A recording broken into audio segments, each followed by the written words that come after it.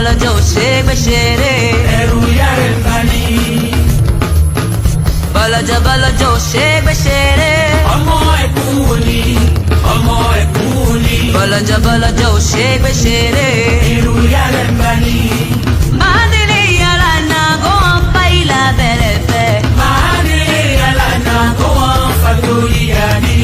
Mandili yala na go on baila torongan. Mandili yala na go on faturiani. Egbe mi wa duro, egbe mi wa bere. Egbe mi wa duro, egbe mi wa bere. Shetimbo down.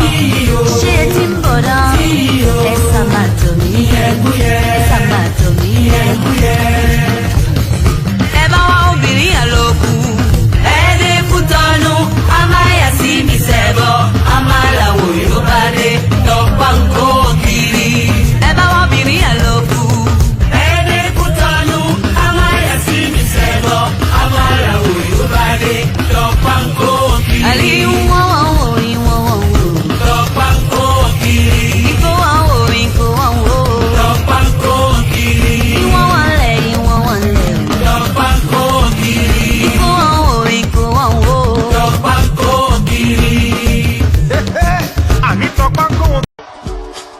Brava de breve sabra.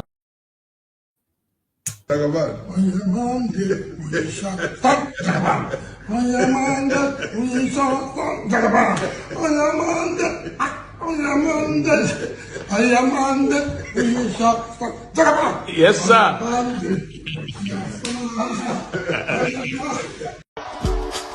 Brava de breve sabra badan do it.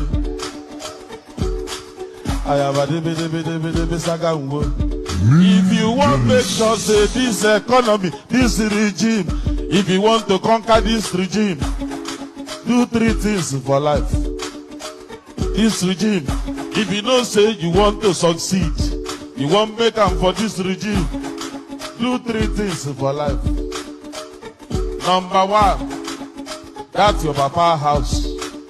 Way there for village. My brother, try go renovate them. I swear, that's your papa house for village. Go and renovate the house because very soon you go back go village.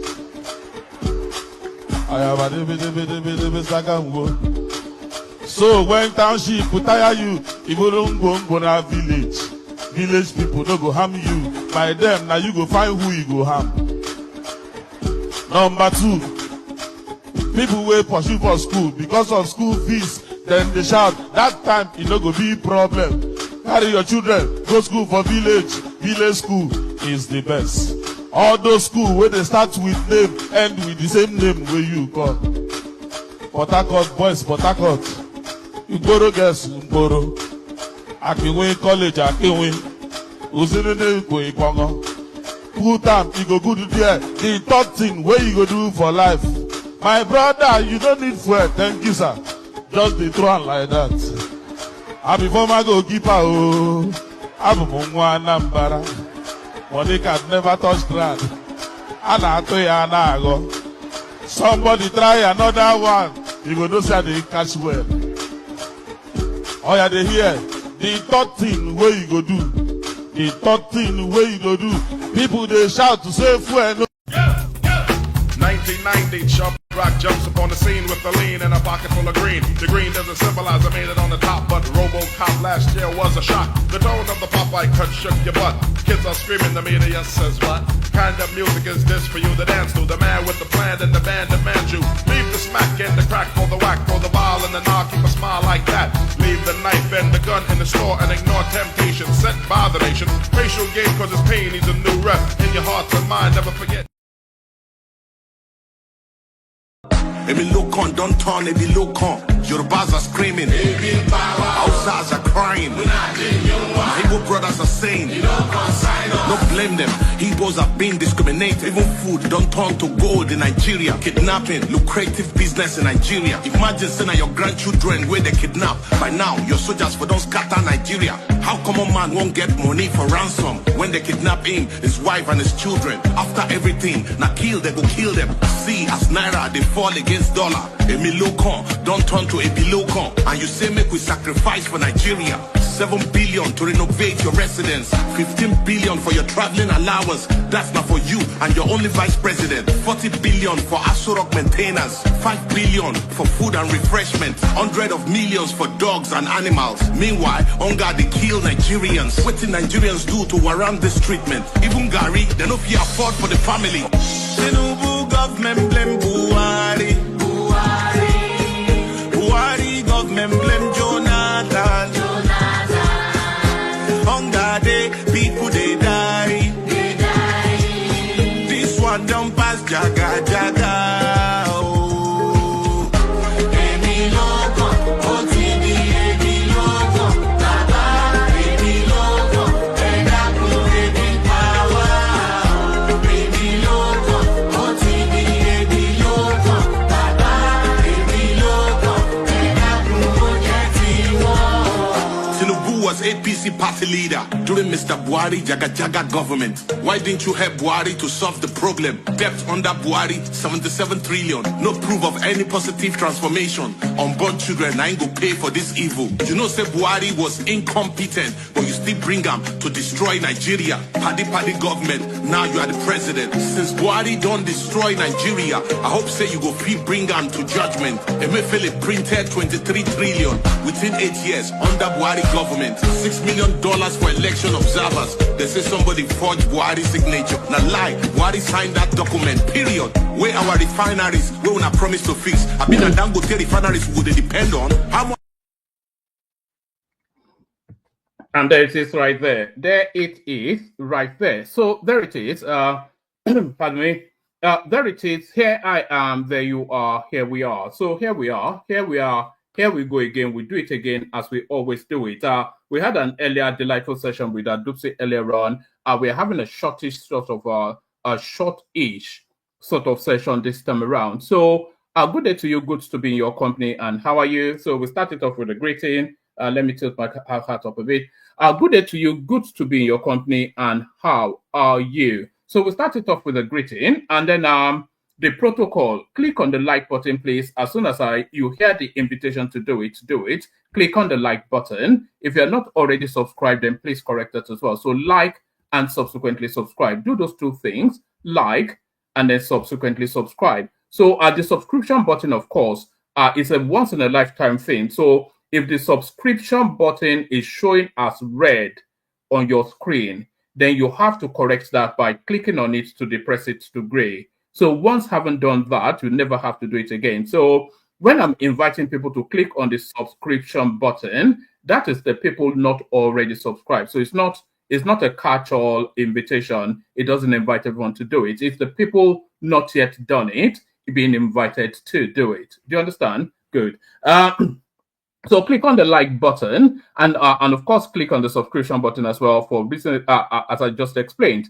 And now, if you want to come and join us on the screen, click on the hyperlink that says StreamYard. It's the first line item on the it's the first line item, or it should be the first line item. But then, of course, well, as soon as the comments come streaming in, then it gets swept up. But I'll put it back in there again. If you want to come and join us on the screen to engage in conversations around any of the topic that we're going to be highlighting, then you click on that hyperlink that says StreamYard. It brings you into a studio. As soon as I finish doing the opening phase, I'll let you onto the screen, then I'll engage you in conversation. So that's how that works as well. So yes, click on like, click on subscribe, click on the hyperlink that says StreamYard, share the links on your social media spaces, super chat to the stream if you will. So do all those things. So the conversation, of course, still continues to wrap around Biafra.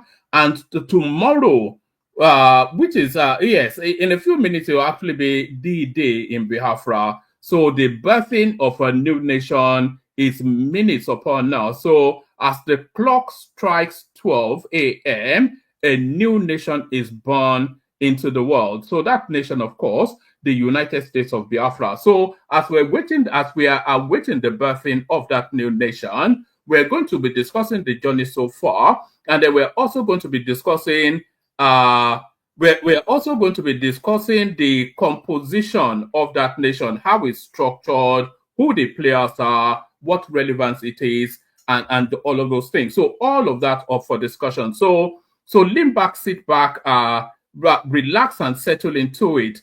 Throw your hands up in surrender and concede the however long the session lasts to the hands of your host. So yeah, that host being me, of course, or your guy that talks in a peculiar voice. So do all those things. But the narrative, of course, is not going to be exclusively Biafra, but it will be largely Biafra depending on the trajectory of the conversation. So it is, as you could see from the poster, of course, we're going to be discussing essentially the states that compose that Biafra.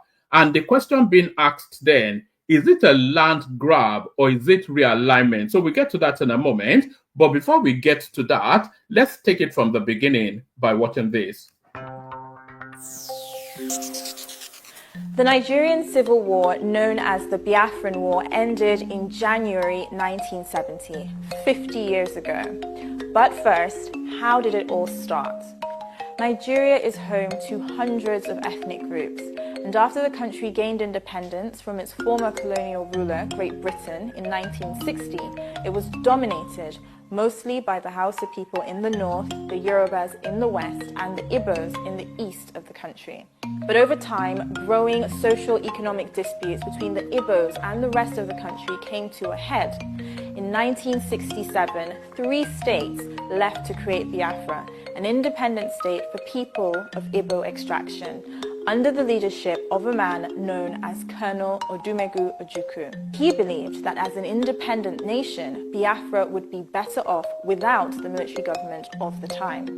This caused a civil war between the Nigerian government and the Biafrans, who it viewed as rebels. And the outcome?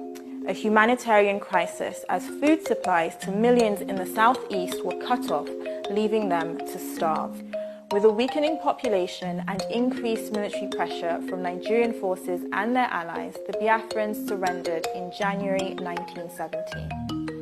Even though the war ended, the idea of an independent Biafra still remains, and a small group of people continue to fight for its establishment. The topic is a sensitive one, and even in schools it's taught with caution. So there it is right there. So the lady said, even though the war ended, the idea of Biafra still remains very much in the hearts of the people. So, and there's no equivocation of that. The idea of Biafra very much sits within the heart of the people of the Southeast. I think there's no controversy in making that as a statement. The idea of Biafra still sits very much within the hearts of the people of the Southeast. So no controversy in that. I think that's a universally accepted. It's a universally accepted thing. So that idea sits. But then that war ended in was it 1970? But the idea continues to burn within the hearts of the people. So the idea burns, and several champions have come up front to try and propel that idea to actualization. But the latest incursion of champions in that space, which is, of course, Simon Ekpa, he seemed now to have finally reached the destination that they've been aspiring to for goodness, so for decades on end. So he seems to now have reached that destination that they have been aspiring to for decades on end. Watch this.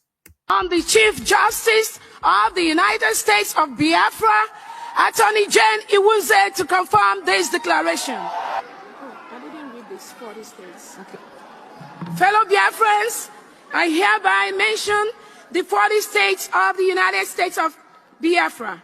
Aba State, Adoka State, Afema Igodomigodo, Ahoda, Apakip Oro, Alanso, Aludo, Anioma, Branem, Calabar, Ebonyi, Ebube, Edo, Eda, Enugu, Epie, Esan Igodomigodo, Ezani, Iden Igodomigodo, Idun Iban, Igala State, Ibani State, Ika State, Ikemba State, Ikom State, Ikwimisia State, Itayanan, Iwere State, Iwuroha State, Odumegu State, Obuya State, Ogoja State, Ohabuenyi State, Ohuku State, Okigwe State, Omambala State, Olu State, Owerri State, Kwa State, South Atlantic State, Uroba Isoko State.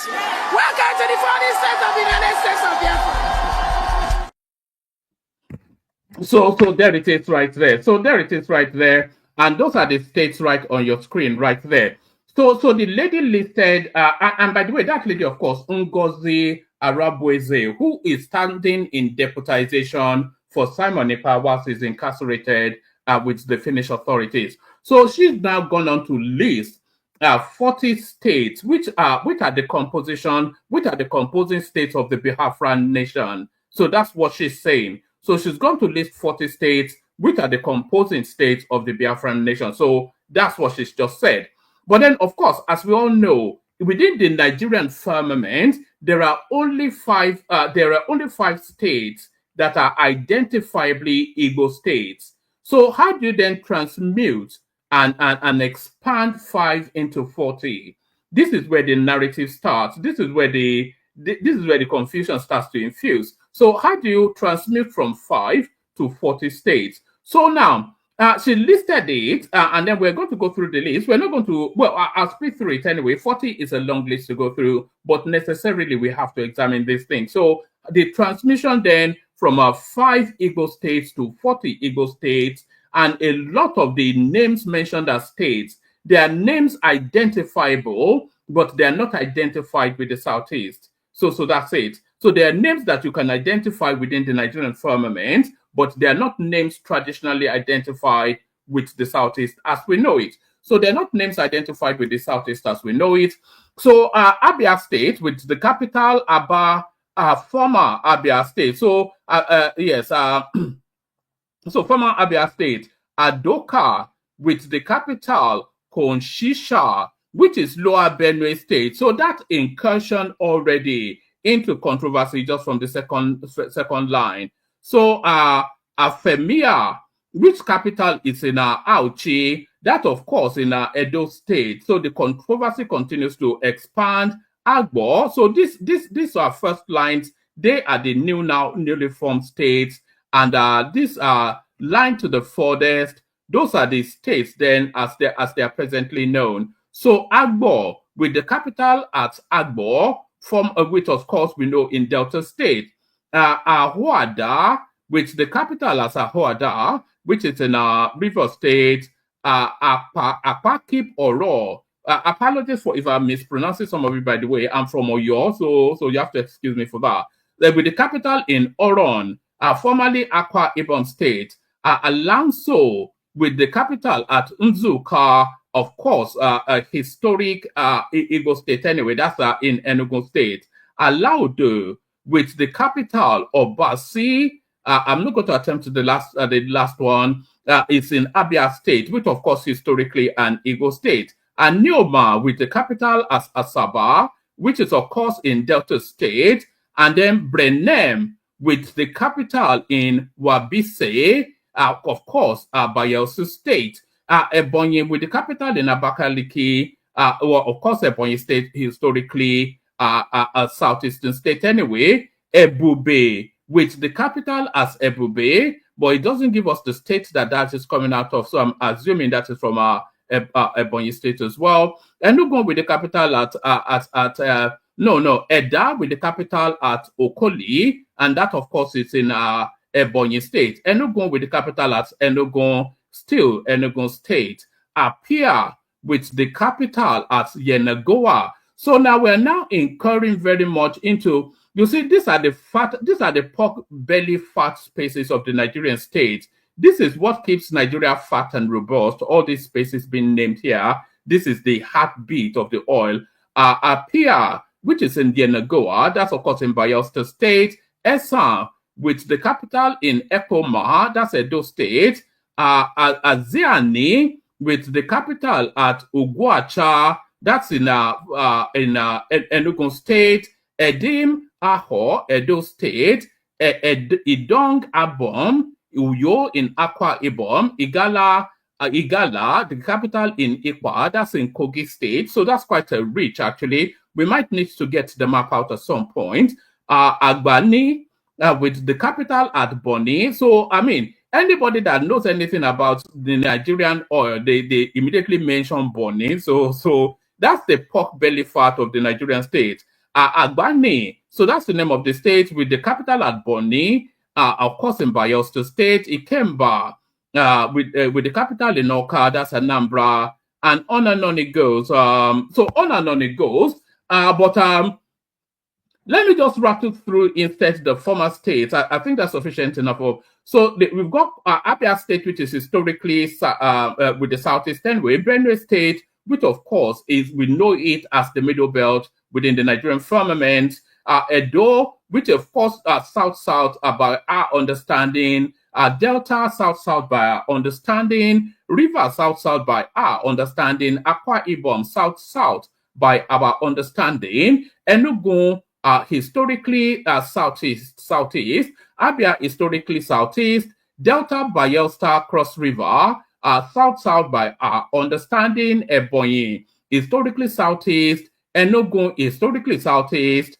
And on it goes. Kogi State is but it's is that not central by our understanding? That's not central by our understanding.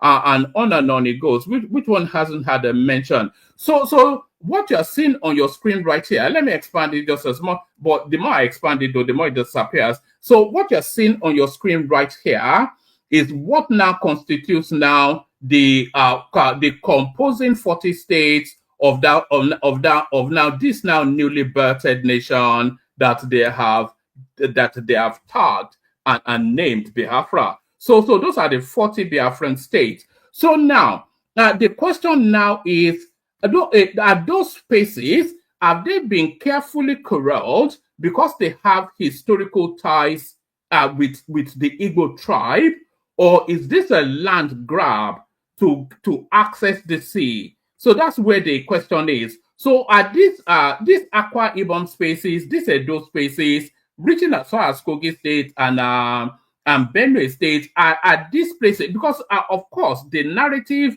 of the two rappers, that if they tie their rappers two ways, then of course then they're Southeasterners. So this seems somewhat, because the indigents of this state, by the way, they have their own ideas as to who they are and where they belong. So I'm not quite sure if anybody has sampled their opinion as to if they want to be members of a Biafran state or not. But then the counter argument is that these spaces traditionally, historically, have been part of the Igbo tribe anyway, and it is the artificial mappings of the Nigerian state that has put that division between them. So is this now a realignment of historically Igbo states, or is this a land grab in order to be able to access the sea? This, of course, is still an academic exercise, because the Biafran nation, not at all recognized internationally, certainly not by the United Nations or any of the ratifying spaces.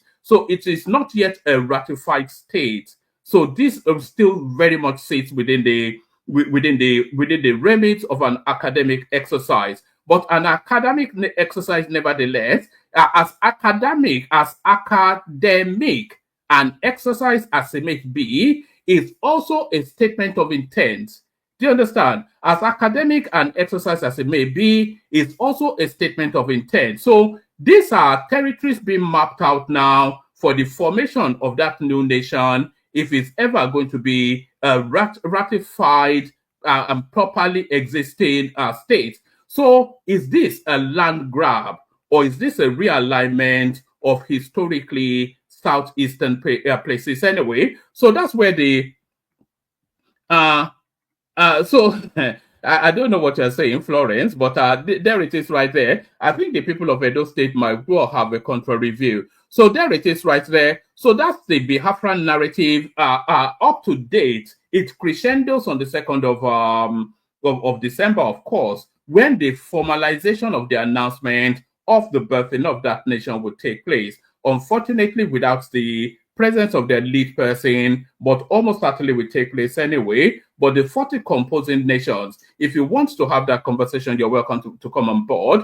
Is this a land grab or a realignment of historically southeastern spaces? So that's the conversation. We're still staying within the Biafran space. So having now gone through that convention to make the pronouncement that the Biafran state has now come to be, has now come to being. So as the Biafran state comes to be, then of course the next step then is to assert its presence.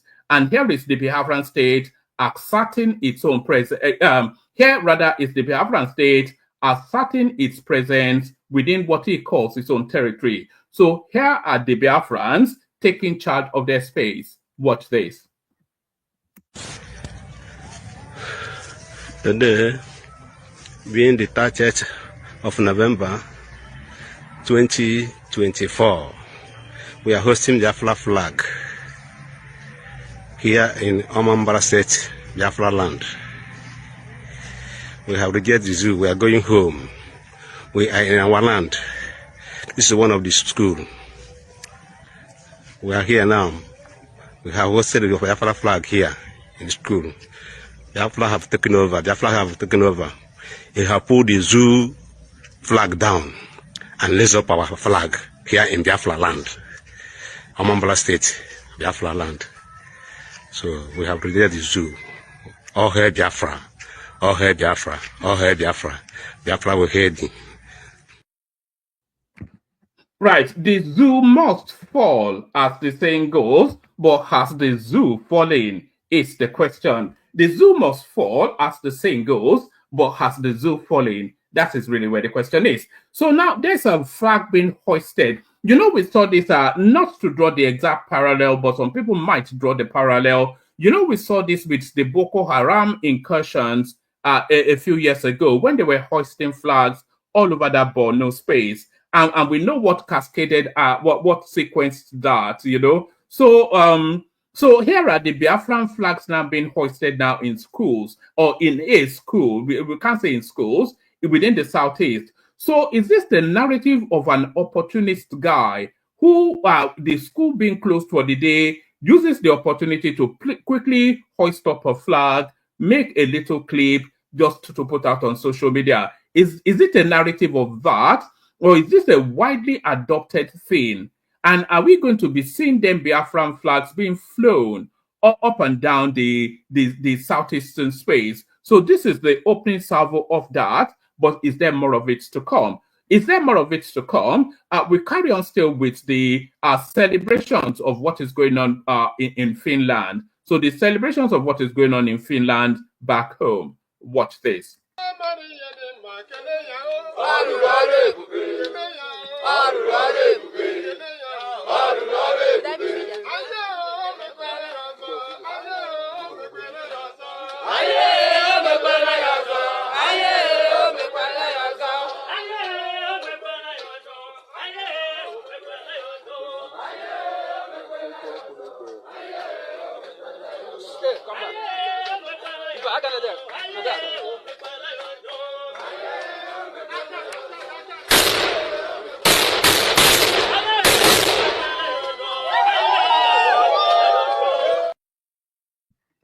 All right. I wasn't quite expecting gunshots in that. YouTube frowns against things like that. So those are the celebrations of the Biafran coming to being, if we can say that. So those are the celebrations of Biafra coming to being. But for every yin, there's always a yang.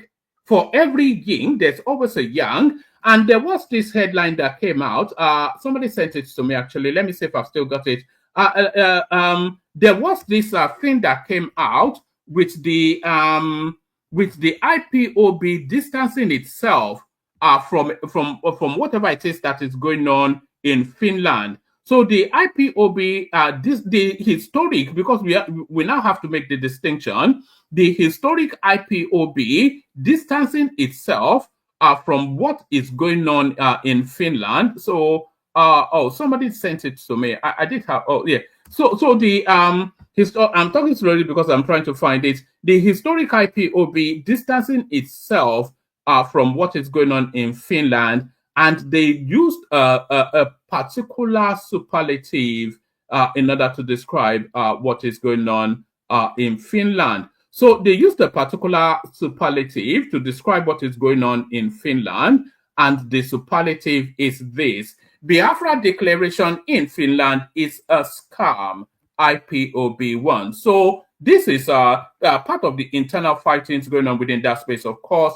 So this is the IPOB, the historical traditional one. And by the way, when they were doing the readouts and they were giving out the passports and the constitutions and everything, there was one notable thing that struck almost everybody. The name of their lead person, which we're still assuming is Nnamdi Kanu, was never mentioned. It was never mentioned. When they were giving out, they gave out the first citizenship to Simon Ijeku Epa. They gave out the second citizenship to Ngozi Araboise. But then and then they continued to go down the list, and we were all waiting in anticipation to hear Nnamdi Kanu, but it never got a mention. So it never got a mention, and all of that, of course, wrapped around this. Wrap around this. Biafra declaration in Finland is a scam. IPOB1. So let's see what they are saying. The indigenous people of Biafra, IPOB, has distanced itself from a purported Biafra declaration in Finland, describing it as a scam orchestrated by an infamous and an unknown group.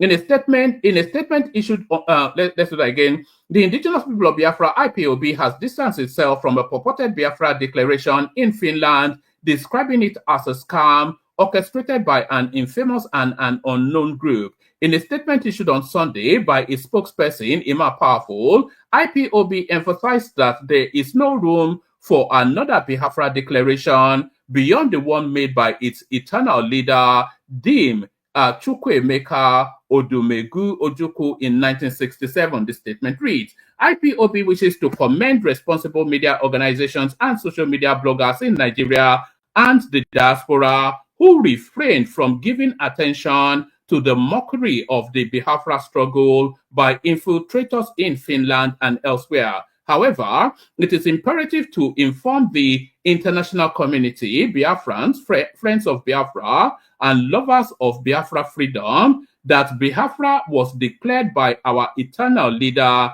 Dim Chukwuemeka Odumegwu Ojukwu in 1967. What IPOB is doing is restoring the sovereignty of the declared Biafra independence, which was forced to surrender through genocide by the Nigerian and British government. So I'm not quite sure that the Simon Ekpa space are actually saying they are declaring Biafra. They do align with what's been argued here, because their statement is that the restoration of Biafra, so not the declaration of Biafra, but the declaration of the restoration of Biafra, which is consistent with what is purporting now to argue against it.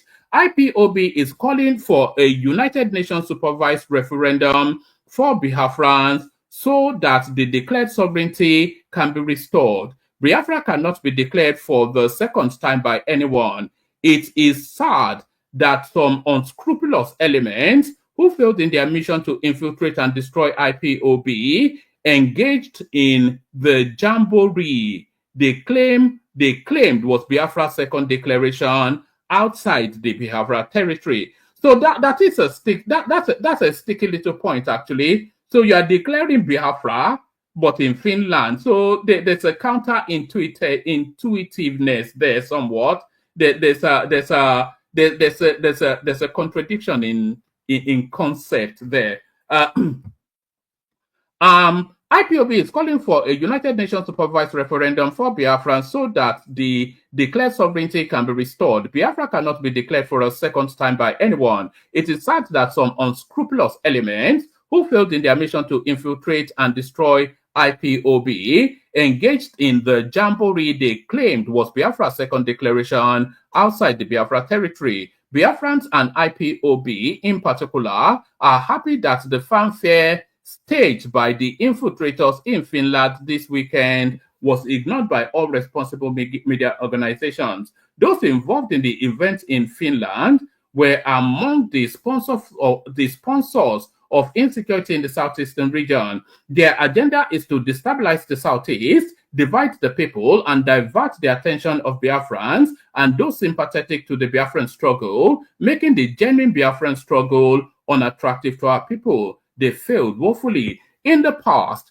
the leader of IPOB, Mazi Nnamdi Kanu, was pressurized by enemies within and without to declare Biafra for a second time, but he refused. Mazi Nnamdi Kanu is a brilliant freedom fighter who understands the seasons, times, and rules governing self-determination. When those enemies failed to push Mazi Kanu and IPOB into an untimely and unnecessary Biafra declaration, they joined the Finland group to destroy IPOB. They have already celebrated their foolishness with what they called Biafra declaration in Finland last weekend. IPOB is an informed movement championing the restoration of Biafra sovereignty and freedom. It cannot involve itself in self-deception or scamming people with the Biafran project.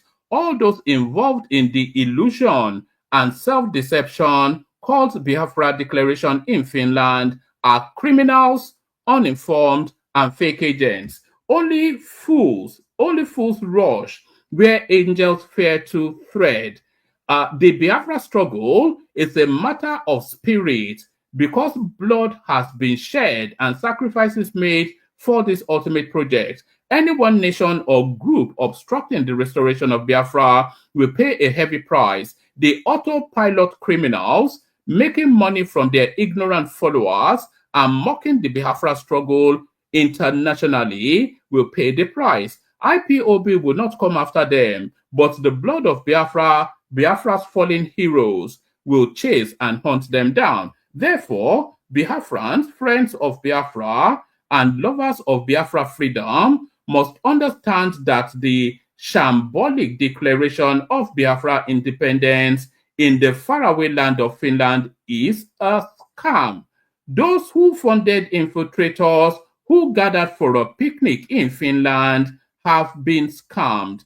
Now that these infiltrators and agent provocateurs have declared their independence in Finland, we hope they will enjoy their freedom and stop interfering with IPOB's peaceful struggle and engagement for the restoration of Biafra nation. So that is IPOB. We have to now start using the word factions and wings. So that's the IPOB Nnamdi Kanu faction, essentially, in fact, not even essentially, frontally accusing the Simon Ekpa space of scamming the people that went to Finland, or really the whole movement really being a scam. So that is their allegation. But does this now next clip that I'm about to play you, does it add some veracity to what Nnamdi Kanu's IPOB faction is accusing Simon Ekpa and his co-travelers of? Watch this. So the special IOU allows people. So the special IOU allows people, you, your friends, to lend money to the Biafran government. Biafran government guarantees full repayment of the loan lent to us, plus 100% interest. And there's also a very special gift for those that participated in this. The government will repay you when it's fully established in the homeland, and until then, partial or withdrawal is not allowed. We will reward you.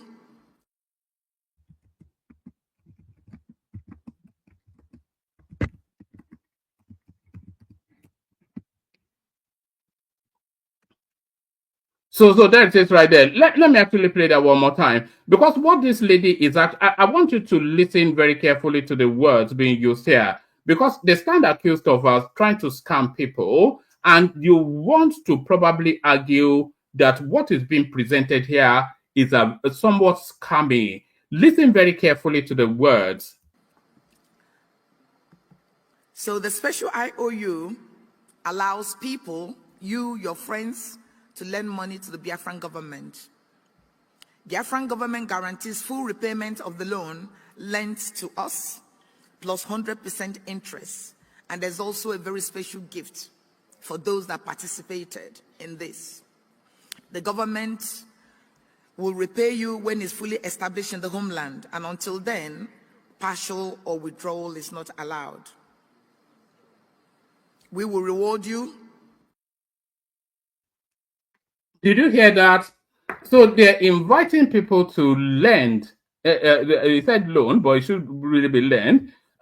They're inviting people to lend the Biafra state some money, which is repayable when Biafra is established within the 40 states that they've just enumerated.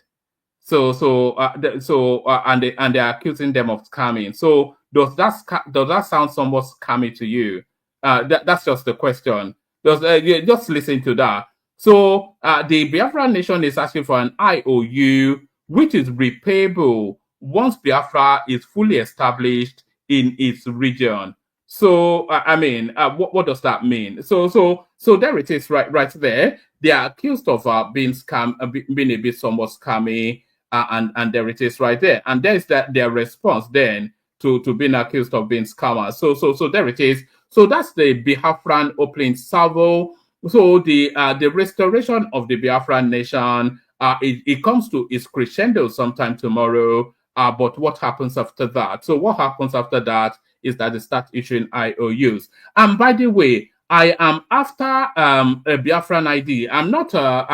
If I can be an honorary Biafran, I want one of those IDs. Just because it looks like a collectible. It looks like something that some people should collect. So if there's a website that I can go and get a Biafran ID, I'm willing to pay whatever the fees are. So I want a Biafran ID. So there it is. So there it is. That's the Biafran opening salvo. If you want to have conversations around that, click on this hyperlink right here. Come into the studio and come take it on. So the 40 states of Biafra that sweeps up quite a lot of the South-South, a bit of the North-Central, and incurs into what historically, at least what contemporaneously, let me not say historically, but what contemporaneously is not known as Igbo nation. So is this a land grab, or are they reclaiming what was historically theirs? So that is the positing. But so you can come then on if you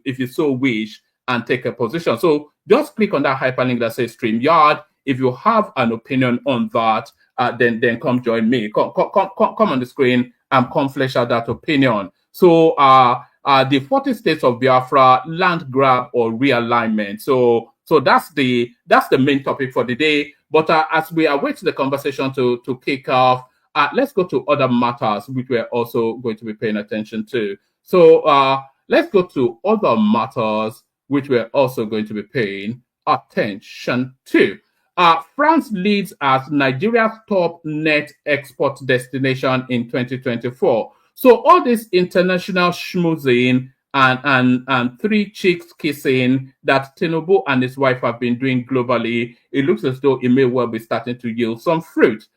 France leads as Nigeria's top net export destination in 2024. So yes, it's about trade balance, isn't it? If you are selling more to them than you're buying from them, then of course that's what you want. Nigeria said, but of course, if we raw materials, we won't be selling them anything manufactured or mineral resources even. Hold on.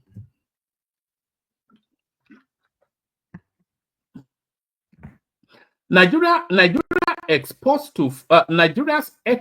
to France surged over 3.9 trillion, approximately $2.4 billion in the first quarter of 2024, solidifying France's position as Nigeria's top export destination among single countries. So, you know, this comes to me as somewhat of a surprise because I thought maybe our biggest export would be probably going to a place like China, certainly, who are just ravenously gulping up resources all over the world. So you'd have thought they would be, because our main export, of course, is raw material, mineral resources, etc. We don't have anything manufactured. We export a bit of food, maybe to the neighboring countries, etc., etc. But you'd expect that China will be our number one export to nation. But allegedly, apparently, France, maybe this is the offshoots, these are some of the offshoots of their strained relationship with their historical African ties.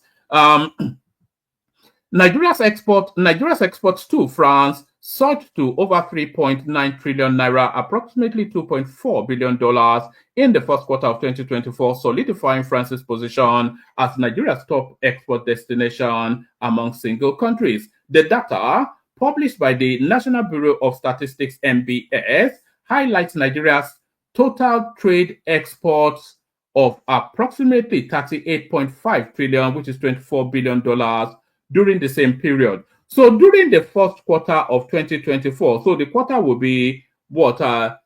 January, February, March. That would be the quarter, wouldn't it? So if you're splitting it into four.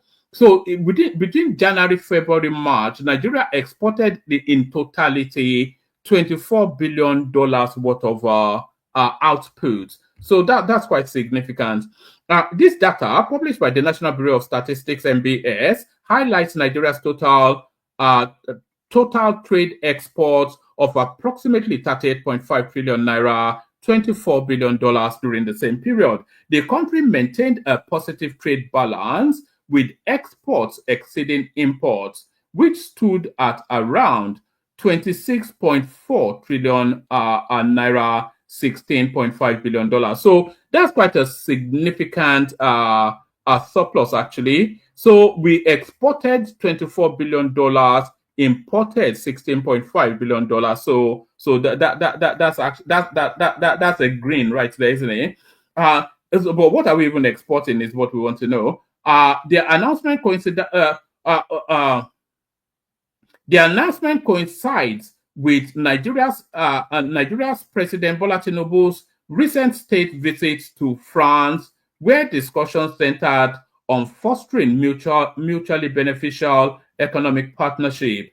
Nigeria's trade exports to France in the first half of 2024 reached 3.9 trillion naira, surpassing 2.3 trillion naira recorded for the entirety of 2023. So you see, this is a consequence of geopolitics right here.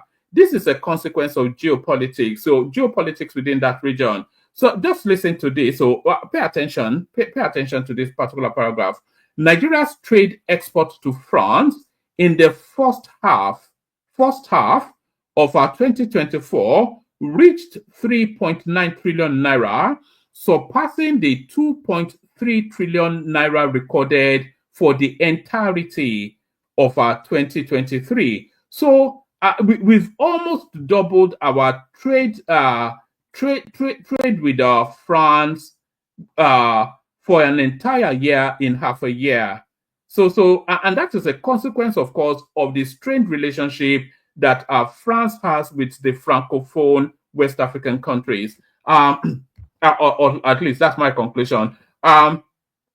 Nigeria's trade exports to France in the first half of 2024 reached 3.9 trillion, surpassing the 2.3 trillion recorded for the entirety of 2023. The net export figure, currently of 3.4 trillion, reflects a significant increase in trade activities between both nations. In dollar terms, Nigeria's total exports to France in 2023 was valued at approximately $2.4 billion, assuming an exchange rate of 907 to the dollar. Exports to France in 2024 is expected to exceed this figure as trade relations strengthen. A detailed analysis of MBS's data reveals that crude oil, of course, I was hoping that it would be new territories. It's just the historical whatnot. So we're exporting more oil to France is the sum total of that. A detailed analysis of MBS's data reveals that crude oil dominates Nigeria's exports to France. And by the way, anybody not yet subscribed, can you please subscribe? We're after 10 new subscribers today. So if you have not yet subscribed, then do us a solid, as they say, and subscribe. If you're not yet subscribed, it will show us red on your screen. So if you have not yet subscribed, please do. A detailed analysis of NBS's data reveals that crude oil dominates Nigeria's exports to France, accounting for about 3.2 trillion in the first half of the year. Crude oil exports were valued at 1.8 trillion in Q1 2024 and an additional 1.4 trillion in Q2. Other exports to France include natural gas, soya bean flour and meals, cut flowers and flower birds, and frozen shrimps and prawns. So I want to see more of the frozen shrimps. Tinubu keeps beating chest about blue ocean economy. So we want to see more frozen shrimps and prawns exported to France, not just oil and gas. In terms of net export, Spain ranks second to France with a total of 3.39 trillion, followed by the Netherlands, 1.7 trillion, while Nigeria has a trade surplus with most of its major trading partners. It records a 4.4 trillion trade deficit with China. So the Chinese are the ones milking us at the moment. So a lot of people criticized Tinubu's speech, but it was quite in France, but it was quite targeted.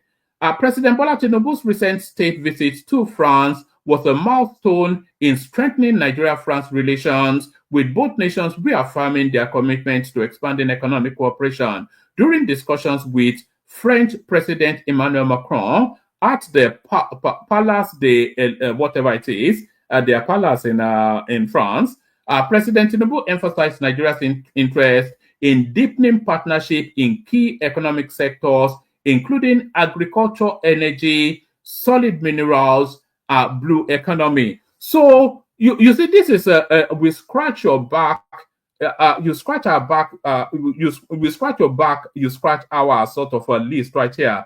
So agriculture then, France gains nothing from investing in agriculture in Nigeria, and they gain nothing from investing in the blue economy, which is essentially the ocean economy. So they gain nothing, but they gain a lot from the solid minerals and energy. So you do this and access that. So that's the weighted balance of that conversation that Tinubu is having with the French. The Nigerian president highlighted opportunities for foreign direct investment in these sectors, positioning Nigeria as a viable investment destination. The visit underscores a renewed focus on leveraging international partnerships to bolster Nigeria's economy and improve the welfare of its citizens. The period of enhanced collaboration between Nigeria and France reflects a strategic alignment of economic goals, with crude oil and other key exports forming the backbone of Nigeria's contribution to the bilateral trade. So those are elegant words to really describe what I've just said. Elegant words to really describe what I just said. So we're now back to the taxation narrative again. Atiku somewhat dilly-dallying. He doesn't really know the position to take. He's going to make the wrong choice, of course, because this tax bill is going to pass through, much to his chagrin. Nigerians united in call for tax reform bills that won't depend on even development. So this is article. I think this might well sound like is requesting for a reconfiguration. That's what this reads like. Nigerians united in call for tax reform bills that won't depend on even development. So this is Atiku Abubakar. Just a few paragraphs from this. Former Vice President Atiku Abubakar has urged lawmakers to prioritize equity and inclusivity in deliberations on President Bola Tinubu's tax reform bills, emphasizing that Nigerians are united in their demand for reforms that do not exacerbate the nation's uneven development. So I'm not quite sure the nation is only evenly developing. The North is as developed as it can be with all of the presidents that defy from that region. Atiku made the call in a post on his official handle X, or X handle, on Sunday. The 4 tax reform bills passed second reading at the Senate on Thursday and were referred to the Senate Committee on Finance, chaired by Niger East Senator Sani Musa for further legislative action, including holding a public hearing. The Senate President, Godswill Akpabio, also directed the committee to involve the National Economic Council, Nigerian Governors Forum, and civil society organizations in the public hearing. The bills are the joint, it goes on to tell what the bills are. The bills have been criticized by some Nigerians who claim they favor some parts of the country against others. However, proponents have said that the majority of those criticizing the bill have not read their provisions and are only amplifying falsehood circulated by uninformed interest groups. In his X statement, Atiku did not declare his position on the bill, but only asked lawmakers to follow due process. I have followed the intense public discourse on the tax reform bills with keen interest. So if you followed it with keen interest, then you should have a categorical view, he wrote. Nigerians are united in their call for a fiscal system that promotes justice, fairness, and equity. They are loud and clear that the fiscal system we seek to promote must not exacerbate the uneven development of the federating units by enhancing the status of a few states whilst unduly penalizing others. So that's article stands. I think it just goes. So it's just like it's edging its best somewhat. So that's that. Biafra declaration in Finland is scam. I think we've just now read that. Let's go on to this one. Tinubu's tax, not anger grows as youths attack Deputy Senate President. So it's make or mar. If Tinubu withdraws this bill, they've broken the back of his administration. But if he forces it through, what will be the response from the North? We'll discuss the response from the North in a moment, because the North might not have a choice, if he forces it through. I'm only going to give you a few paragraphs of this as well. The North's resentment of the proposed tax reform bills currently at the National Assembly has expanded as Northern youths attacked Deputy Senate President Senator Barau Jibrin yesterday, accusing him of being insensitive to the region. They described the bill as anti-North, saying it will further relegate the region economically. The youths, representing 19 northern states, said the lawmaker representing Kano North Senatorial District knows the bill would not serve the region's interest. Ever since the proposed laws were sent by President Bola Tinubu to the National Assembly, lawmakers of northern extraction have been expressing worries. The executive arm of the government said the bill would ensure uniformity in tax revenue administration across Nigeria, eliminating double taxation, use taxation to encourage private sector investment in critical industries, and boost disposable income through targeted tax exemptions. So I think there are all of the bills everybody has no quibble with, but it's just that one singular clause of the realignment of the VAT, the redistribution of the VAT is just where the issue is. Go on telling so this sort of back to the Biafra territory somewhat. I may not read all of this actually, because I don't like to read long, lengthy ones. I'll read it enough to get a feel of what's been said. Go on telling many lies against Ojukwu. This is honor. Late Dim Ojukwu's brother-in-law and former campaign spokesman to President Bola Tinubu in the Southeast, Dr. Joseph Honor, has disclosed that there are many inaccurate narratives recently being bandied by Nigeria's former head of state, General Yakubu Gowon, against the leader of the defunct Republic of Biafra, Odumegu Ojukwu. In particular reference, Honor said that Gowon's narration about his purported reconciliation with Ojukwu in London was not as correct as the former head of state narrated it, stating that he was a witness to the chance meeting between Gowon and Ojukwu in Enugu and in London. So how can there possibly have been a chance meeting between Gowon and Ojukwu? It's not at all. It would have been an orchestrated meeting. It can't be a chance. How would they happen to be in the same place in London at the same time to chance upon each other. Honor said that Gowon interchanged condolence visits with reconciliation, noting that because Gowon has started telling lies, the former head of state would need subsequent lies to go on with his jaundiced narrative. According to Honor, Gowon's narration of his meeting with Ojukwu is a lie. That wasn't how it happened because I was there. It wasn't in London, rather it was in Enugu in March 2010, and I received him. Part of the reason for his visit was to pay condolences to the passing of my father, who was Ikemba Ojukwu's father-in-law, who passed, of course, Bianca Ojukwu was previously maiden name Bianca Honor. Ojukwu's father-in-law, who passed away on May 2009, but Gowon was not in the country and could not have made the burial. I was present at the meeting. I served him, and he told me he doesn't take alcohol drinks and opted for water or orange juice. He brought up the importance of reconciliation, and Ojukwu made it clear that he holds no grudge against him, and that as soldiers, they did what they believed was best at the time for their country, and that he, Ojukwu, doesn't support another Biafra that will be achieved by bloodshed and massacre of the Igbos. So I wish this sort of messaging will penetrate into, especially people like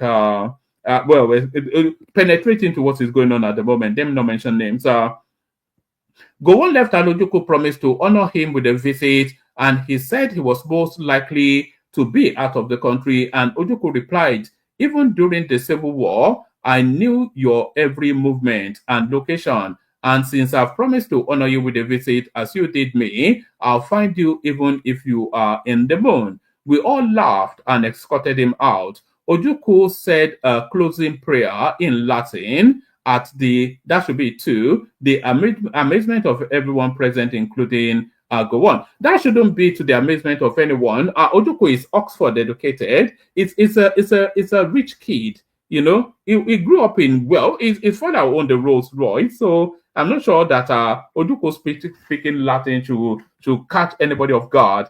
We all laughed and escorted him out. Ojukwu said a closing prayer in Latin to the amazement of everyone present, including Gowon. We admired the two men that their actions shaped Nigeria.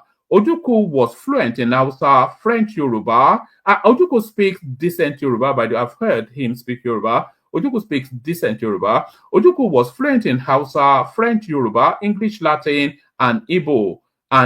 Yes. And in every way, his image and oratory dominated the moment. Ojukwu is a colossal orator. He has an awe-inspiring. Some people that have this aura that dominates the space that they're in. I think that's probably some of the egos that led to that sort of war, to that civil war, rather.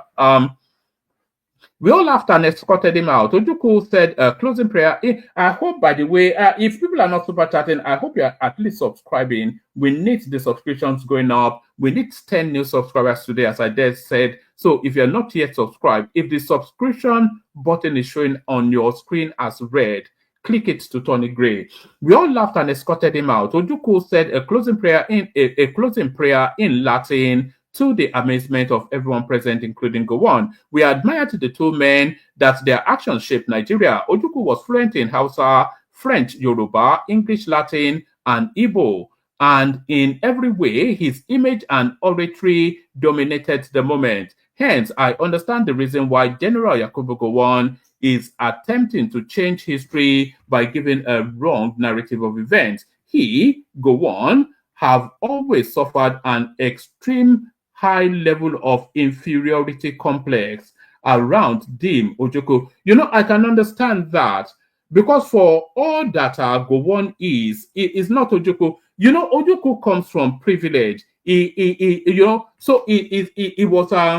was educated into an officer class. I don't know the backdrop of Gowon. I suspect he would have come from some ram shack in Plateau or whatever. But Ojukwu will know it was a part of the elite system in Nigeria. His father, very wealthy. I think his father's Rolls Royce was actually the one that drove the Queen Elizabeth round when she came to visit Nigeria. So this is from old talk, and it's fluent and lucid, and it has a strong presence. You know, when you're in the company of people that have that aura, no matter how you may have your aura in your little hip hovel, you know, but when you come into the presence of a colossal person, they overwhelm you just with their presence. Not even some of them actually do it wittingly to intimidate, but even unwittingly, they still overwhelm you. And you can see how somebody like Ojukwu, his presence would overwhelm somebody like Gowon. So there might be something to that. He, Gowon, have always suffered an extreme high level of inferiority complex around Dim Ojukwu, and even in death, he is unable to rise above the shackles of inferiority, which was still manifest in his condolence message and tributes to Ikemba Odumegwu Ojukwu. On the London meeting between Ojukwu and Gowon, Honor disclosed that Gowon exhibited his highest form of insecurity with Ojukwu, particularly when Gowon noticed that Ojukwu's biographer, Frederick Forsyth, who is a famous writer, by the way, Frederick Forsyth, was in the vicinity of their meeting in a London hotel. It was 2 months after Easter. And by the way, I'm going to show you something in a moment. I've come across something that cuts into the heart of that Biafran space. I'm not going to share it in this stream, but I'll be sharing it. I'll be doing probably a video around it at some point. But I've come across something that actually cuts to the heart of the Biafran space. I'll just flash it up just so you can see it. Let me just find it. This will catch you off guard. Let me see. This will catch you off guard. So I'll be doing a piece on this subsequently, not in the course of this video. Yeah, here it is. Hold on. All right. All right. Let me carry on with this readout, and then it says he Gowon have always suffered. Yes, we've done that. On the London meeting between Ojukwu and Gowon, Honor disclosed that Gowon exhibited his highest form of insecurity with Ojukwu, particularly when Gowon noticed Ojukwu's biographer, author Frederick Forsyth, was in the vicinity of their meeting in a London hotel. It was 2 months after Easter 2010 that Ikemba said that since we were in London, let's pay a visit to General Gowon. And I recall asking him, Ezigbo, who do we call to get his address or phone number? He smiled and said, I have it right in my pocket. So there it is. I was the one that called using my T-Mobile phone UK number. Gowon's wife picked up, and I informed her to hold on to speak with Ojukwu. The chat was brief, and Ikemba said we should proceed to the hotel. It was 2 days later, at about 4 p.m., that General Gowon came, and I'm amazed at all his narration of how, if he was going to be assassinated or other nonsense, like a James Bond fiction movie, Frederick wrote what he witnessed during the war, and I don't expect General Gowon to like his narrative because Frederick portrayed him as he was at that period. Finally, out of respect for General Gowon, who was a good friend to my late father and also my late brother-in-law Ikemba Ojukwu, I shall refrain from saying much, for it will reopen old wounds, especially some sensitive issues that was raised by Ojukwu, and it was Gowon that refused to have a sincere and candid discussion with Ojukwu during his visit to London. In Gowon's words, Frederick will now go out and write, I came to apologize to Ojukwu. He was very nasty on that visit, especially towards Frederick, but I'll leave the rest to history. So these are old. Actually, let me just take it today, and it's not that much more. It says, in Gowon's word, Frederick will now go out and write, I came to apologize to Ojukwu. He was very nasty on that visit, especially towards Frederick, but I'll leave the rest to history and all that was said. But I urge and respectfully plead with General Gowon not to alter stories to make himself appear a victor, because he feels Ojukwu is dead and no one, not Ojukwu's children, will come to alter his wild, inaccurate stories. I was close to Ikemba in his lifetime, and as he fondly called me my most wonderful brother-in-law, I can say a billion fantastic stories of what that great son of Africa that most people haven't heard. I can tell stories from his lips to my ears that will leave a lot of people in shock. General Obasanjo remains one of the very few officers he has tremendous respect for,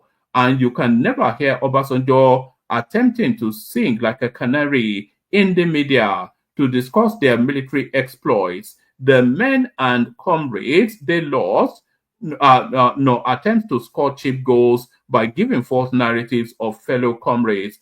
To go on, I say, the dead don't talk, but I am privileged to have heard him talk whilst alive. When you lie, you have to tell another lie to cover the first one, then another lie, and so on. It is so much easier to tell the truth than it is to lie, because I was there, and the truth shall set you free. So there is this Biafran whatnot is something that we will never escape. So this Biafra something is something that will never escape. But this is a piece that I came across actually. This was written by Count von Rossen. So this is written by an European at that time. You can see from the grainy thing why Biafra lost the war. This is by Count von Rossen. So the Count von Rossen's theory. So I'll be giving you that in a subsequent stream. So that should incentivize you to subscribe.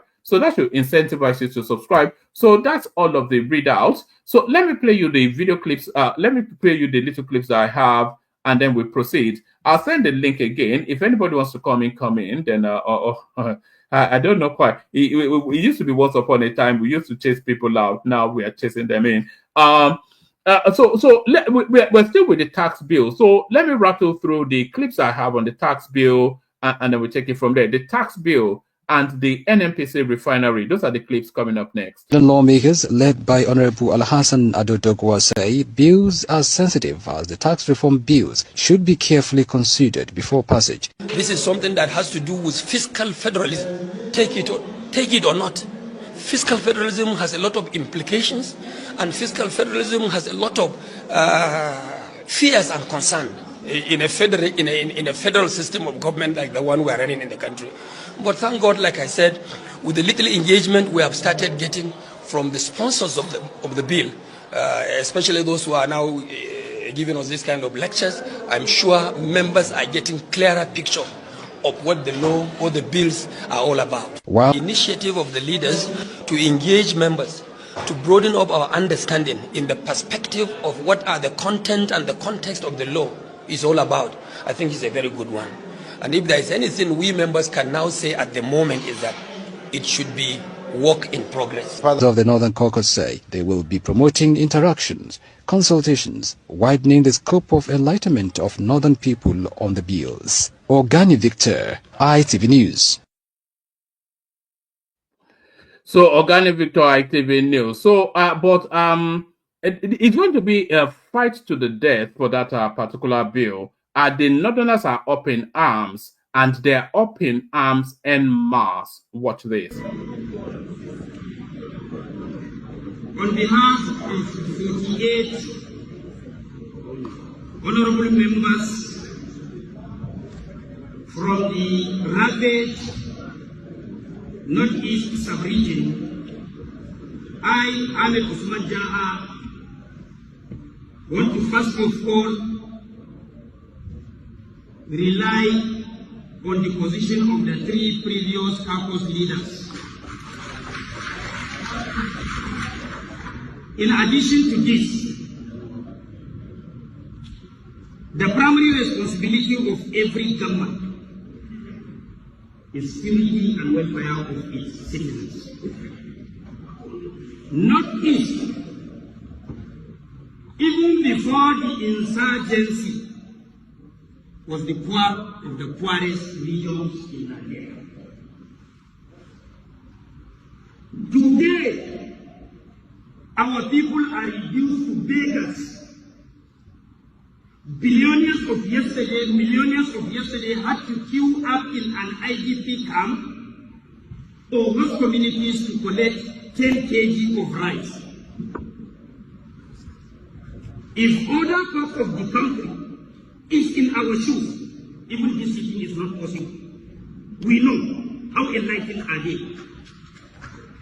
Another thing, we understood the content of the bill, so nobody should test our understanding. We have concluded that we are going to make further consultations because there is nothing that is cast on stone. We rescheduled a meeting to hold on Wednesday. It could not hold. Yes. The same thing, I just want to conclude by telling you that if there is no a hidden agenda, why will you be putting the cart before the horse? Another thing, lastly. Yes. Lastly, I heard somebody, let me conclude.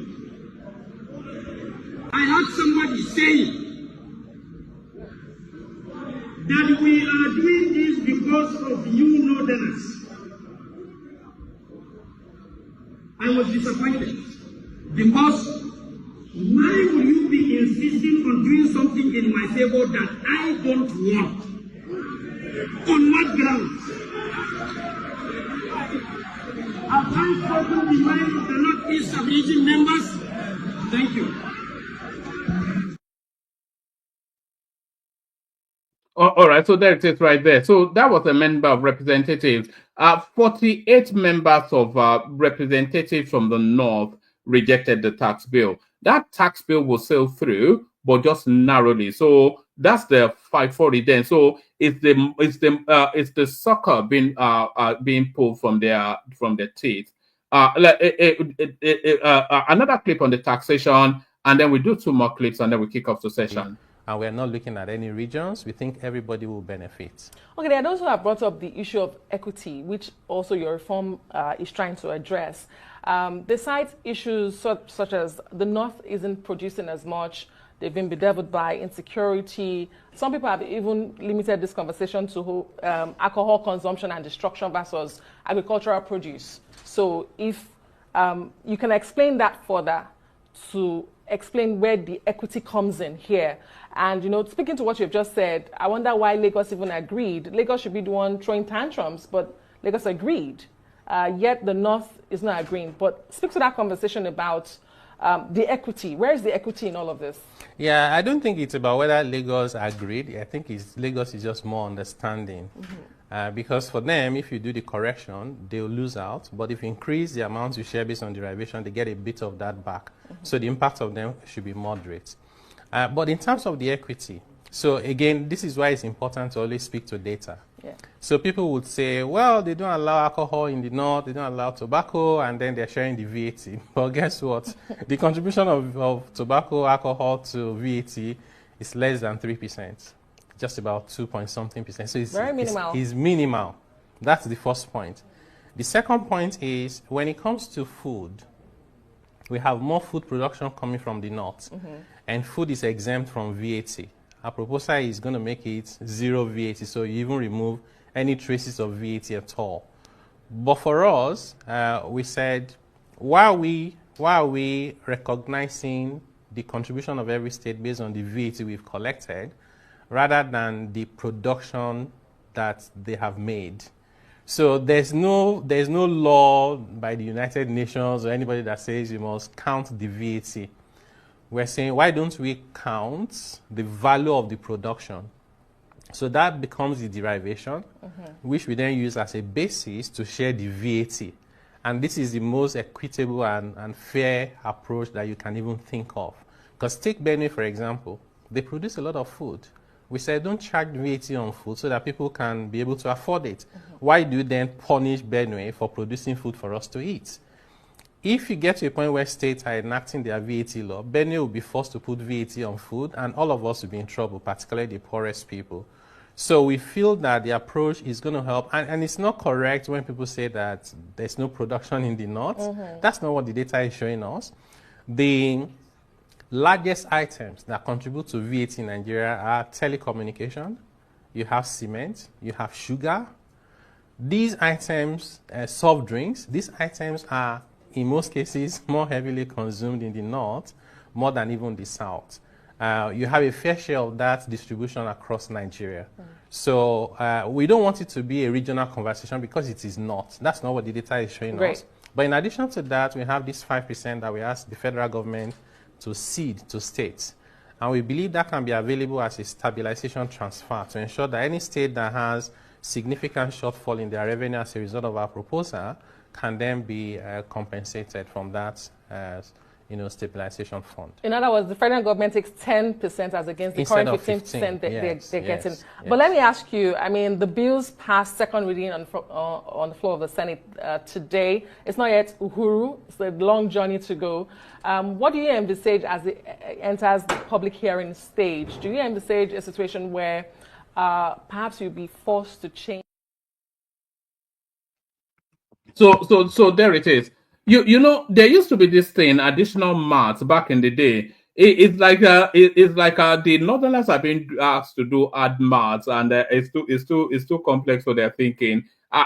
Even you, somewhat, don't let me say you. Even I somewhat try to cling onto the coattails of the explanation just to have the broadness of the understanding of it. But as the guy goes deeper, my brain starts to fog. So if I'm fogging, then imagine that Senator Ndume. So if I'm fogging, imagine Senator Ndume. But you are saying that does Tinubu have the cojones to take on this fight? Ruben Abati has a thought on that. Watch this. Between 50,000 and 70,000 naira, you will not have to pay tax.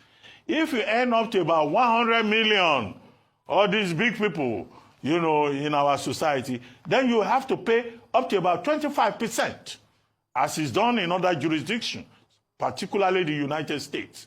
That's one. So in other words, the reform is to help the poor. Number two, one of the four bills is saying that another look will be taken at the, the VAT distribution arrangement.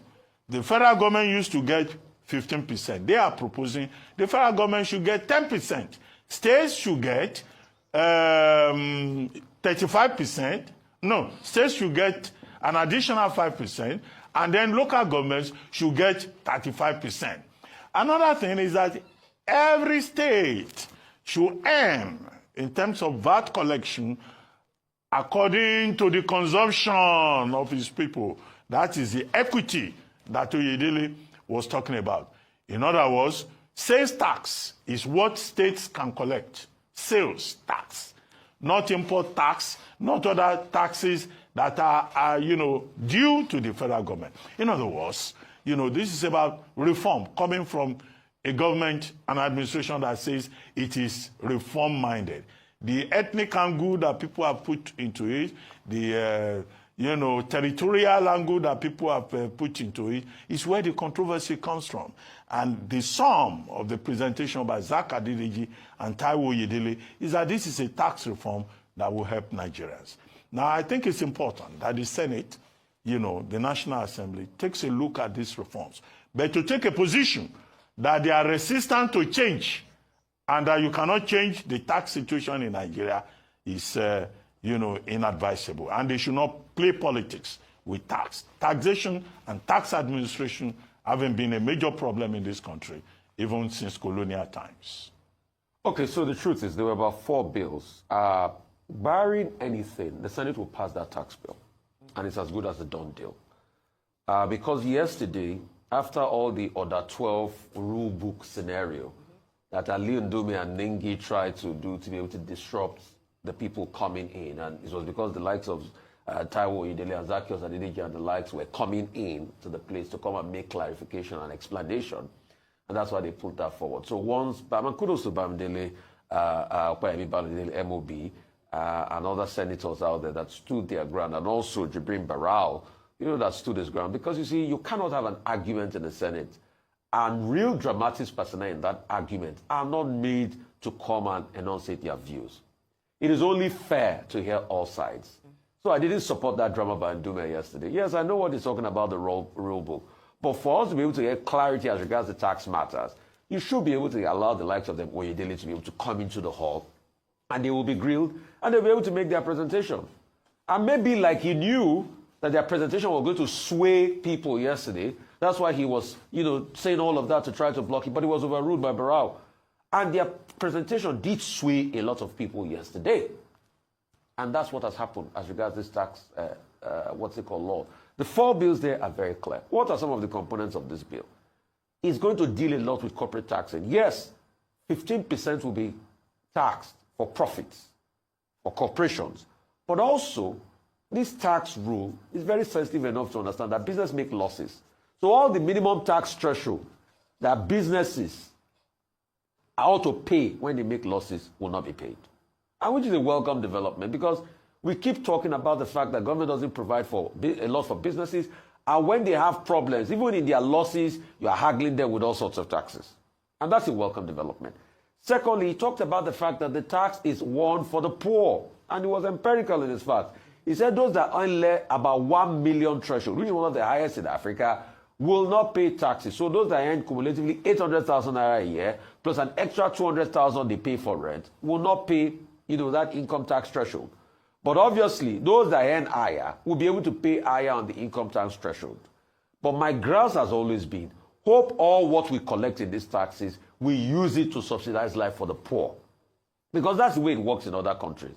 But in this country, the rich gets richer, they don't even pay taxes. I think the very first person that tried to have conversations about taxation in recent time was the former Minister of Finance, when the one that was, Kemi Adeosun, and she made a very startling revelation that says not up to, in a country where they say a lot of billionaires, not up to 100 people pay over 20 million naira income taxes in this country. And it was a big revelation when they made that revelation. All right, so it's getting to something, isn't it? When of all people, Rufai Hosseini is defending a Tinubu policy, so that's a real turn up for the books. That Rufai Hosseini, the verulous hatchet man, the scourge of the Tinubu administration, is now the one leaping to his defense. So that is to tell you then just the importance of that particular or those particular bills. I'll play you one more clip. This one addresses conversations that we were having yesterday when one of our panelists came to tell us that the refinery in Port Harcourt has stopped working. No, it hasn't. Exactly as you referred to the Dangote refinery, it had to be brought up in stages. It's exactly the same thing that is happening in the Port Harcourt refinery. Crude oil comes into a refinery and goes into what is called the crude distillation unit. There is the distillation in the column, and products come out from the column at various levels. From the top is gas, which eventually goes to give you your cooking gas. And then the next level down is light naphtha or straight run gasoline, as some call it. And then the next level is heavy naphtha, and then kerosene, and then diesel, and then fuel oil, which is from the bottom of the column. These are the straight products that come from the column, but they go for further processing in different parts of the refinery. The heavy naphtha goes to what is called a catalytic reforming unit, where it is then reformed into high octane stock, because the light naphtha, or straight run gasoline as some call it, is low octane, and it's not meeting the spec of the 9091, which is the standard for PMS. So what has happened is that the Area 5 was commissioned, and the main column, the crude distillation unit, has been commissioned and is running. And as I said, it is producing those products And however, the heavy naphtha, which should go into the catalytic reforming unit, that unit, the CRU, is the next unit which will be brought on stream. And that is not yet on stream. Some people have been making statements in the media about a product called cracked C5 coming from LMA Petrochemicals, and that is what they've been loading. No. The reality, the truth is that the Area 5, otherwise called the old Port Harcourt refinery, is producing light naphtha or straight-run gasoline, is producing heavy naphtha, is producing kerosene, is producing light gas oil, which goes out as your diesel, and it's also producing fuel oil. Now, those things are then blended. The light naphtha is blended with the cracked C5, which is being obtained from LMA Petrochemicals, and together, that is what is giving you your PMS. I'm surprised people say that no loading has taken place. Loading has actually taken place, and trucks have been loaded, and those trucks have gone out to go and supply the public. Okay. You can actually yourselves visit the Port Harcourt refinery and confirm for yourselves that what they are reporting is indeed true.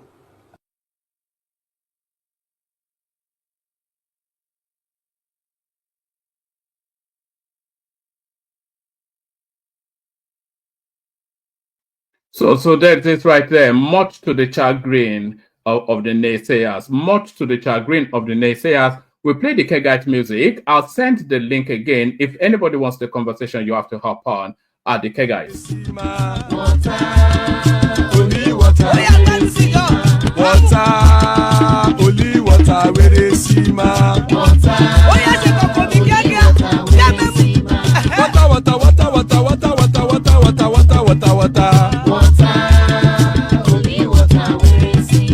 Hapa o naido.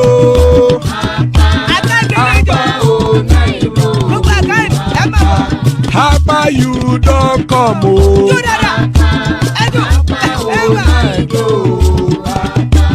Hapa o naido.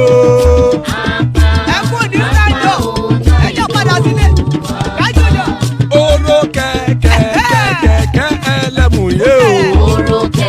Ilé sọ́dí kẹ̀kẹ́ ẹlẹ́mù rẹ o.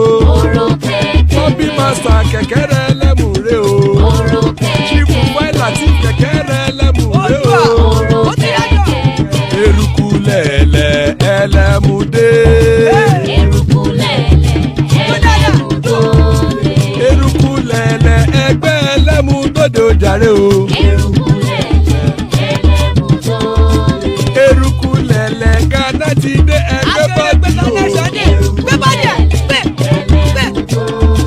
Ọmọ ẹlẹ́yẹ ẹyẹ o ó dilé o.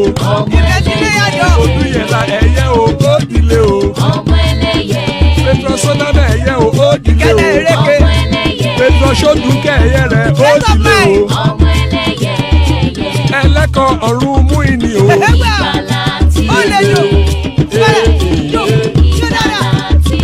Àkùkọ ọ̀run mẹ́kọ̀.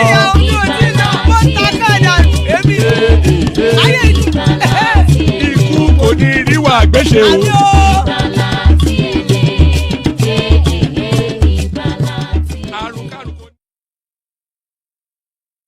And there it is right there. Ikoko Niru Agboshte may just have nothing to do with us. We're still after those 10 subscribers, by the way. So if you're not already subscribed, then please do. We've got Baba joining us. So hopefully Baba is there. Otherwise, we might call it an early night. Baba, are you there? Yes, woman. How are you? Good to have you here, Baba. Always the first thing, as always. So good to have you, Baba. I don't know. Where do you want to come in at it? So we're still with the Biafra narrative, which it should crescendo by tomorrow, the 2nd of December, where they'll have their gala night, their grand event, and then they'll go back to the mundaneness of the administration of whatever it is they created. So I'm not sure if you're still holding any thoughts on that, but the deepening relationship between France and Nigeria, that continues. I followed from the beginning. Don't worry. How are you doing? I hope, for you, the weekend has ended. I wish you a fruitful and rewarding week ahead. And so also for our people in the comment section. Have a fruitful and rewarding week. And for our viewers, that extends to you too. More so if you've clicked the like button. You will read from that little drop of prayer. Have a fruitful and rewarding week. Yes, let me first thank you for the good job you have been doing on this tax issue. You've been doing a very, very good job, formidable job, very fair, what you've thrown around, because this tax issue, this tax bill is at the soul of our nation in terms of realignment and restructuring financial position. Very, very important. That's why I'm commending you. I say thank you.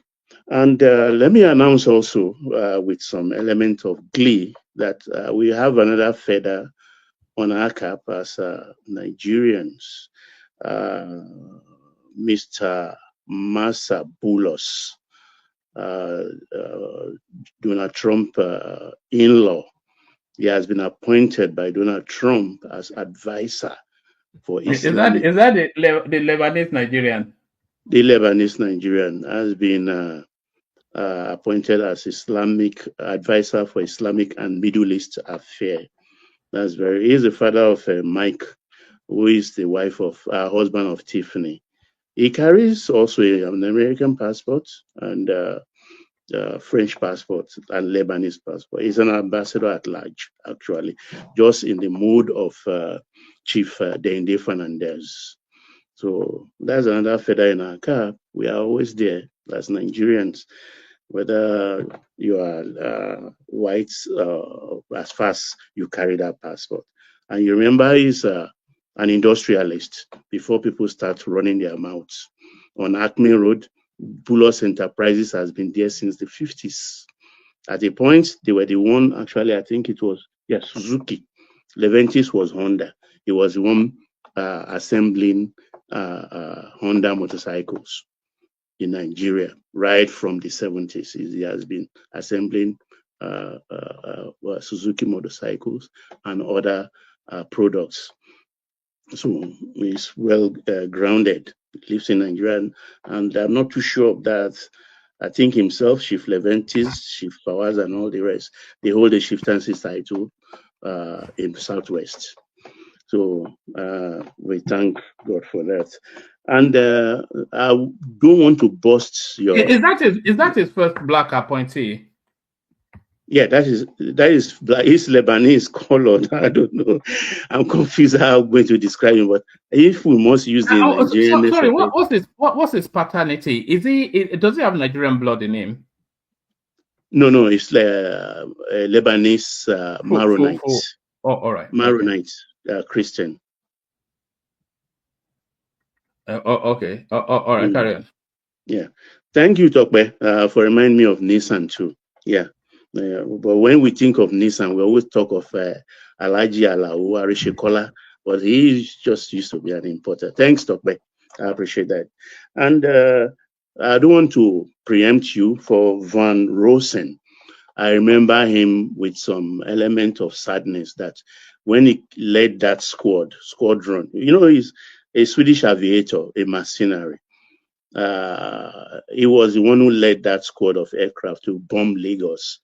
I think he left Lagos with his tail on fire, literally, while one of the other plane was bombed down and crashed around their mobile oil farm tanks in Marine Beach near Ijora in Lagos. So that's why I remember him. And he died in Somalia as a mercenary, flying as an aviator. He fought also in Ethiopia. So he's been fighting all around. So don't let me bust that for you. Where do I start? I think I just have one unsolicited advice for those who some of, let me use it advisely, some of those obedience who are worshipful patsies of that space, of that their demigod. one saying going against the tax bill, because I've been reading some comments. There is no need. I'm making some false claim about Lagos going to gain out of that tax bill. I have very small advice for you. If you live in Lagos, there is no problem. It's a consumption tax. The AK scene and all the rest, all those buses going to wherever you come from. Give a list. Ask your people to buy your Coca-Cola, to buy your Semovita. Everything provision you need, let them buy it in your states where you come from. Let them bring it so that you can pay the VAT in your states, so that Lagos will not enjoy from your money. Shogbo, as simple as that. Because I hate false news. That's why I commend you, woman, for doing a very good job. They're talking about taxes from the ports. There are 3 layers of taxes: federal, states, and even local government. When it comes to the ports, it has nothing to do with any states where you have any tax. Pure federal tax. Nothing. The only thing I can say Lagos State gain from the port is arranging the car parks for the trailers, particularly in Tinkan Port, where those trailers have constituted nuisance up to Sonya area of to enter into Surulere, where you have Land Rishitu Motors. They park all over the place, but Lagos State has managed to push them and create a special car park for them and charge them for it too. They have an e-gate and e-pass activity. So Lagos is making money. That's what we meant when we say you think out of the box. Think out of the box. Make money from issues confronting your state. And that's what our northern brothers should learn from. From your difficulties, think out of the box and start making money.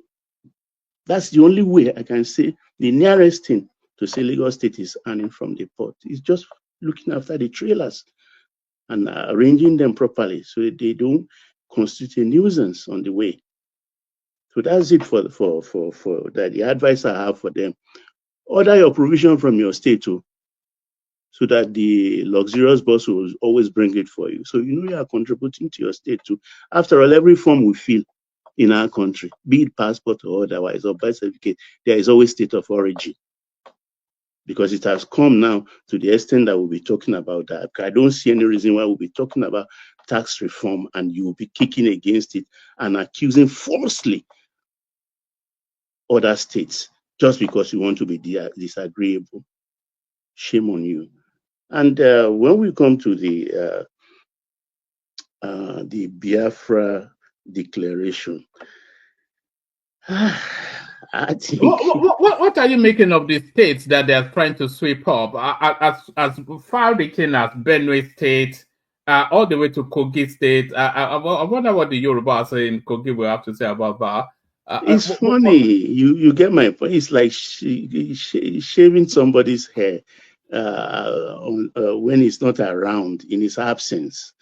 Look, even if you look at the former Eastern region, the former Eastern region starts from Hauda, actually, while the Western region, before Midwest was created, stopped in Patani. Today's Patani as we know it. So there is never a time the Eastern region of old extended to Edo or Kogi. Never a time since the inception of nation Nigeria. So this one they are coming up with, I think is just a rascality. Though the people of Midwest, when they created it in 1963, Midwest constituted Ukwane. Ukwane people share border actually with Oguta. So the Ika Igbos, also the Asaba people and all the rest, and Agbo, and then the Aniocha and all the rest. Those are considered actually half Igbo. It was controversial during the war because those of them that remained and didn't go, we had a hard time actually rescuing them and hiding them from the Godogodos that come in the night to raid looking for them, because they said they are not Igbos. That's the Ika Igbo, the Aniocha, and the Ukwane people. The Godogodos, those Shua, Arab, from Borno and all the rest that they brought into Lagos to raid Lagos because they learned the Southwest predominantly are hiding some of these people and they consider them saboteurs. We kept them until the war ended in safety. You are at the risk of our own freedom. Those are the people that are now maybe cutting into it. And when you're talking about Yenegua, by implication, you are talking about Sagbama. People like Rear Admiral Nelson Soro, Rear Admiral Kentebe, Rear Admiral Paul Benny, they'll be turning in their graves. I think Paul Benny is still alive. I'm sorry about it. They'll be turning in their grave and opening their mouth agape in askance to say, where did ọ̀nà ṣe ń pín tan ẹlẹ́dẹ̀ tó fi ń kan lèmámù? I don't know this. That's why I call it sheer rascality. You get my point. So, but the bottom line, what I've seen is what exactly that woman said. Come and borrow Biafra money. You get 100%. Repayable when kingdom comes. Repayable whenever. You understand? Is it 100% annually? Yes, repayable sometime never. Are you going to give me just a coupon or a promissory note or a kind of? I don't get it. And this but Baba, I'm seriously after that Biafran ID card. If they're actually doing one, I think it would be a nice thing to have. You know. Well, be very careful of committing sedition there. Those things may become real evidence against you. Yes, if that's it true. has to become. Well, because the too many look, even we are hearing differently, and nobody's attacking that. Consciously, they are now extending a 30-month civil war. When you hear most of them speak now, they say 3 years. 3 years. One day we'll wake up and they'll tell you that was lasted 4 years. On and on. Maybe 2 generations down the line, they will say they fought 5 years war. That war started exactly July 6, 1967. And Biafra surrendered January 13, 1970. Exactly 2.5 years, 30 months. That war did not. So I'm just putting that so that those who are already talking about 3 years, because I found even the knowledgeable people amongst them, when you talk now, we fought 3 years war. And I say 3 years, okay. Before you guys start talking it into 4 or 5 years, it lasted just 30 months exactly. 6 July 67. And when they talk about losses of that war, because my interest actually is to put history in perspective as a witness to history. Both sides lost a lot of people. I lost 2 uncles. One crossing the Niger after fighting in Ore, after the invasion of Benin. We were pushing back and they were bogged down at crossing the Niger. I lost my uncle there. And I lost another one under Shua command, General Shua in Abagana. So I lost two uncles, and a lot of people lost. So Biafrans lost, Nigeria lost. And what happens during war? People die. War is not a picnic. War is not picnic. Who fired the first volley?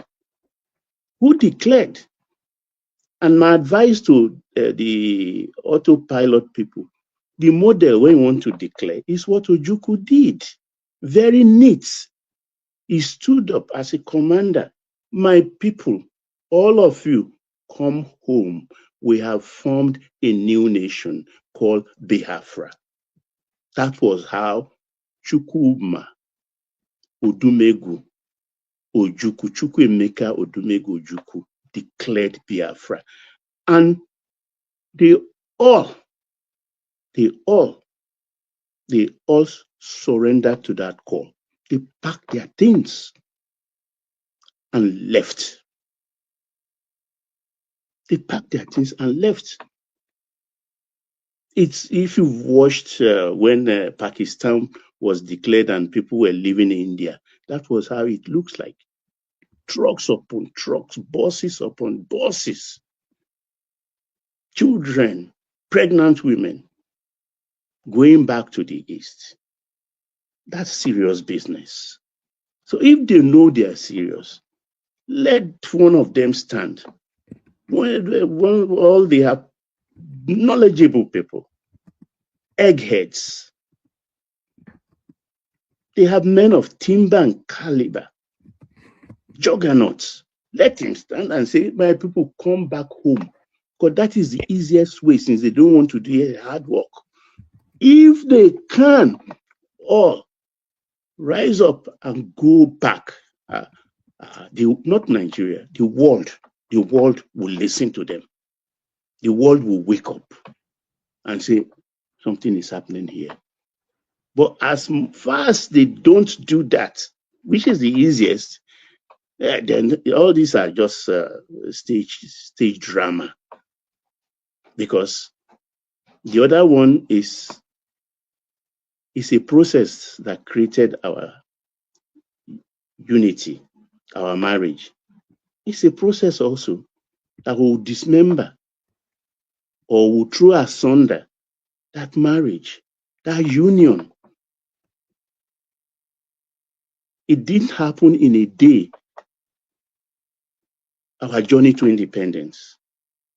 So if we want independence, then it won't take a day too. Put in the hard work. All nations that have been birthed in my own lifetime, some of the people that started it did not even see the flag of that nation hoisted on the boundaries of the new land they founded. So it's not a thing in a hurry. Simon Ekpa told them the other time anyway, a few weeks ago, that he would say that no, it may take a very long time, so nobody should ask him a time limit about it. That is a process. And that is what they've cashed on now, to say, we can bring money on. We will give you coupon. You don't contribute to Biafra. 100% profits annually or biannually. We don't know how that profit will pan out. And seeing those that have gone to Finland and those that couldn't go and those that are sick to death, that Simon Ekpa has been incarcerated, they will contribute money. And knowing my people well, you can see the IPOB response. And I think IPOB is not unmindful of the big money they will be cashing, because they are not onto that quickly. And you see, the truth must be told. My Eastern people are making big mistake. Everything they've always planned, I don't know why it's always going against them.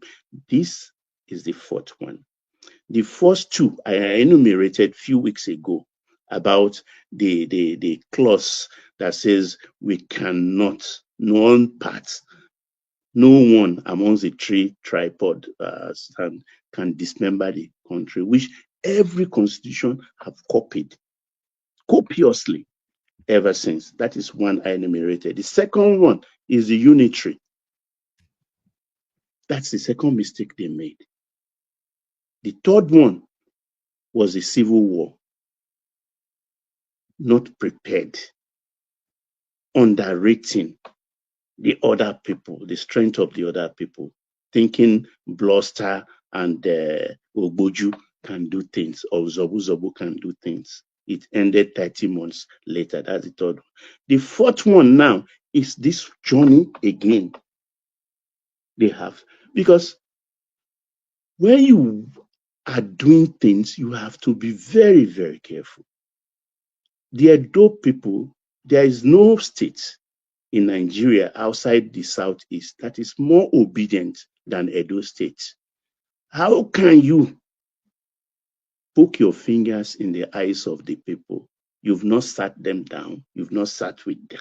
them to say this is our aim, come and join us. You just brought up a list and say a kind of conscription. You are conscripting a whole ethnic nationality into another nation, which I can today call a mirage so far. It's an insult to every Benin person.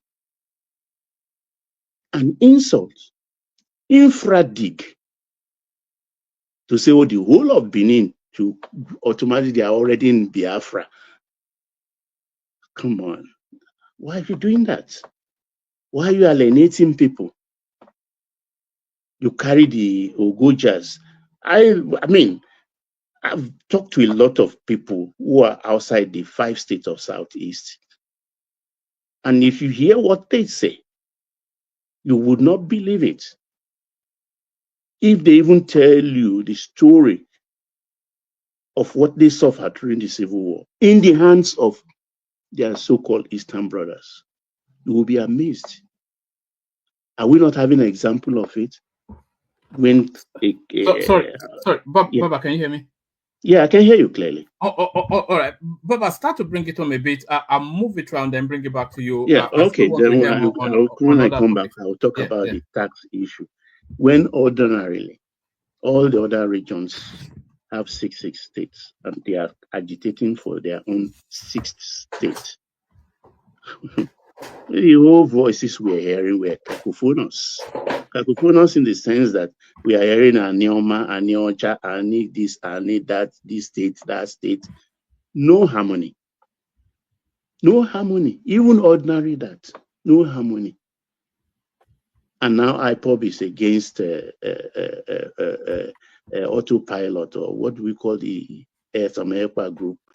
Yorubas is saying they are calling them a fraud, and then these people are going around asking people to give them money. Yoruba says, Emma Shoku Bamonja, Fura Rawon, no ma, Fura Rawon, I yield.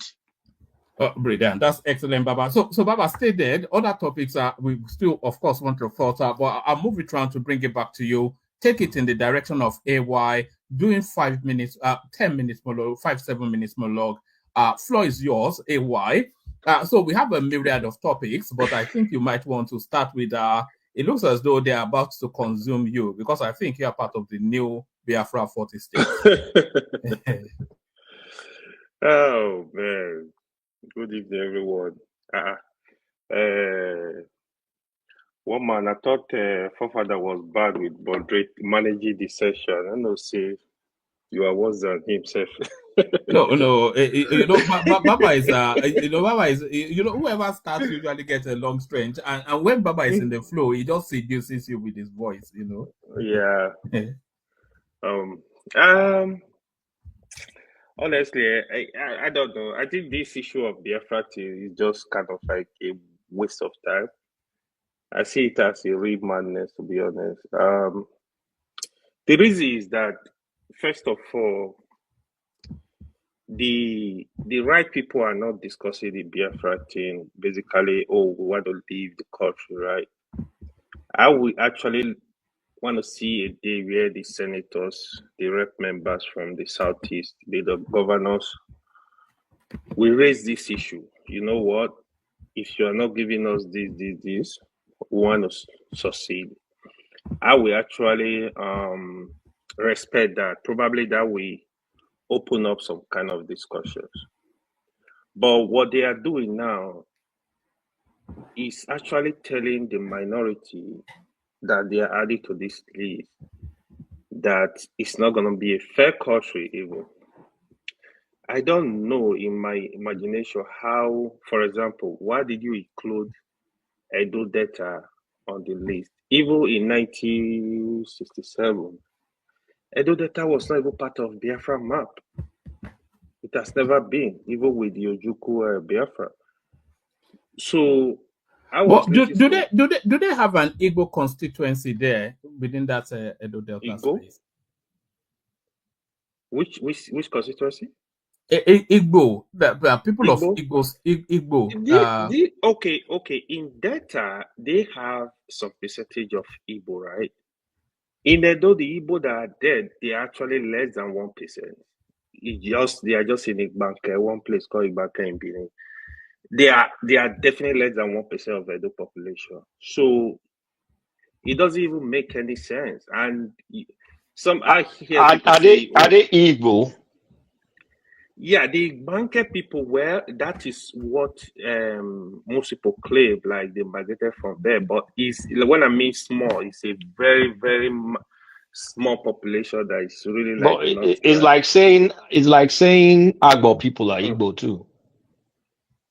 Yeah, that is what they also claiming, right? So those people in Oshimile, that's about Aziz, right? Anocha, yeah. Well, those ones they said they are Igbo, right? Yeah, but So, Agbo people say they are not Igbo. Their king but says that. let me tell you. Yes, that's what I want to tell you, right? Even if you go to that area and do referendum, I can bet it for free. They will not agree to join this Biafra. I'm telling you. I have a lot of friends from that area too, right? So now, I think the mistake these boys are making is they think 1967 is 2024. They underrated the minority in the South, and it's not that anybody is even discussing with them, like, oh, come and join this, come and join the Biafra, have a discussion. No, nothing like that. I feel they are just jokers. I don't think anybody should take them seriously, except like honestly, even the Southeast itself. I have a lot of Igbo friends. They are not interested in this garbage. They are not interested. So I don't even know if you open up a referendum in Southeast if it will succeed. But if it succeed, good. I don't have problem with But people a lot of people feel that self-determination. it will succeed. Even moderate Southeasterners, they see themselves as Biafrans, but not in the Simon Ekpa way, but Yes, more if the it succeed, collectiveness of their indigenous. Yeah. for me, I don't really have problem if that is what will be better for them. But my first issue here is the people that are not speaking Igbo, the South people, these are not Igbo speaking majority. You go to Akwa Ibom, majority Ibibio. You go to River, you go to Biafra, these are Ijaw people. How do you want to talk to Ijaw? I think is the fourth largest tribe in Nigeria. How do you want to just pick them? Like the level of disrespect is what actually amazes me.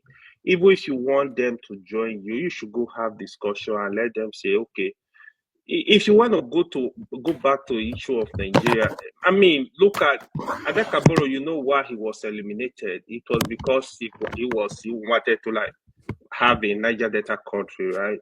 So who eliminated him? Who were people against him? It was Sojuku and his crew that were against Adakaboro. So this issue, except you really want to discuss them, if you go to South, even when you go to Dr. Rudolph channel, they see that the people from South that come on the channel, they are so angry with these issues when they discuss them, but they don't want to take it. They don't want to understand. So for me, I just feel it's really, really waste of time. I don't think it's necessary. Okay, now they've declared 40 states. Then go and do sit at home on Monday. Then go to Edo and do sit at home. Go to Delta and do sit at home. Then we know if it's Biafra land or not. It's just nonsense, to be honest. I don't think anybody should take them seriously. If genuine Igbo leaders, they are interested in succeeding from the country, honestly, I will even support them. If you want to succeed, I will support you. The thing is, go to the right channel, have discussion. I mean, you have representative in the Senate, in the rep. Push them. Let them have discussion with the federal government. Say, listen, we are not interested in this country again, and we want to leave. Our people say they want to leave. I think that would be good, but including if including Edo people, Delta people, the Rivers people, these are all nonsense. They should stop this play. It's to me, they make it jest of Biafra. To be honest, I mean, Ojukwu at least he fought a good fight. He was there. No matter what you're gonna say about him, but I just look at these guys as jokers. That's one. So for me, to be honest, I'm not. I don't think we should be wasting time on this kind of issue. It's very irritating to me. And I had one. Yeah. What about the? Go on. Yeah, I heard one person say today that, oh, the Afema people in Edo, they are Igbo speaking. They migrate from. So I'm like, what is this guy talking about? Some of them they just come with all kind of lies, telling lies to people. Like it doesn't make sense. Okay, what if now Yoruba come and said, oh, the people, the Shekiri, they are Yoruba, and even the Kogi you're talking about, Kogi, the Yoruba you have in Kogi are actually way more than the Igbos, right? I mean, once Secretariat district in Kogi is almost like Yoruba speaking, right? So I don't know. I think we need to respect ourselves as people, both the three major tribe and the other minor ones.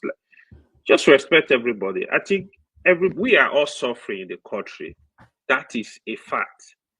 You know, everybody is just like, everybody wants the country to be good, but not in this way. You want to create enmity, create hatred among the people. You should not do that. I mean, Peter Obi was close to catching power. It's not his time, right?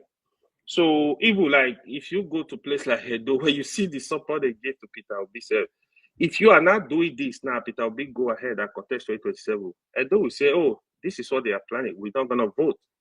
And they don't understand this kind of, they just create a problem for the young man.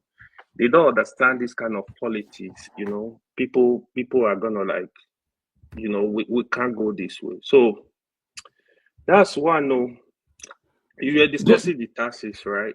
Yes, take us to the tax bill. Yeah, the tax bill. So one thing I'm gonna say down there is, I would say it is a right step, but I expect Tinubu to do more. To be honest, I want to see a proper restructuring of the country. Tax bill, yeah, that's a form of restructuring, right?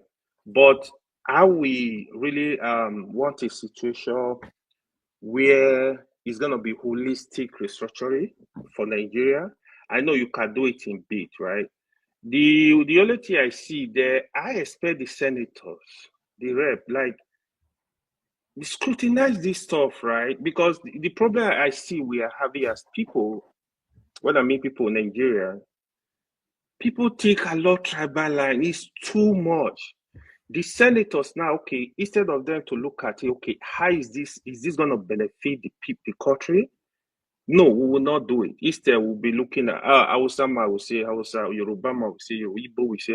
These are just the problem I think we have. What is good is good. Even if you are in opposition, if it's good, it's good. They should also open up a kind of constructive criticism of the bill. The senators should do that. That is why they are elected to represent the people. They should scrutinize the person in charge, call them for a roundtable, have a discussion around it, and bring out something good for Nigeria. We can't just rebel the way we are, right? People must.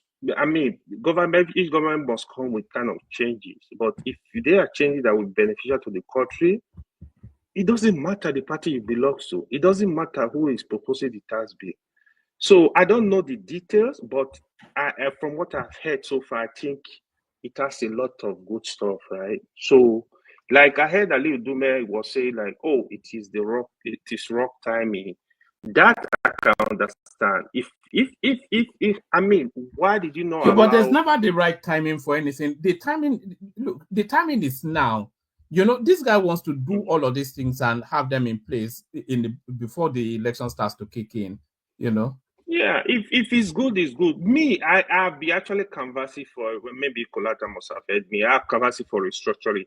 How the country want to be restructured, they need to discuss it. They need to look at way and kind of touch different area of the economy.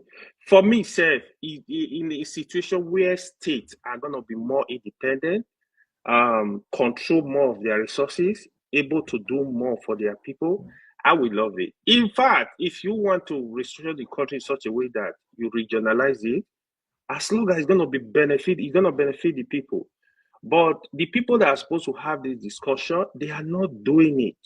It seems, I don't know what they are thinking. They don't understand that, oh, you are elected to go solve Nigeria issues, like solve problems. You know, look at it, what will benefit the people. It's all about their pocket. It's all about their tribe. It's all about, it's just too much. That is why sometimes I fear if Nigeria will ever move forward. But I because of that, I actually kind of like supporting regionality in Nigeria if that will solve our problem. By the time each of these what's it called, zone, they are doing their stuff, like working with each other and looking for a way to solve Nigeria problem, each region problem. I mean, it might be even be faster because the level we are now, there is a lot of work that needs to be done, right? So the urgency of this work can even demand we work in part. You know, that might even kind of like hasty our development, maybe. So it's something people, the representative need to sit down and really look at. Don't just throw it away. You know, I mean, sometimes it can be hard. It's just like the issue of the subsidy removal. My problem with subsidy removal, to be honest, that one was a wrong timing. I actually supported subsidy removal, but the timing was wrong. The understanding was not there, you know, because I was civil before they removed the subsidy. I know that, okay, if you remove subsidy, what are you expecting? You expecting price of goods to be. Even you don't need to be an economy. Even when we're in schools there, like if you increase fuel by 10 naira, everything will just go up. The transportation will go up. Everything will go up.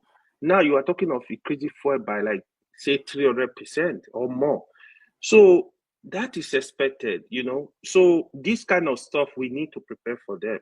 I mean, the tax bill probably they took more time to kind of review it, to kind of, you know, look at the implication, look at what they are doing. Yeah, it's good. If it's good, it's good. We gotta start from somewhere. So I think it's a good start. I will expect more restructuring, some kind of restructuring. So when we say restructuring, that's why I usually want to hear people because it's subjective, right? What are they defining as restructuring? Because people can define restructuring to mean divide the country, define restructuring to mean regionalize, divide the country, devolve power. So the restructuring, when people are defining, I usually like to pay attention. What are you restructuring? What do you want to restructure? You know, it's essentially devolution of power, isn't it? That's what restructuring. Not really. In my own definition, maybe Kolada will come in. My own definition, even this tax bill, it is restructuring. No, it is. But you know, the big ticket restructure, you know, where all this, by the way, you are right. This is restructuring. But the big ticket spaces that people are looking to for those restructurings are resource control, which is the biggest lift of it all, state policing, you know, those sort of spaces. So especially those two spaces, state policing, resource control. That's really what and for the regions to be able to, I think what people actually want is some sort of regional system with a weak center. That's what people want. Yeah, but you need somebody that is selfless to do that, because what happened with Nigeria with the president, right? Once they are there, the power is so much that they don't want to relinquish power. So you need that person that is really selfless to look at it and say, even if I have to lose power, this is the right thing to do. We don't have that person yet. I don't know if Tinubu will do that. Even if he would try that, probably if he come back as the second time president, maybe he can make those moves, because he is also, you know, Tinubu, that one is a master tactician. So you know, Tinubu used to be a strong proponent of restructuring. that was his backdrop in politics He before has he now not became changed. Yes, But but he look at realized it, the right? Northerners will not allow him. So he's Look doing at it it, step right? by step. Tinubu, you know, is a very dangerous guy. So Tinubu he might just be calculating. Even if he will do it, I feel he will not try it now. If he's able to come back, he can do whatever he want to do, because He's done at that local point you government don't so care, far. right? Yeah, at that point you don't really care, right? So the local government, yes, is there, but the implementation is the problem. So you got to look for a way. They need to do more to make sure the money is really with the local government. They need to do more to look at how they can even monitor the spending of this local government. They need to do more. We need the president cannot do everything. We need the senators, we need the rep. They need to wake up. What are they doing? They are just there drinking coffee. We have 360 House of Rep members. What is their job? Set up committee to monitor this local government, because we need to do more. We need to look for a way how we can actually. The local government would have been the best way to get to the people, but the corruption is still there. Even them, Nigerian politicians, they are all hungry. You get them this money, they don't care. They're gonna spend it anyway. They're gonna use it for whatever they want to use it for. The state governors that are supposed to be helpful in this way, they are not doing it. The state governors, they basically like, these are their boys, right? As long as you are loyal to them, they collect the money, they do whatever they like. So that is also a part of restructuring. Yeah, but just saying it like money go direct to local government, I don't think it's enough. We need to do more to make sure. You know the state policing is in a second reading at the parliament. They've even won I think Kwara and one state that refused to submit their paper on it. They've given them deadline because they are slowing the thing. Really, if I were Tinubu, I will make sure I work with the senators and the rep to test run state police with 2 states. Pick Lagos State, pick Kano State, or 3 or 4 states. Test run it. Lagos, Oya State Police, Kano or River. Just test run it with 3 states. I can even do that. Say, okay, these people, they are ready. Let's go. Let's see how it's gonna go. You can actually have state police that will still have IG of police.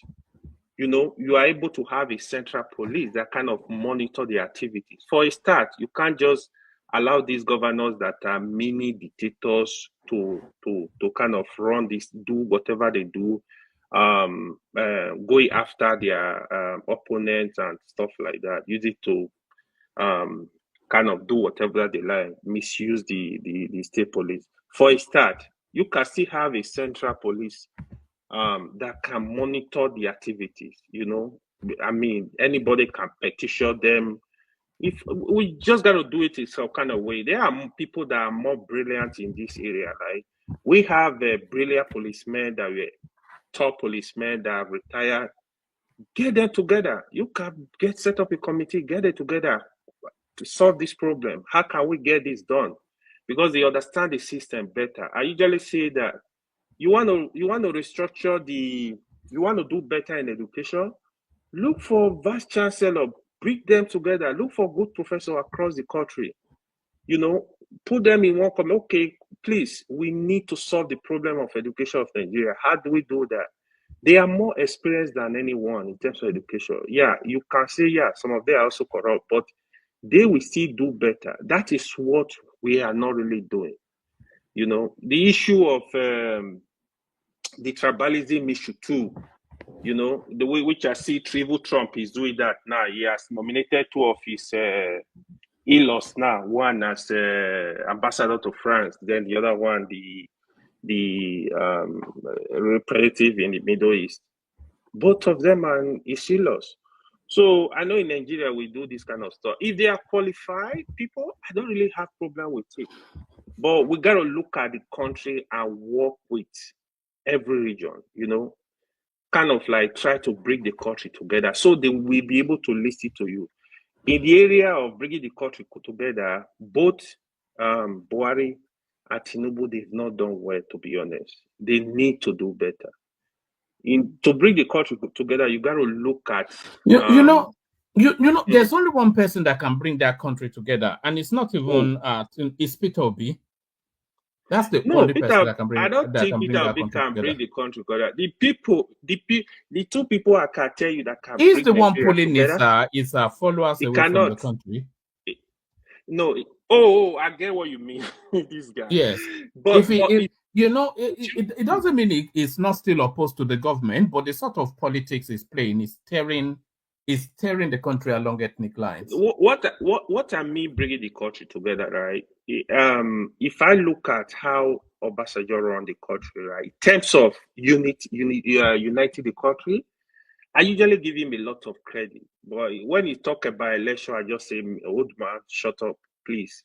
Don't talk. Because that usually irritates me when he's talking about, election malpractice. I'm like, go get out of here, man. Like, he usually really annoy me. But in terms of uniting the country, Obasanjo tried, right? Like, he did discriminate. He will not look at, you are Hausa, you are Igbo, you are Yoruba, you are minority. He doesn't care. Obasanjo was looking for people that can get the job done. I mean, that's my own personal opinion.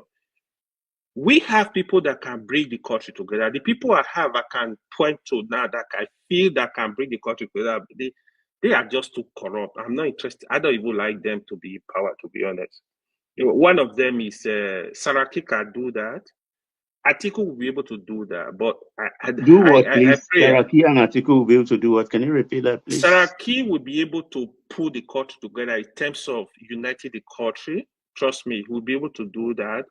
In terms of not discriminating against, in terms of appointment, like working with especially the three major tribes, the minority, he will be able to look at people from all across the country. I think we'll be able to do that. But in terms of corruption performance, no, I don't think he's gonna make it. I don't know. I don't care about that guy. Atiku, I'm not interested. So Tinubu needs to do more. He needs to do more because with Buhari in that area, you really messed up. All right, start to slowly bring it home, and then we're going to I think Kolatra, the Star, then Pansat. Okay, you can go ahead. I will go. Pansat is here too. Yeah, so of course it's not going to win this. What's that? What's that? Have you made your way back from Finland? Not yet, but let me say this too. Yes, because I could hear the echoes of a hotel room. Did you pick up a Finnish girl? Is that what it is? Pansat, are you in Finland? He is in Finland. Listen to this. AY, I'm glad you're here. This is where you belong, to be honest with you. But let me say this to you. Biafra is going to come when we eventually have our overwhelming force. And that's it. There's no other way Biafra is going to come. And it's not everybody. You don't come to South, though. Don't cross the border to South. Hold on. Look, that's Go ahead. In 1967, we came there and we took you over in one day. The date is August 9th, 1967. If we want you, we'll take you. We've done it before. But that's not the way it's going to work. You'll be unable to get What's going to happen? right? Let me tell you. Just listen to me. I'm going to be done in 2 minutes. Biafra is coming. Sorry, Pansat, it has to be 2 minutes so that we can get to Kolata, but carry on. Yeah. You got that right. Now, because this time we need to drain the swamp, we're going to take all the way to Chad. We're going to take the whole thing over, right? And then we're going to, at some point, civilize Pansat. Let me land. Pansat, calm down. I want to ask you a quick question. It was good so well. Pansat, go ahead. What is it? Are you related to Agwin Rossi? Am I what? Are you related to Agwin? Yes. It's my brother. It's my brother, yes. No. Are you related to him? Not whether it's your Igbo brother. It's my brother. Mike, the tribal guy from Yoruba land. He says I look like Hiroshi. Fine. But You look, look like let me him. tell you, I'm done now. Here's what I'm telling you guys. If you're lucky, you guys are gonna listen to Simon Ekpa and Nnamdi Kanu. But if you're not lucky, you're gonna sit there until we can tame the neutrino, split the atom, and they're gonna take you over. You cannot escape it. It's not gonna be done by peace Go or to Abuja, negotiation. bring Nnamdi Kanu out. You only run Okay. your mouth. So Go to Abuja, bye DSS. bye. Go ahead. One man. Thank you very much. Pastor, Bye. stay. Don't go, man. We need you. All right. Stay there or come back when you have a moment, Pansa. Honestly, independently is what I thought of. Like, actually, this guy looks like Aguin Rossi. It's not like I heard it from anybody. And I've No, been now that saying you that next said it, time, Kulata, eh? something just gel in my head. Well, When I anyway, said to it, be raring, mule. But Agui Rossi was a nice man, and Passad is never nice. Panzad is his ugly twin. It's ugly too. I don't think he looks anything like a green Rousseau. He does. Actually, he There is does. some resemblance. There's some resemblance. You mean Now like that his he mentioned it, I just picture that his mouth is Eh, white, green. I realized, okay, yeah, that's isn't a he from young. Abia State too? Rossi, isn't he from, from current Abia State? I don't know the state the Pansat is from, though. Pransat is from Abia State now. That's why it's like Yeah, that. he is from Abia. Agui Rossi is from Abia. Yes, it was born on the 3rd of March Passad is from 1924 Abia in State. Pransat he may be Abia related State. to him then. They look Yeah, alike. it's possible. But you know, Passad is not a real Igbo. It's America Igbo. It's not. It's a fake Igbo man. And All don't right. treat the Igbo.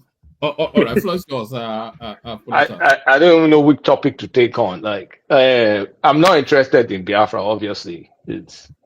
You are not I interested in mean, the 40 states, 40 states and Alibaba It and the is a 40 waste states, of 40 time. states and I think the 49 only states. Waste of interest is, time. are they going to give me visa? I mean, if they give me visa, then I'll visit. Are you interested in getting that ID card? You know, I'm going to go and look at their website. And if I can use like Mickey Mouse or like obviously not my real details, but if I can get hold of that, I would love it for keepsake, you know. Would you not like it to have a Biafran ID? No. Yeah, it'll be cute now. It can I'm going be, to be annoying many people in my household. No, so no. So yeah, I mean, no, like nobody's interested in Biafra or anything. I mean, it has no I mean, nobody, we're not involved in it. It's distant memory. The only effect it even had was making my grandparents relocate from Port Harcourt back to the southwest. But outside of that, we have no business with it. Nobody in my family was involved in it. It's like any other war memory. Like Ekitikmarakpo, Elisha fighting Ibadan. It's not my business. It's in the past. It's gone. So people need to stop living in the past. You and I cannot be antagonizing ourselves for something we had no part of. Well, and history is history. It's gone. It's gone. And all, Yeah, I said that tire. it's gone. And all this cry simply because one major ethnic group has not been president since 1999. but surely we want Biafra, if only just to surrender Agbo to that space, and with that, their famous son, we hand them over to the that Agbo son that he doesn't want to claim Agbo because they're going to claim him. So he's always worried. That's why he's going to say no. But don't worry, the dean of Agbo has already given you indemnity that we're not Igbos. Because as long as that so-called Agbo son mentions it's from Agbo, they're going to devour him. So I can understand why he keeps quiet about it. I will keep his secrets the way I'm keeping it now. I won't tell anybody it's from Agbo. But yeah. Kulata, Eh? you know that what stopped Biafra and of course by extension Nigeria from being like an Asian tiger right now? It's the Britain. They found oil in River State, right? So just about when they gave us independence. So they stopped Biafra from doing what they had to do. We were gonna take over that country. The people, 2 battalions took over the entire Benin kingdom, right? And renamed them a republic. Now, And it was Banjo that led, not a Biafran. Banjo led that incursion. Yeah, I actually whatever. know Victor Banjo's brother. Biafra is not done by We're tribe. neighbors. Okay, Biafra is not done by tribe. You have people from Edo State. You have people from You don't have Calabar, anybody right? from The Edo. second in command. Shut up. The second in command was from Calabar, right? So Biafra is not an ethnic group then, but of course the Igbos dominate Yeah, Biafra. That's true. but But now Pasat, here's the point I'm trying to make. I'm not Listen to me. interested in We Biafra. fought a war against Britain and Russia for that oil, right? We weren't fighting the Yorubas or the Yeah, but why are you Hausas. telling me the history of the Just hold on. story? Okay, I'm not interested. Okay, one man, I'm addressing you now.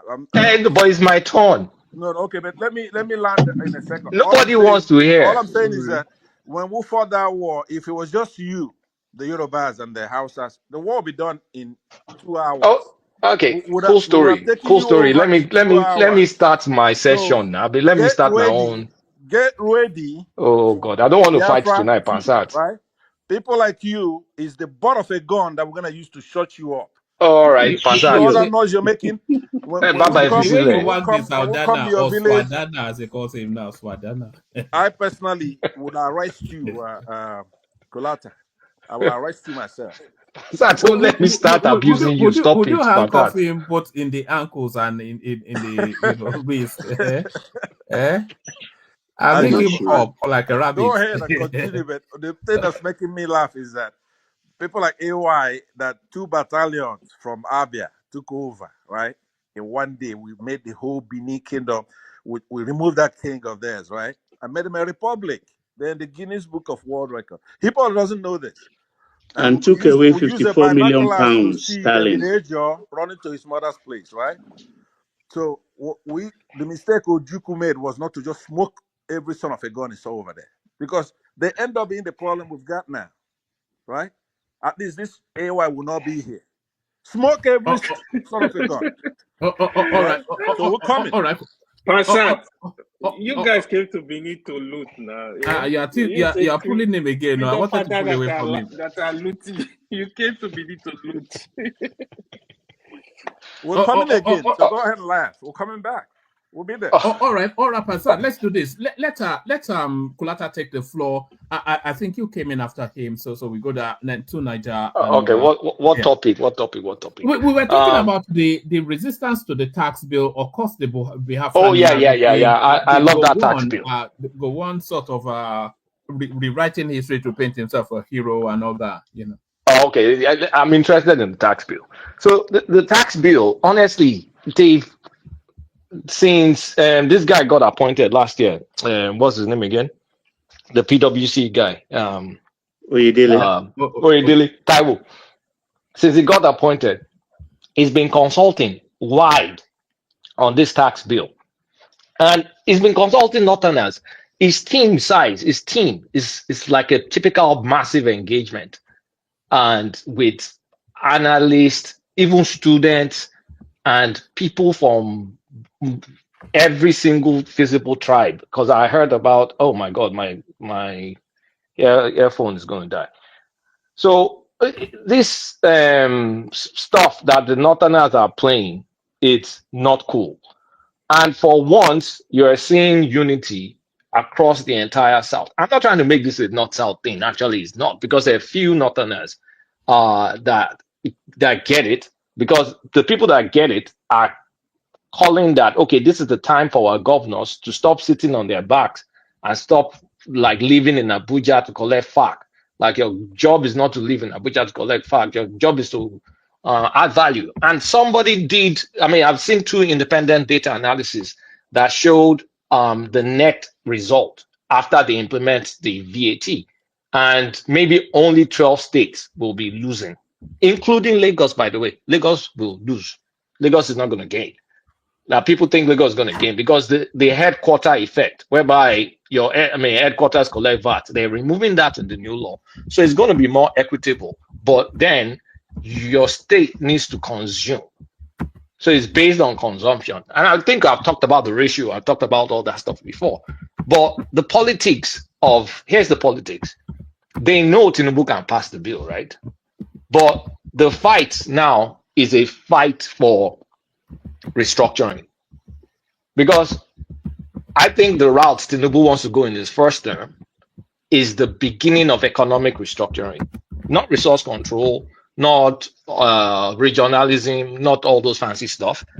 But once that bill passes and things are done a bit more equitable, all we're talking about is 60%. It's not even 100%, it's 60%. This is all this fight.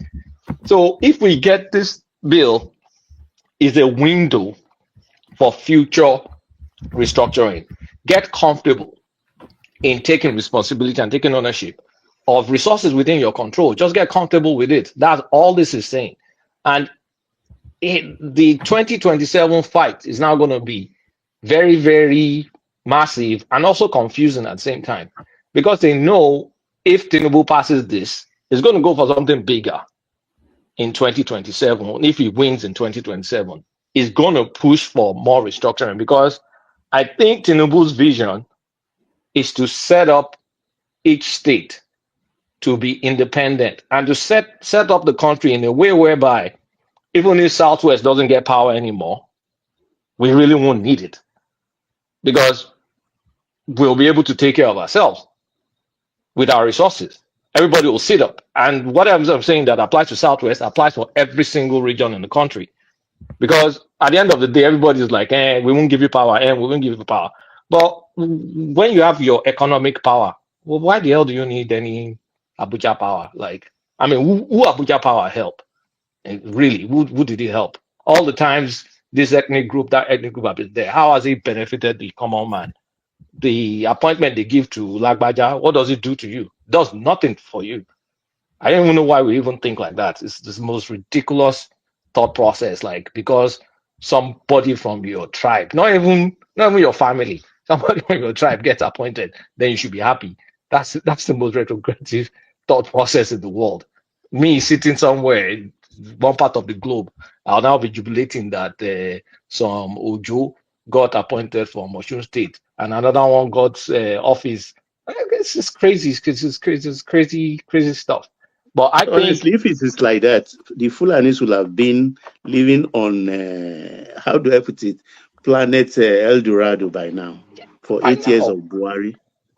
They just manipulate the masses to fight their battles, because the main battle for this tax, the VAT is there, but the biggest fight nobody's talking about is the fact that the revenue collection is now going to be centralized. So they're very, very worried, because you're taking power from individuals that are collecting tax right now and not remitting the tax.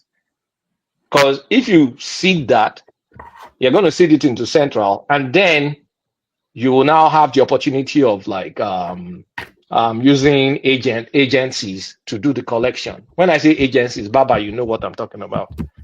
I don't want to use all my mouth to say it. To do the collection centrally. Sure.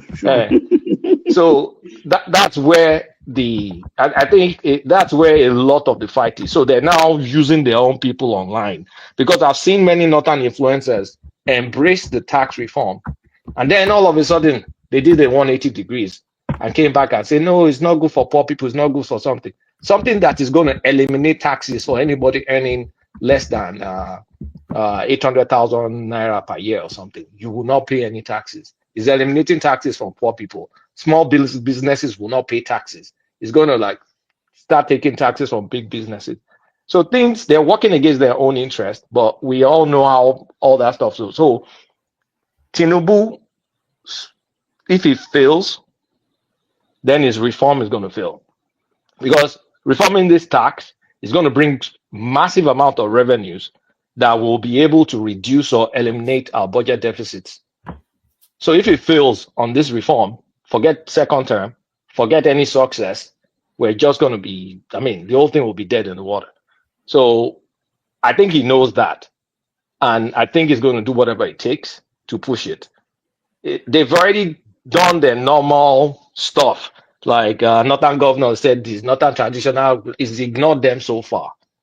But let's see how far it's going to go with this. He has to push it through. He has no choice because all of the signals is that a lot of people back this bill because a lot of people you know not One man, a lot of people are against this bill.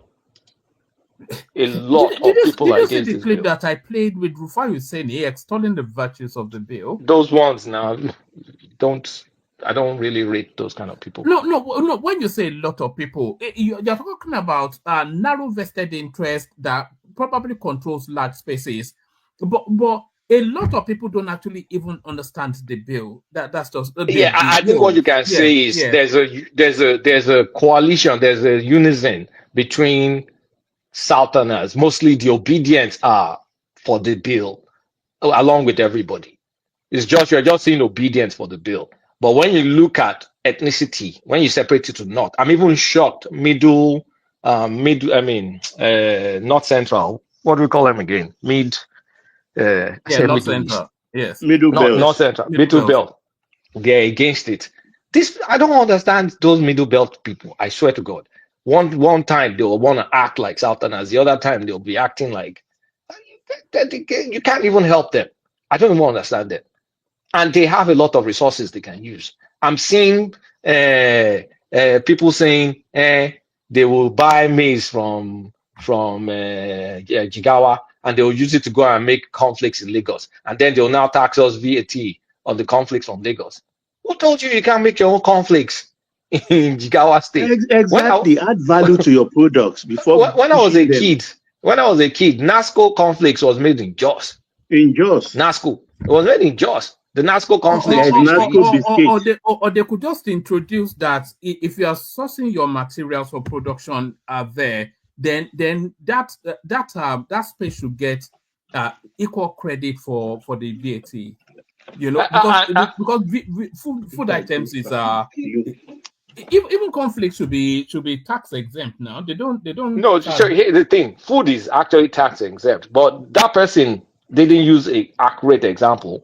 But that's the example they use. But at the end of the day, why don't you even make your conflicts? Assuming there's VAT on conflicts. So what I'm looking is this: if they keep belly aching, split that bill into 4, separate the VAT one, do the revenue, then the alignment of the revenue, the elimination of taxes on poor people, make those pass. If the VAT is the contention, forget the VAT. Let Lagos and Rivers State go to court.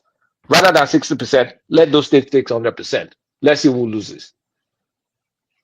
Because that card is on the table. We can go to Supreme Court, and it's just going to be one judgment, and that's the end. Rivers State has already filed for it. Lagos State has already filed for it. It's just delayed in court. You know, it'll be interesting how, if Tinubu pushes this through, how they are going to punish him or how they think they can punish him. Because they can't punish him at the ballot because it doesn't serve their individual interest to punish him at the ballot. El Rufai wants to be president, Zulum wants to be president, Bala Mohammed wants to be president. All of these 58 to 60-something-year-olds northern big names, they all want to be president. And for them to be president, Tinubu has to have a second term. So if they punish him with Atiku Abubakar, then that's the end of their own political ambitions. Here's the thing. Look, I've thought about this many times. He needs to call their bluff. It's blustering. Equations change. Equations are dynamic. Political calculations are dynamic. The fact that they're making noise today doesn't mean they won't come back tomorrow when the political calculations is starkly different. So Tinubu needs to do what he needs to do now. Let them shout. We will see in election. What do they say? They say not remembers or whatever. Whatever nonsense they say. Not remembers. This, that. I don't hate Northerners. I know. I have business partner even their concept. But I hate the political knot. I can't stand the political knot. So all this not remembers, do this, blah blah blah. Ignore that. Pass it. No matter what you do, when election comes, they will always want to take power from you anyway. So why don't you do what you're going to do rather than try to appease when we know they're going to try and take power from you? And sometimes these are the situations where you wish you had someone like El Rufai batting for you, assuming it was in the government. But on the flip side too, if El Rufai was in the government, El Rufai will automatically be the second president because he'll be acting like the second president, and Tinubu will not be able to control him. I've also thought about that. Like, it will be useful in this kind of situation, but I'd say on the long run it may be useless because it's just gonna he's probably He's gonna more like trouble than he's worth. it's more trouble than his worth. He's probably gonna act on his own thing and he'll go rogue at some point. So Tinubu needs, I mean, when you look at it now, there's no one main powerful figure in the north apart from Atiku Abubakar, and Atiku Abubakar is spent goods. So I think Tinubu should just do whatever he needs to do. Forget about election.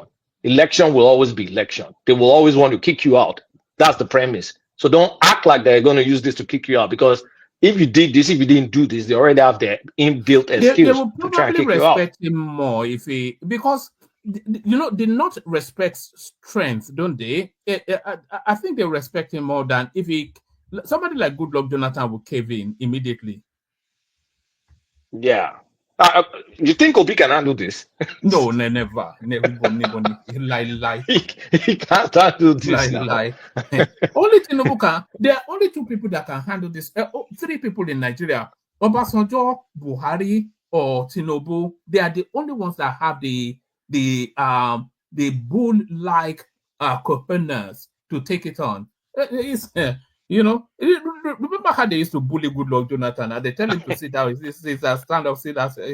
No. You see, I've thought, if you're a leader, you have your vision. You need to tune out the noise, no matter how loud the noise is. As long as you can get your way, get your way. They will respect you for your balls than this. It's going to be fair. I mean, you can rule based on people fearing you than people liking you. I think it's one of those. This guy thing, Machiavellian thing. Machiavelli, Nigeria's new fascination. Yeah, it's one of those Machiavellian things. You just discovered that. He just discovered it, and then he's saying it's we taught him, and then he's been spamming us with Machiavelli since. So Tinubu, do what you have to do. Don't listen to these guys. And there's still more stuff coming. I think Larry reminded us in the chat section that census is coming. That will be bloody. You know, that's going to be ugly. You think they're shitting in their pants right now? See what happens next year when we do the census. Because look, if you do all those things accurately, right? If their population is as big as it is, so be it. But if not, let us know, because you cannot plan a country without accurate population figures, and you can't give us all this smoke and mirrors. They will never accept the result. Well, we've already seen the figures in the elections, though, so we already know that we have the anticipation of the sort of. I don't think we're up to 140-50 million. Even if when I was in Lagos, my friend was telling me that, man, Kulata, we're not as plenty as we used to. Then we started looking at streets. So I was saying, maybe it's petrol price, maybe it's this, is that. He said no, that he was arguing because he travels a lot. He doesn't think we're as many.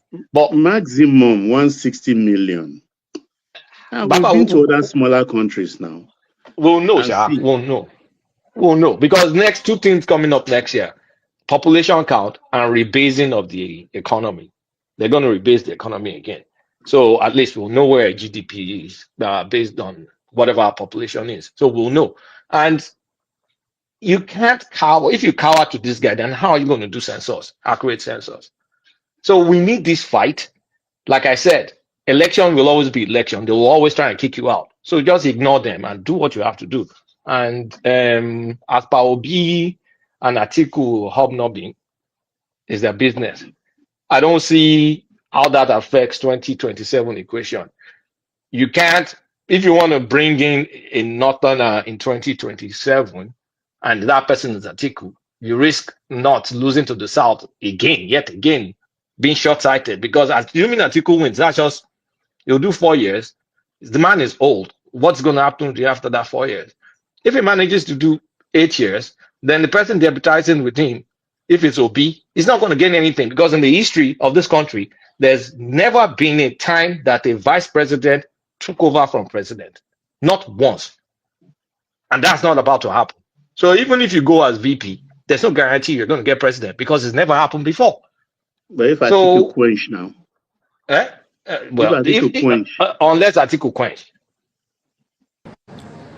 Please allow me to conclude my remarks, please. Don't conclude, Pastor. I'm not done. It's Let my me. turn. I'll be done conclude my now. remarks. I'll be done. I'll be done. One man. I'll be You have done. to Pansat. put Kulota in order so I could conclude. Pansat, I don't want your interjection. I reject it. Pansat, in all seriousness, you can't be doing that now. I reject your interjection. So go and sit down. Let him down, then we'll come to you. So I'm not gonna be here long. I'm on the road. We don't care. We don't care. Let me conclude my remarks. Please. You're not concluding anything. So you have to what's it called? The political calculation for 2027 right now, I think is a joke. One man, this man is disturbing us now. Now, Pansat, please now. Pansat, go and sit down.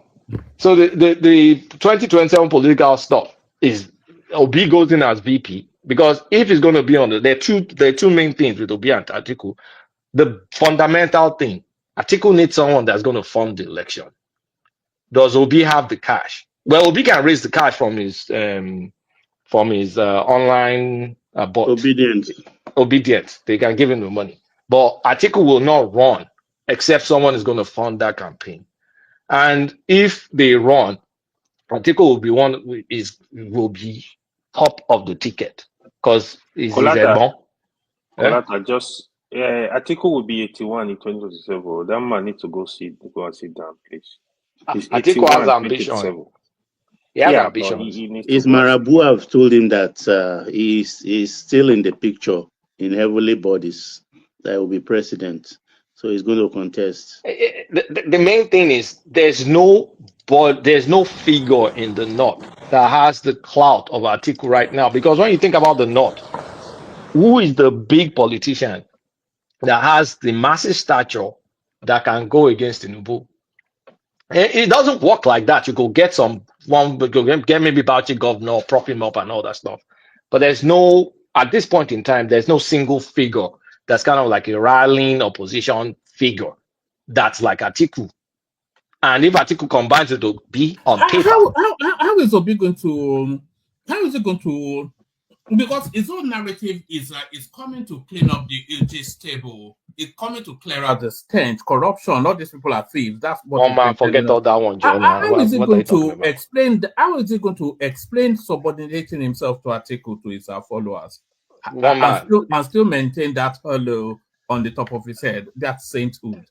There's no sainthood. Obi is not a saint. I think I don't know if I sent you something about the way he packaged that Bury transaction. I have the details even on my phone right now. There's no saintlyhood on this guy. Let's forget all that packaging and all that stuff. It's all about interest. If it suits his interest, he's going to go join Atiku. And it's not. I mean, he joined him in 2019. Now, do we have what kind of memory do we have? He was with him in 2019. And then in 2023, he's calling him structure of criminality. And then he's going back to him to go and prostrate. So, I mean, the guy has no scruples. It's just another politician. It's not. I don't even know why you even regard him as any other thing but a politician. It's nothing more. It's just like one of them. So, going back to his vomit. Are you telling us that he cannot walk on water? You need to see him when he was a governor in Anambra State, when he was waiting in the gutter as a governor of Anambra. There's one picture that he was waiting in the gutter. Forget the guy. But in terms of the calculation, anybody that thinks they're going to unseat the sitting president must be joking. Because any INEC appointment that happens, we all know where that's going to go, except you want to be naive. And any sort of lockdown, like all these people, even the people in the North that everybody thinks they're pissed off, you will find out that, Muslim ticket is still, I don't want to upset religious sentiments, but it's still the divine thing to do for the country. So forget it's all this stuff is theater before the main course. So I'll leave it there so other people can talk. Thank you Oh, very oh, much. oh, It's okay. enough anyway. I mean, it's so boring. Passat Benusonjo. Your boredom is too much. Now, let me say this. There's a few things that we talked about so far. I wanted the comments highlighted from the comment section where something, I don't know if it's Yoruba or whatever his name is. He's saying what the Biafrans did before, they cannot do it again. That they have generals now in the Nigerian army from that section of the country.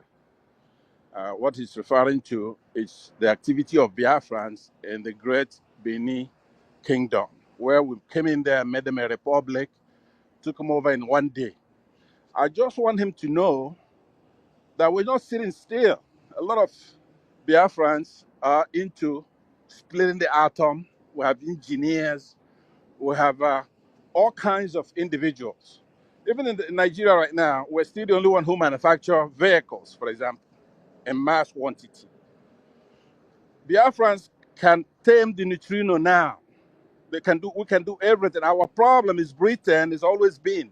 It's not Yorubas, it's not the North, it's not the Benin Kingdom, the great Benin Kingdom. They used to make pottery in the past, so they're very proud of that. And their monarch, they love their monarch, right? So he made a statement I want to highlight there, which is that they were neutral to Biafra. That is a correct statement. But he cannot come now and say they're antagonistic to us or that they could take us on. They cannot take us on. They were neutral to us, and that's why they surrendered when we got there. But now, if he is accepting that, stipulating to that fact, then fine, no problem. Because what do Biafrans want? We want freedom. We don't want to be dominated by anybody else. So it's very easy to have people come onto our side. In the past, in the 60s, it was not known what Nigeria's potential is.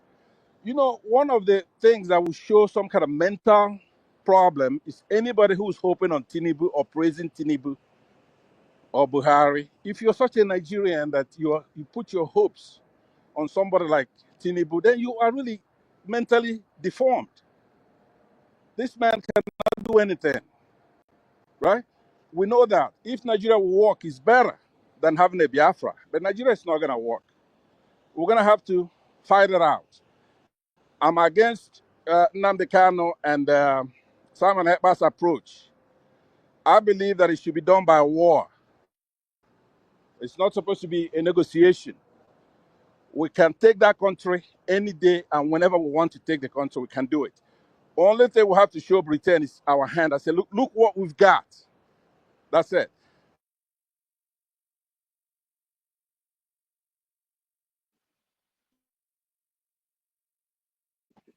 Asad, you only All know right, how to all brag. right, brilliant. All right, brilliant. I think we've lost him somewhat. So that's good.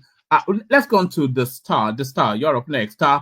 We're still after 10 subscribers. If you're not already subscribed, please do. In the course of this stream, we want 10 new subscribers to help us get over a particular threshold. So 10 new subscribers if you're not already subscribed. The star.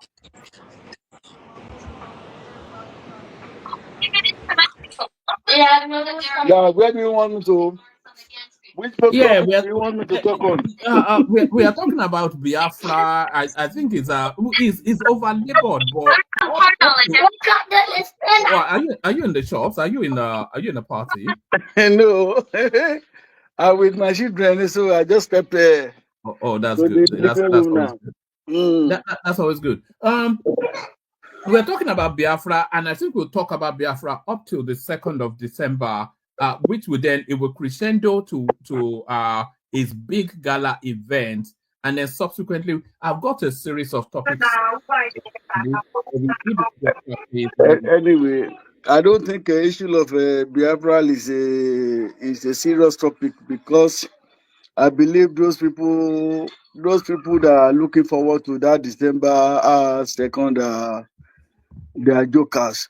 So it's just like the bunch of these Yoruba nations that went that wanted to overthrow your state government the other time, a few months ago, and they put them in the cooler. So let's forget about only that they can only deceive their gullible followers that is going to materialize. It doesn't make, to me, it doesn't make sense. So it's what can never, it can't materialize because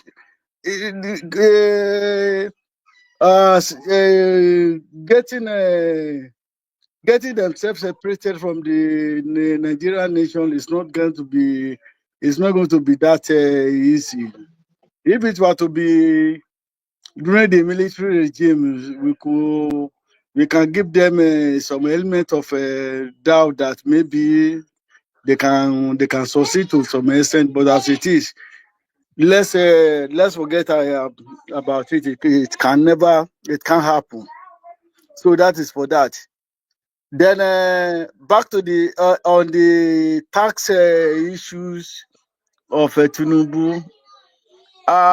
One man, if you remember, I've said it last in the past that Tinubu is a man that very, very crafty and is Maradonic. You cannot he plays a dangerous politics that those that knows him in the inner circle, they call him MVP, most valuable player in Nigerian politics. Everything about Tinubu has to do with restructuring. That he has ever been the advocate of regionalism, and all the traces are there for every one of us to see. If Tinubu is doing this in the first tenure, when he needs re-election and the backing of the North, so you can imagine what he's going to do in the second term. So the only thing that caught my attention this time around is I don't know where is vice president. I don't know where he stands on this because from the body language, it seems he's not at the same page with Tinubu because Professor Sulum, that is his governor, he has spoken not once but twice. Zulum is not his governor. I think it's from Adamawa. Zulum is a Borno. Zulum is the governor of vice president of Tinubu now. Oh, yes. I thought we were talking about Atiku. Oh, sorry, carry on. No. I've shifted to, I'm talking of tax restructuring stuff. I said where I'm concerned now is Shetima. It's like the vice president. It's like he's not in the same. He's not in the same page with Tinubu on this. Via his body language, the body language is truly his governor, because I don't think his governor can be voicing out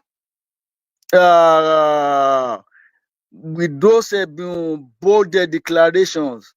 He said it some days ago, and today again in Channel Tunes TV. Even when Okinbaloye, when he put it forward to him that is working against Tinubu stuff.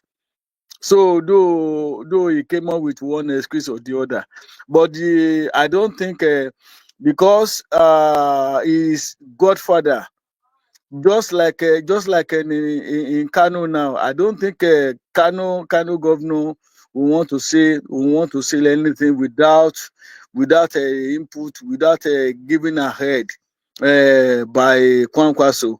So if you go by the body language of Professor Sulum, we want to agree with that. He's spoken truly through the vice president that is not in the same page with Tinubu. So that is my major concern. But I'm very that Tinubu is not going to the tax is going to get it passed, because whatever if you study whatever the Tinubu has been, anything that he has convictions to do, he has a will of getting it done. So this one too is going to get it, and by 2020, if Tinubu will succeed, and of course I don't see any reason why Tinubu will not succeed in 2027, because Tinubu is not going to be Jonathan of this world. By the time he's going to make appointment of INEC, which is the last now. National Assembly is already in his pocket. The police, the whatever, he only remain INEC now. He's not going to make mistake that Jonathan did. And if you see his appointment so far, you will see that Tinubu did not give them to Lenin. Whatever he wants to do, he will do it.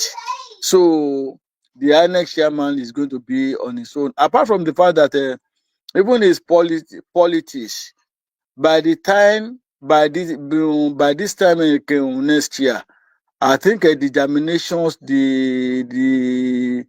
the positive effect, it is likely for us to be seeing it, because now he's carrying out economic engineering, and at the same time too is equally not losing focus on a political angle too.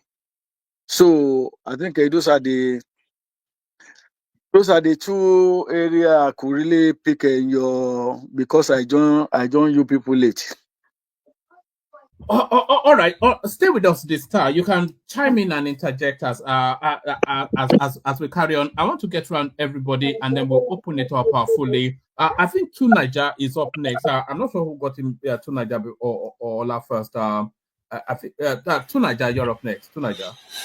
Yeah, greetings, woman. I didn't know Thank you you. were there. What's all this happening now that you don't we could never stop you talking previously. Now you, what's this? Have you? I don't know. Maybe is this old age? You're getting older and we are calmer. But Are you calling to Nigeria talkative now? Pardon? Yeah. Is it new to you? Who doesn't know to Nigeria on this planet? Always a delight. Good to have you. Thank you. Yeah, sometimes I just Sunday evening now, I just chill it out.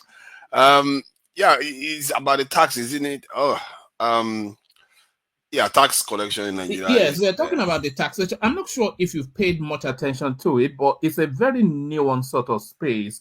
A bit complex, but not as complex as they are making it. And then, of course, we're talking about the 40 states declared by the Simon Ekpa faction of the Biafran something. And so we're just chatting with it. Those guys, they took Calabar. They took River State. No permission. They took this Delta. They just kept taking territories. They took Kogi, they took Plateau. But I'm a bit upset that they didn't come to Oyo. They like us. I want to be a Biafran. What's all this? I feel discriminated against. They were just taking territories. It's like, where did you win all these territories from? Those guys, my goodness. You see, like I was saying yesterday, I was online, so I was like, this stuff, when you see our people organizing themselves, I do enjoy watching it, and it looks like a beautiful, coming together. But my God, how wrong can they be, though? You can't be more lost than that. Going to the bowels of basically the land of the people that have decimated your ancestors, this is from slavery to colonization, and then you run over there listening to a man with Jerry Coils, with white Jesus in the background and the flags of the conquerors of his own ancestor. You really can't make it up. And then they go there and declare their nation. It's just it's so I can't believe it. It's like how like children walking to a lion asking for meat. What do you think they are just going to use them? And the day, let's say Tinubu wanted to do something good for Nigeria, they're going to use them as destabilizing agents, such characters, and they will happily do it. Just like we were happy to destroy our own people when they came the first time. It's quite astounding how easy people are to buy just because of one hang up or the other. We have some crazies excelling out there. We really have some crazies excelling out there. Like, they don't understand the bigger picture at all. They just go with their pain. And they just go and start doing stuff without caring. It's like somebody inviting, armed robbers to their house just because you're angry with your parents or something. It's like, what is that? And sometimes you can mistakenly invite, terrible characters to your house without knowing it. But this one, these people. They've done this before. To Niger, I must play you this clip. It's just about 36 seconds. But I want you to really pay attention because it goes very fast. So pay real attention. All right. So the special IOU allows people, your friends, to lend money to the Biafran government. Biafran government guarantees full repayment of the loan lent to us, plus 100% interest. And there's also a very special gift for those that participated in this. The government will repay you when it's fully established in the homeland, and until then, partial or withdrawal is not allowed. We will reward you. Did you just say that their money is not going to be given back to them? No, it will be given back to them when Biafra is formed in the southeastern region. And that's what's going on at that convention. It's just basically a jamboree where they just go and have fun and laugh with each other. It's nothing really serious until they are activated. They are always, if you look at what is happening in Syria right now, the basically the militants and the Islamists have been activated against the state of Syria. You always have these agents of chaos that cannot understand that if you destroy your neighborhood, your people, you all suffer. You all suffer. Just because of your own need, you gang up with other people to destroy your neighborhood. And who is losing? Both sides have suffered. And it's just a crazy situation. And in the bigger scheme of things, I don't think they are going to go anywhere, except Tinubu wants to do the right thing. And my worry is that, I think there was something that Show said that was very pertinent. He said, how everybody else has gone out with this guy, and the guy has proven to be very, very bad. Different girls have gone with this guy. This guy is treating them badly and everything. Then Tinubu decides that I'm going to change him. I'm going to change him. So he decided to go to France. That is hoping that France. To Niger, can you take an interjection? To Niger, can you? That is hoping that France is going to be better with Nigeria. You can take permission from one man. Okay, one man. Let me interject him for a minute. No, you have the floor, so it's at your discretion, to Niger. Okay, as long as you don't go on long, though. That's fine. I have an engagement 10 minutes after 7. But listen to this. You are here laughing, goofing around, right? It's jamboree. When people go to a convention, the part of it is jamboree, right? I want you to know you just don't have two things going on in Nigeria. Where you have Nigeria, then you have Biafrans trying to exit Nigeria. You have a caliphate from the north trying to take over Nigeria and Islamize Nigeria. That's what Biafrans are against. That's what they're trying to exit. So a lot of tribes will have to make a choice between those other things, which is what I want you to choose now. Let's say the reality is northern Muslims, Sunnis wants to take over, like they're doing in Benue and other parts of the country where they're taking their lands, putting them in IDP camps. When the choice comes for you to choose one side, which one are you going to choose? Because you want to deal with reality. The Biafrans want to exit because they don't want to be Islamized, right? And they want freedom, they want liberty. So don't be judging that with a Nigeria that is fine, sacrosanct, everything is going very well. That's because that's the first choice. You have to choose between the Northern Caliphate trying to Islamize Nigerians and take their lands and kill them, have Fulanis from all over West Africa come in, saying that is their estate. So you have to make a choice as a minority with a big mouth, right? Like what you do, talking to Biafrans anyhow. People that can take you over in an hour, right? So now make that choice right now in front of everybody. You don't have to tell me where you're from, which you don't want to say where Let you're me say from. this, So Pastor. Let me answer say that this. question. When the choice comes between going with Northern Fulanese, taking over, putting you in IDP camps, and being in Biafra where you are free, just forget about the name, Biafra. Think about the liberty, the freedom. That's your choice. Yeah, go ahead and answer that. You see, the thing is, both have their pluses. You know, I do like a few extra wives. But Let's just laugh. hold on, Let's calm laugh down, about eh? having extra wives. Can you calm down, eh? Both have their perks. You are worried about you are worried about the Muslim north where you're already Christianized on the south. They are all foreign. You see, if I don't subscribe to any of them, so you can't tell me, oh, let's defend our Catholicism. Eh? We want to defend our Catholicism in the south, while the Northerners want to defend their Islamic rule. They are all both shambles of. It's a representation of the shambles we are in. That we are worrying about foreign religion. That is not what you should be more worried about. You should be more worried about your people and the people, because those people were here before those religions. How did we get this way? How can we not get out of this kind of spell? It's really a spell, isn't it? This is the true spell. If anyone is looking for one, we can't seem to break it. But that said, anyway, I can't choose between bubonic plague and HIV AIDS. They are going to end me anyway, both of them. All right, fine. I'm leaving. It's nice talking to you, but I want to say this to you, to Niger. If the Fulanis take over any area, for example, Benue, and we go there and take over Benue, we're taking it from the Fulanis. Just like the oil has been taken from you. If we come there to take back that oil, we're not taking it from you. We're taking that oil from the Fulanis who came into Nigeria and took that oil. So the thing I want you minorities to know is that when we're going to come, when we come to take it, remember, we're not taking it from you because you don't have it. You sons of a bitches, all you do is have a big mouth and they take the oil from you. Mind the language. All right, so Yeah. I'll conclude with that.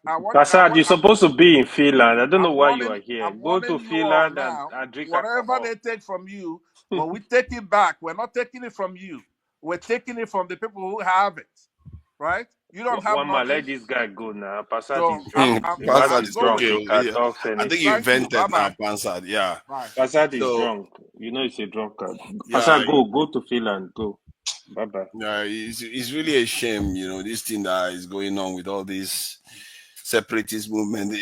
As beautiful as they appear on that day, but it's just all lost, and you know, people that don't have direction. And like I said, At that event, you had the Ambazonian prime minister in exile coming to show solidarity.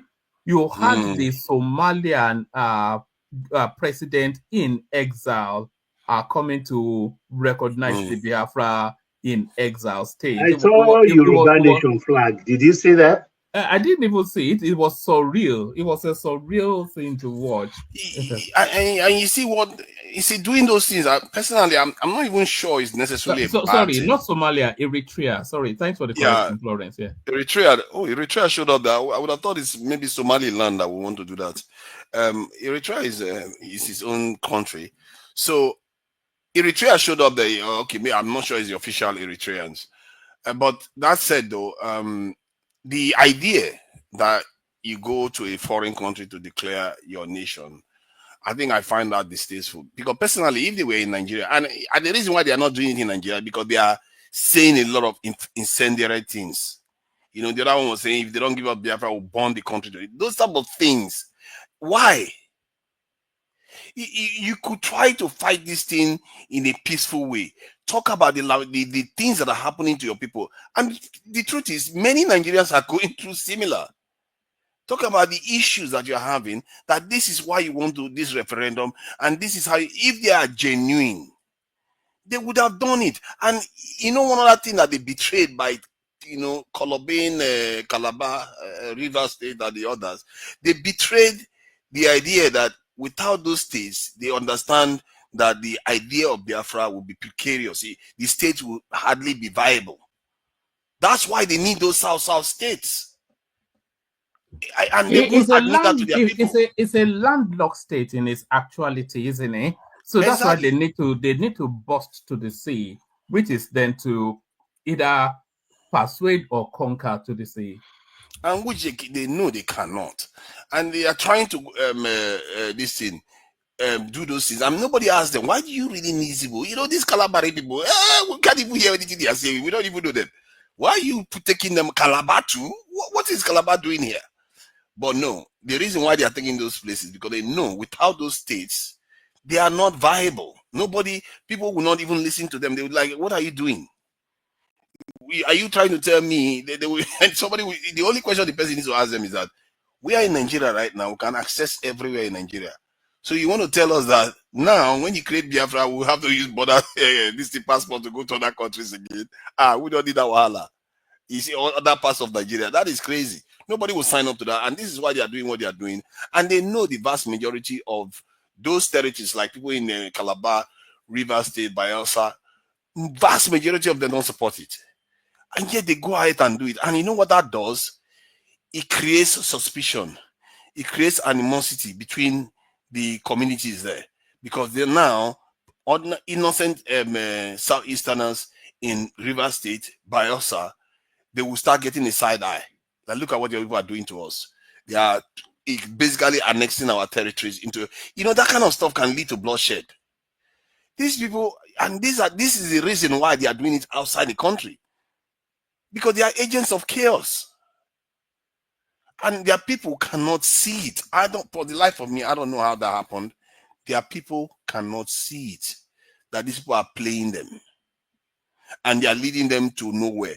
I said it before, the South and the Southeast have significant population that if election was coming to the South, the political South, they should easily dominate it. But they are not because of this nonsense that keeps happening. If I didn't know better, I would think maybe they are working for Tinubu even. It's like, it's ridiculous. What are they gaining from it? Nothing. Other than just making that area ungovernable and making Igbo people seem like pariahs. It's like, why? You keep reminding people of Biafra all the time. You forget that your brothers are in the north. Maybe somebody wants to sign a deal with them and they start hearing about Biafra, Biafra. It's like, what is that going to help? These people are agents of chaos. I really wish that people can see it. That these people are their actual enemies. Because if you really, really mean to want to leave Nigeria in a genuine way, there are ways you can do it. The Nigerian government will be trembling because most Nigerians will support the reasons why you want to leave. The Nigerian government will be trembling. If you tell your people that the Nigerians that, you know what, these people are making sure that our economy is not growing, there's no security in the country, all the problem, no jobs. Nigerians will sympathize with you. They'll say, maybe it's a good idea. Maybe we too should try it. Then watch the government. They'll start trembling. So but that is that on this matter of declaring their own state, and it's a sad tale, but it is what it is. I don't think it's going to go anywhere. I think IPOB even denounced them, so that in short, that is dead on arrival. I think on that one is that what Nigerians call it, dead on arrival. So it's not going anywhere. The tax one, you know, President Tinubu might start picking up some momentum somehow. I will keep repeating this. I've been saying it since before he even got into office. I said all the omens are in his favor. A year and a half into his government, he's done his best to thwart it. He's like, he's going all out. He's like, no, I don't want it to be in my favor. He's tried his best, even if the stuff keeps rolling in that direction. And thankfully, maybe this Buhari has already put the bigger things in place. But you have to give it to him. He did pass the local government autonomy bill. He did pass that. And if he's able to pass how is Buhari getting the credit for the tax bill? No. I mean, I'm saying that you have to, apart from this in the refineries, all the others from Buhari, but the ones that Tinubu did, that's why I was just trying to say that we should give him credit because he's the one that passed the local authority, this in autonomy bill. And if he's able to pass that of tax reform, and it's one thing to pass laws, but if it has impact on the ground, people will start feeling it. And this is one of the reasons why you can say whatever I like about Buhari. Dangote refinery and in the Nigerian refineries come back online. He's at the core of it. And the reason why they will give him even more credit for the Nigerian refineries, because they will link him to Dangote and they will link him to refineries. And that's my thinking. People are going to link Buhari to that. But you know, if this government is able to pass the tax reform bill, pass the like they have already passed the local government bill, and all those things come together, and with the economy, if the economy start turning around again, he could get a lot of credit for it. Already, you can see that he got some credit for the Port Harcourt refinery. So imagine the Warri refinery coming on stream, really coming on stream. You know, there's a little bit of controversy whether the Port Harcourt one is actually on stream. If the Warri one comes on stream, the momentum will build further. And obviously, you know, this government and most Nigerian government, they do their best to destroy the economy as much as they can. If they don't get in the way of the economy, he doesn't do something to damage the economy, you'll probably see that the currency is going to start appreciating. Nigerians, that currency appreciating should be more reason why the petrol price in Nigeria will come down. If you expect it to come down because we just have petrol in Nigeria, it's not going to have that much effect. Where it's going to come down the most is if the currency starts appreciating, because that just exponentially cuts into the price of this in petrol. And so he has a chance if he doesn't get in his own way. And this tax bill, in terms of what the concerns of the North, I think one man, you said something about the tax is going to be taken at where it is the consumption happens. So if it's going to be taken where the consumption happens, then the fear that Lagos is about to wallop all the money from the whole country should go away. No, it shouldn't, you know, because if you look at the big ticket VAT spaces, let's take telecoms for instance. If you look at the data, all the data are being bought either for mobile use or for internet access, predominantly in Lagos and really in the south. The consumption of alcohol, of course, entirely almost in the south. You know, Yeah. and gambling and gaming, that's even been taken out of the loop and vested in the state. So these people might be hit a bit hard if they're not careful. Yeah, but you know, none of that, they have their ways now. Politically, they do have their ways. So, and you see, the thing you were saying something about Peter Obi. You see, it's not always.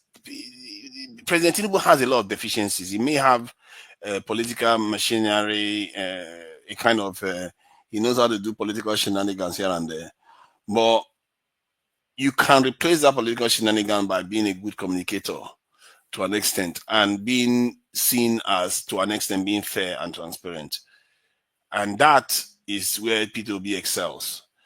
and he could pass this bill with less difficulty than you can see a situation whereby he passed the bill with less difficulty than Tinubu, because he's going to communicate the idea.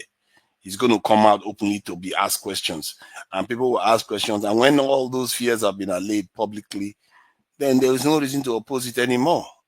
So I said they just want to oppose for the sake of opposing. So communication is other aspect of it. It's not that PTB is a political machine that can be able to outmaneuver President Tinubu. But in terms of passing the bill, he could be able to do it just by communication. But President Tinubu, does he communicate? He doesn't. Do you think it's bullyable? Because the Northerners are looking to, they're trying to, it's playing out in open glare. They're trying to bully Tinubu, even as high up as the vice president. But the guy is just telling them, he's sticking to his guns. So what we were discussing is that does Peter Obi have that level of fortitude, that broadness of testicular fortitude? Yes. Does he have that broadness of shoulders to front it out? I think he has shown it. He has already shown it in the fact that I think he was impeached twice and he went through the process. So he does have steel in terms of being able to stand any kind of pressure. But I feel like the pressure will be less. PWB is more communicative. People barely talk to anybody. Just tell people to come and talk on his behalf. Sorry, Tunaja. The start, did you want to interject? Otherwise, I have to mute you. Your background noise is Okay. Yeah. I'm in the same page with you. If it were, I don't see any Southern president that can have guts to do what Tinubu is doing. Obi will not. Obi that cannot even handle ordinary Anambra politics. You are talking of national stage. Nobody, even Jonathan, that has spent 2 years and fought him as a acting president. He can't do that. Not to talk of a team. Tax bill is not very complicated from what I am looking at. Take it to the bank. Obi does not have that God to do it. What Tinubu? That is why I'm saying, even at the beginning, I've been wondering that what is wrong with the Tinubu? Does this guy, does this man, does he not even care for 2027 election? If a city president that require him second time ambition is taking all this, even start from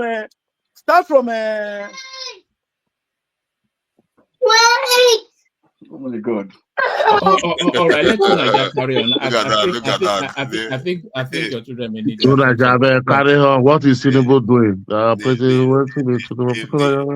He is there talking about P2B. He can't even manage. It's all right. It's okay. Never manage you ask. Don't mind him.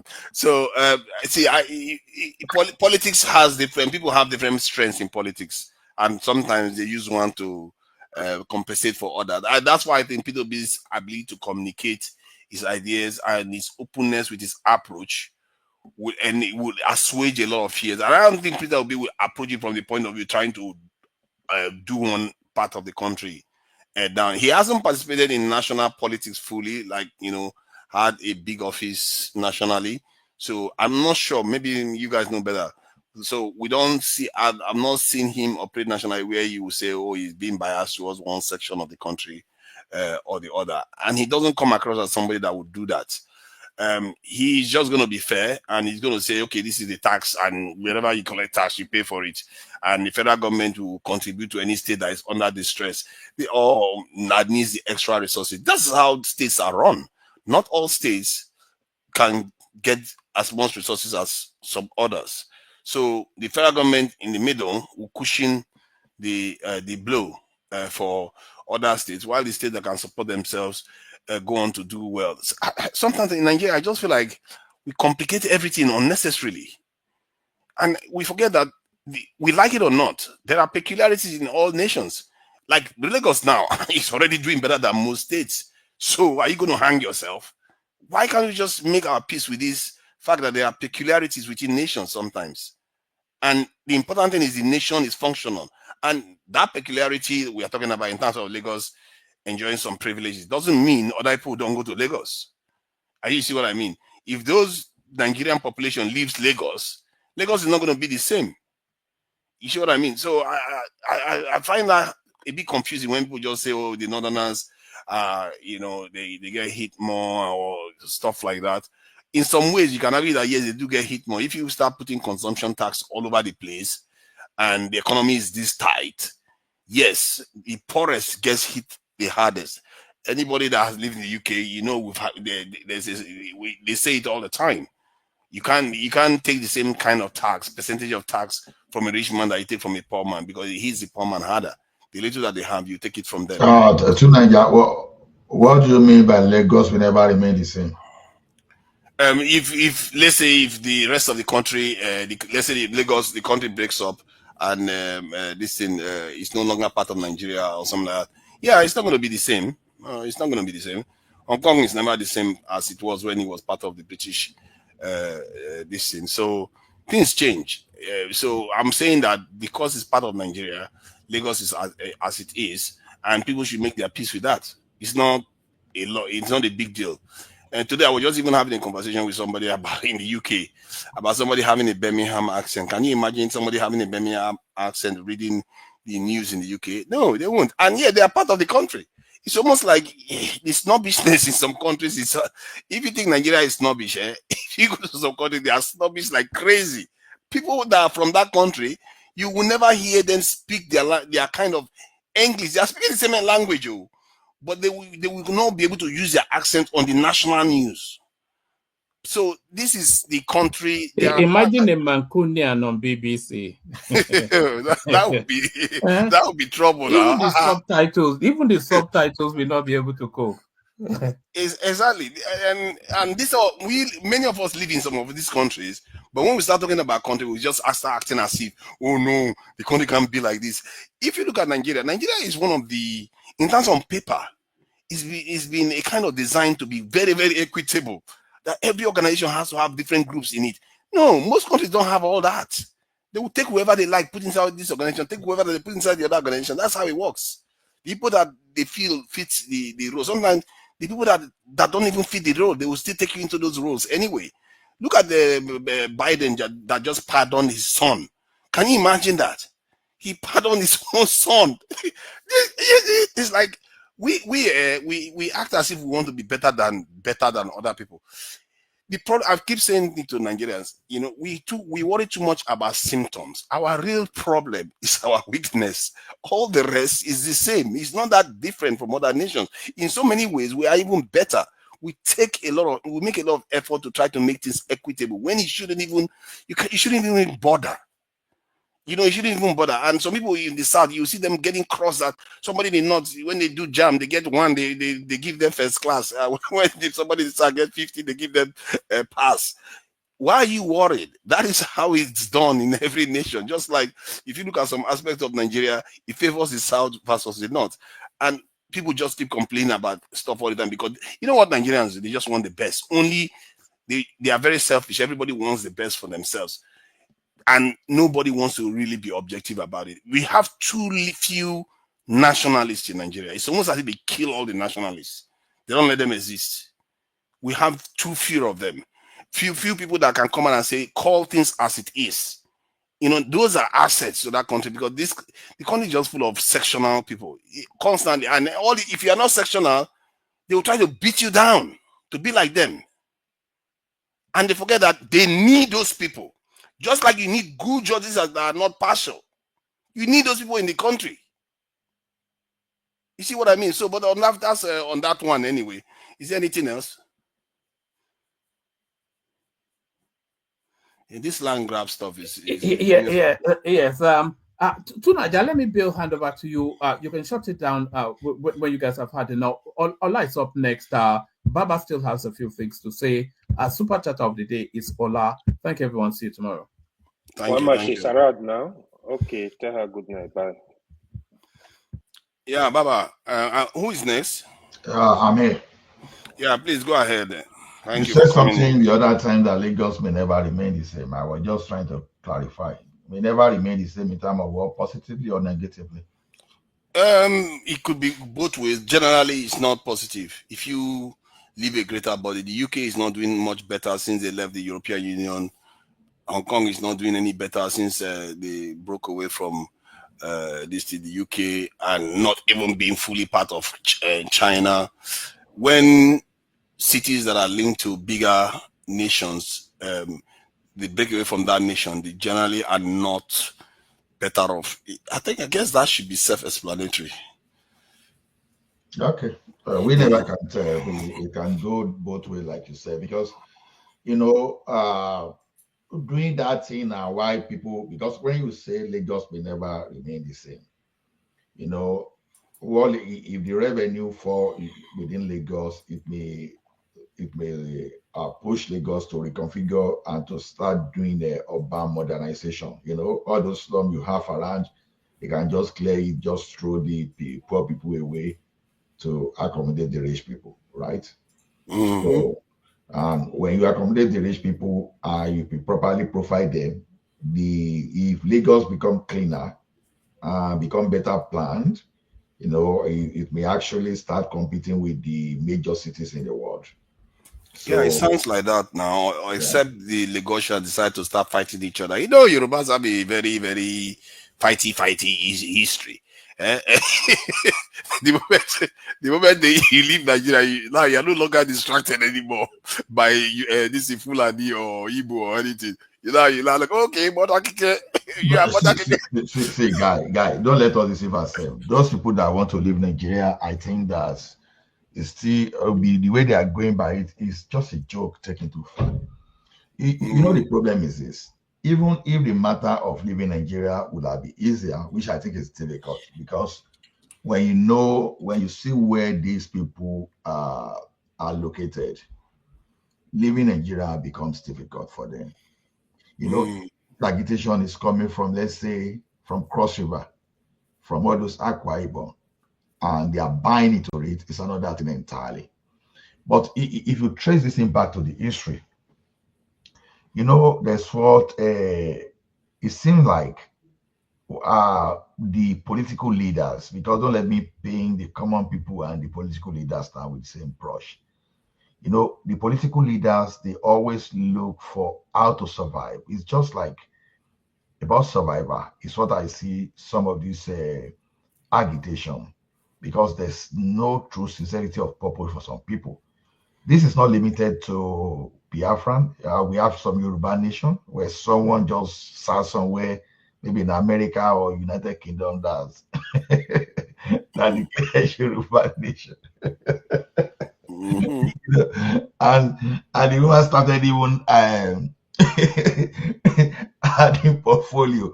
You will see that. And the other one went with a letter to 10 Downing Street. Our people are really embarrassing. Our people are super embarrassing. They're embarrassing the nation, honestly. You see, like that, but some people want to destabilize and frustrate the effort of those people that really want something concrete. So, to me, these people just standing somewhere and declare Biafra. You just laugh, just like you laugh when those Yoruba people too when they declared it. No, so there's one thing about our brother from that region. If you want to agitate based on your need and based on people that accept you. If people of Cross Rivers are not accepting you, don't force them to join you. If Akwa Ibom are not accepting you, don't force them. You just stay within your boundary and you know your uniqueness. So the way it is now, this thing has been for a very long time, and that makes you doubt the motive. You start questioning the motives behind this agitation. Look at it from this region. I don't know this rivalry between Yoruba and Igbo people. People may be hiding from this fact, but this is so clear. When we had Western region was the most prosperous region in the entire structure of that First Republic. Okay? They were even borrowing the federal government fund to run the administration. the next thing that will happen is just because to weaken Awolowo and the Western region, because of the concentration of our people from the Eastern region were there, they just gang up and just carve out Midwest. Now, just to make sure they carve all those away. Now, when they carve that place away, what happened? You want to, I don't know, you want to acquire them. You know, you want to mark them to yourself. So that tells some stories that if you are fighting for things, it's just like Yoruba is fighting for Yoruba nation, and you are saying the Bira people must join you, and you are even saying people from Niger State must join you. Even so, those people, are they even ready to join you because before you are forcing them? So from the beginning, you are setting yourself up for failure. You know, so that is the way you look. So when you look at it, okay, now you say, okay, you want to go, you put Cross River, you are saying, I don't want to go. So what do you think will happen? Because Cross River, Akwa Ibom, they are telling you we are part of Nigeria, and someone is saying you are not part of Nigeria. Do you think Nigerian army, for example, will stand by and be looking? Someone said, okay, I don't want to be part of you. You understand? So it's the duty of Nigerian army and the Nigerian Federation to rescue those people that don't want themselves to be forced to join the union they don't want. Ola, allow me to just barge in for 5 seconds. No, but I think we're ignoring. Well, I didn't want to talk about this stuff, but I think we're ignoring we're not addressing the correct issue, because we know the Biafra thing is a joke, right? But it's what's been demonstrated in that joke will have real impact on politicians from that part of the country. So the likes of a Peter Obi or anybody aspiring in the future is going to get the brunt from this kind of action, because they're going to project the behavior that these guys are currently exhibiting on those politicians, that this is how you're going to behave. Not like you're going to take my territory, but you act in this way, that way, that way. So it's going to permanently cause distrust. That's the main issue. Not like, I mean, these guys are clowns. But I'm sorry for anybody that's sensitive about the thing, but that's the main problem that this is causing. And it's deeper than that. Tunanja, please let me just chip in 5 seconds. Okay. Now that IPOB is against the EPA group, so what are they going to do about sit at home in the East? Because whoever controls that is the leader. If IPOB can say everybody should go back to their marketplaces on Monday, they've defeated Samuel Ekpa. They can fight some Ekpa now that they are opposed to them. So let's wait till tomorrow and see what happens. What do you think?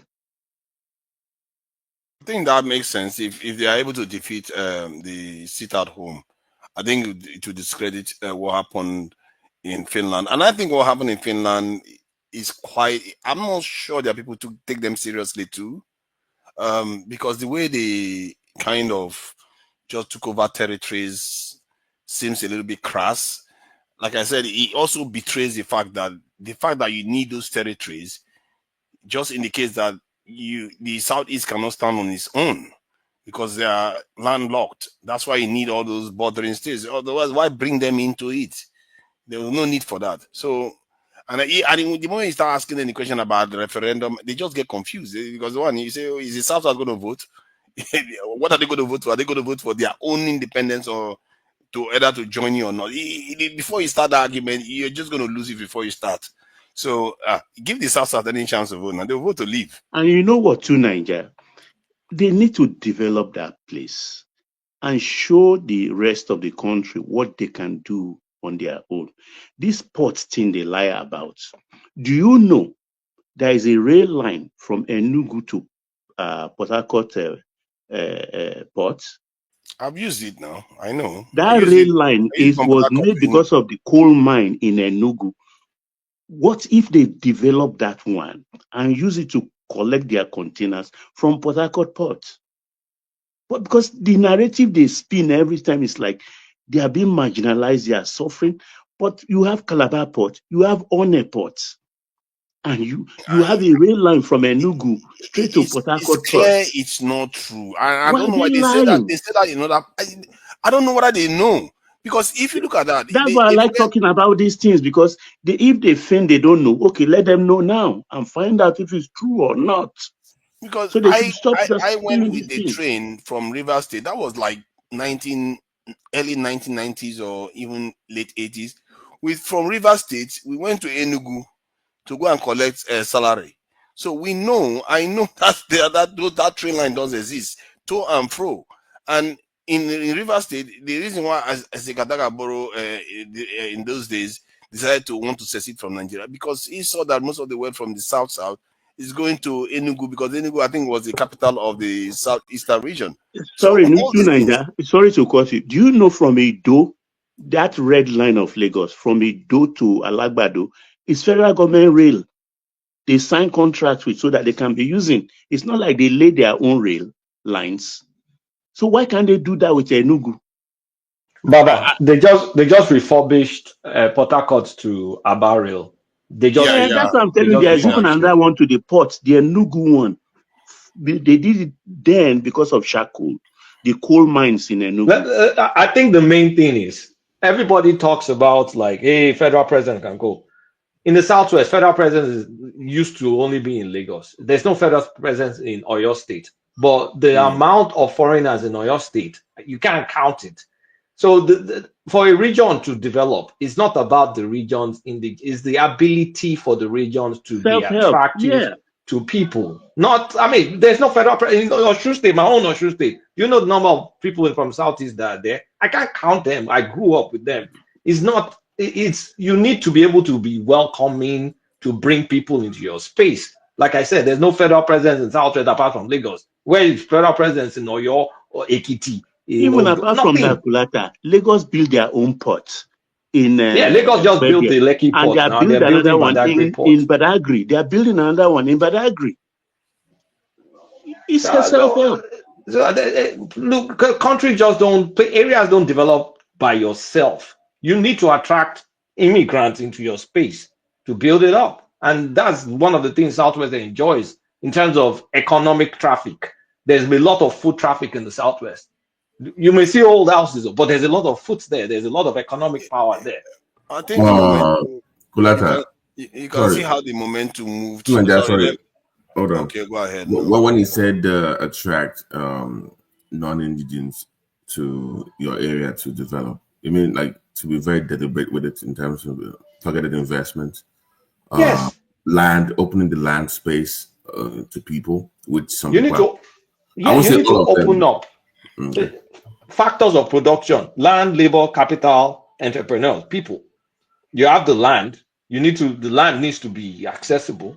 The capital, there are banks all over. If you have your money, if you can lend, the capital, the entrepreneurship. If you can't attract people to where you live and you want to be insular in that space, it will never develop because you need people to come buy stuff for you to live there, to bring stuff. It's just a multiplier effect. And nobody takes that thing seriously. Your ability to attract people, be welcoming, have a secure space, brings a lot of people to your space and they will want to stay there. They won't go anywhere because they won't feel safe there than any other place. I think you touched on it. It's a simple concept whereby if you have more stability in your area, why people will gravitate towards it because they feel secure there. They can do business. They can do. So that's what you have in the Southwest by and large. The Southeast, the South experienced a lot of instability since this democratic government actually. You can argue that okay, Ogoni people had some issues with this thing. This in Abacha, but by and large, those areas were relatively calmer. And during that time, Aba was a big deal. We're doing a lot of trade on each market. People were coming from all over. River State, Port Harcourt was doing very well. I was in Port Harcourt, so I know Garden City and all. But since democratic government, it looks like that area has lost out. Even when I travel to Nigeria, you can see it.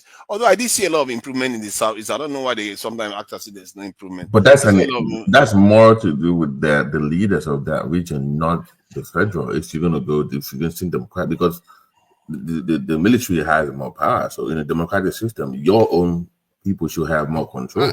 You can argue that the military were more detribalized.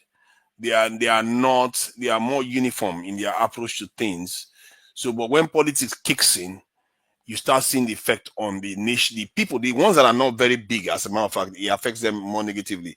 The South is, as much as they like to say that, there's not a lot of development, there is actually. I saw some development when I went across the South. The roads that they talk as if it's very bad, it's not as bad. See, to Nigeria, the development in the southeast is self-help. So they do roads by themselves. They build a lot of mansions, but those mansions are empty. 365 days in a year. Maybe they're only occupied for 2 weeks.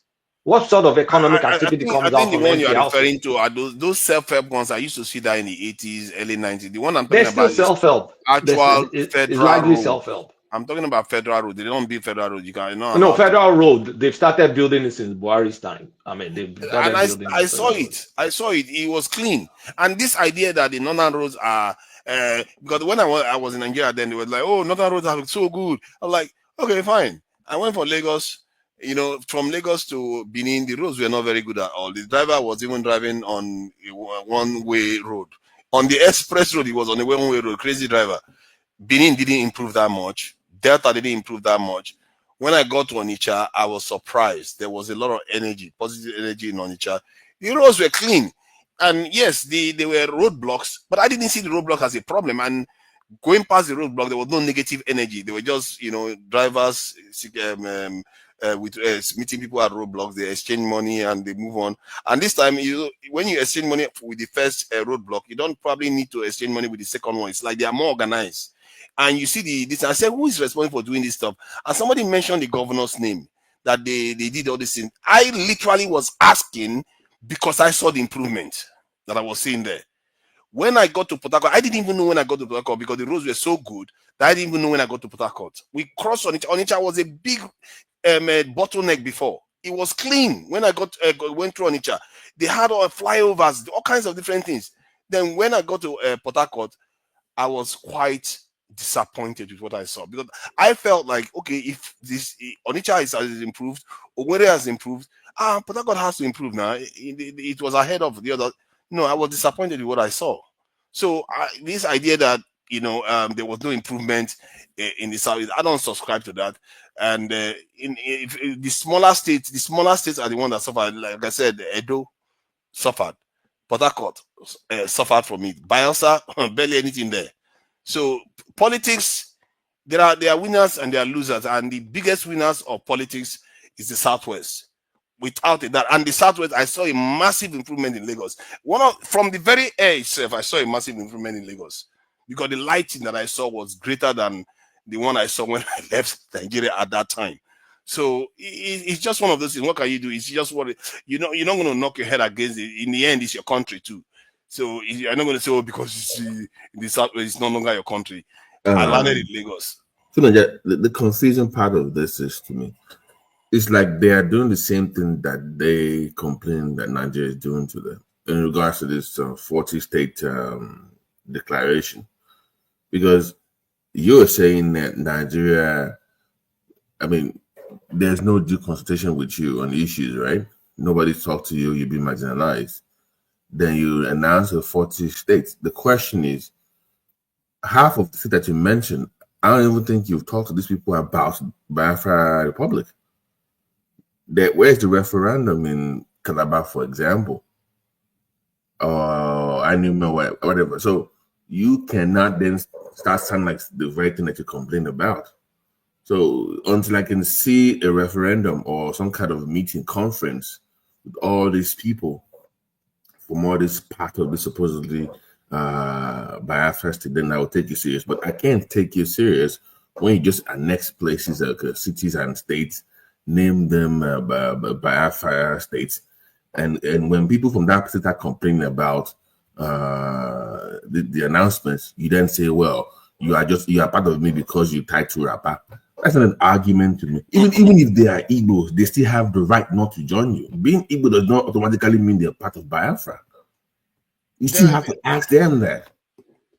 I saw one big difference. When they were, Igbo, Ikwere people in Rivers State, their language sounds like Igbo, and some of the words may be different, but their language does sound like But Igbo. that's not even if they are Igbo, You still have to. There still has to be a referendum to seek that, because okay, if they say no, then what? Your Yeah, argument but cannot be because they are.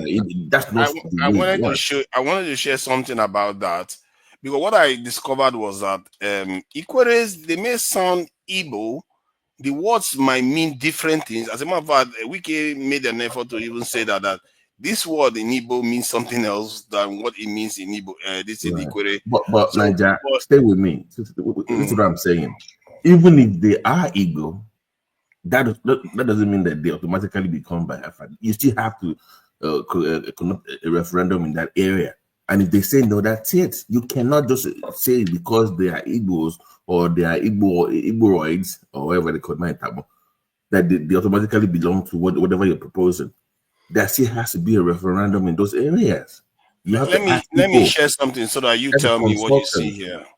I will share this so you see what I mean, because I was quite surprised, because when I looked at, because there's this phenomenon that is, where you have groups that are in bordering communities.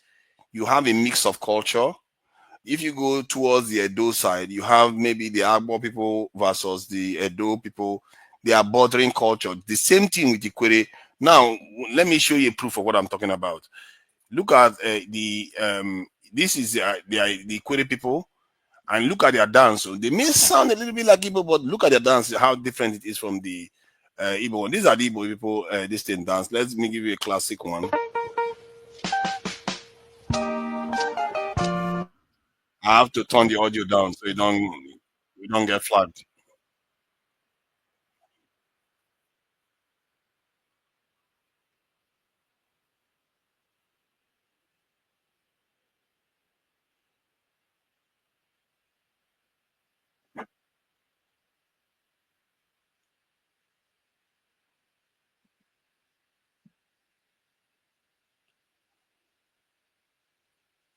That's one. And let's see again. there was no consultation.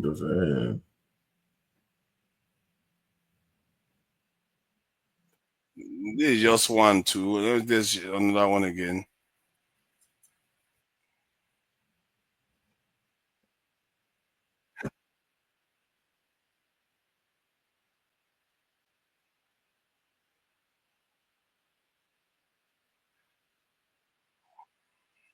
You see, at the core of it is that this in that waist bending. Now, let me show you query dance. You see the difference.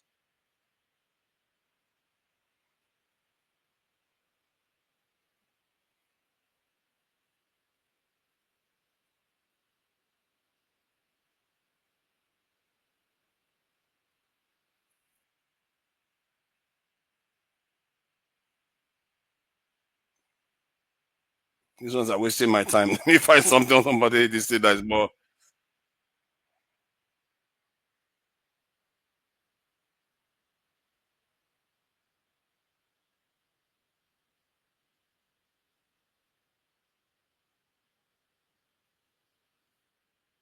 So that's Ikwere. Let me show you another one again.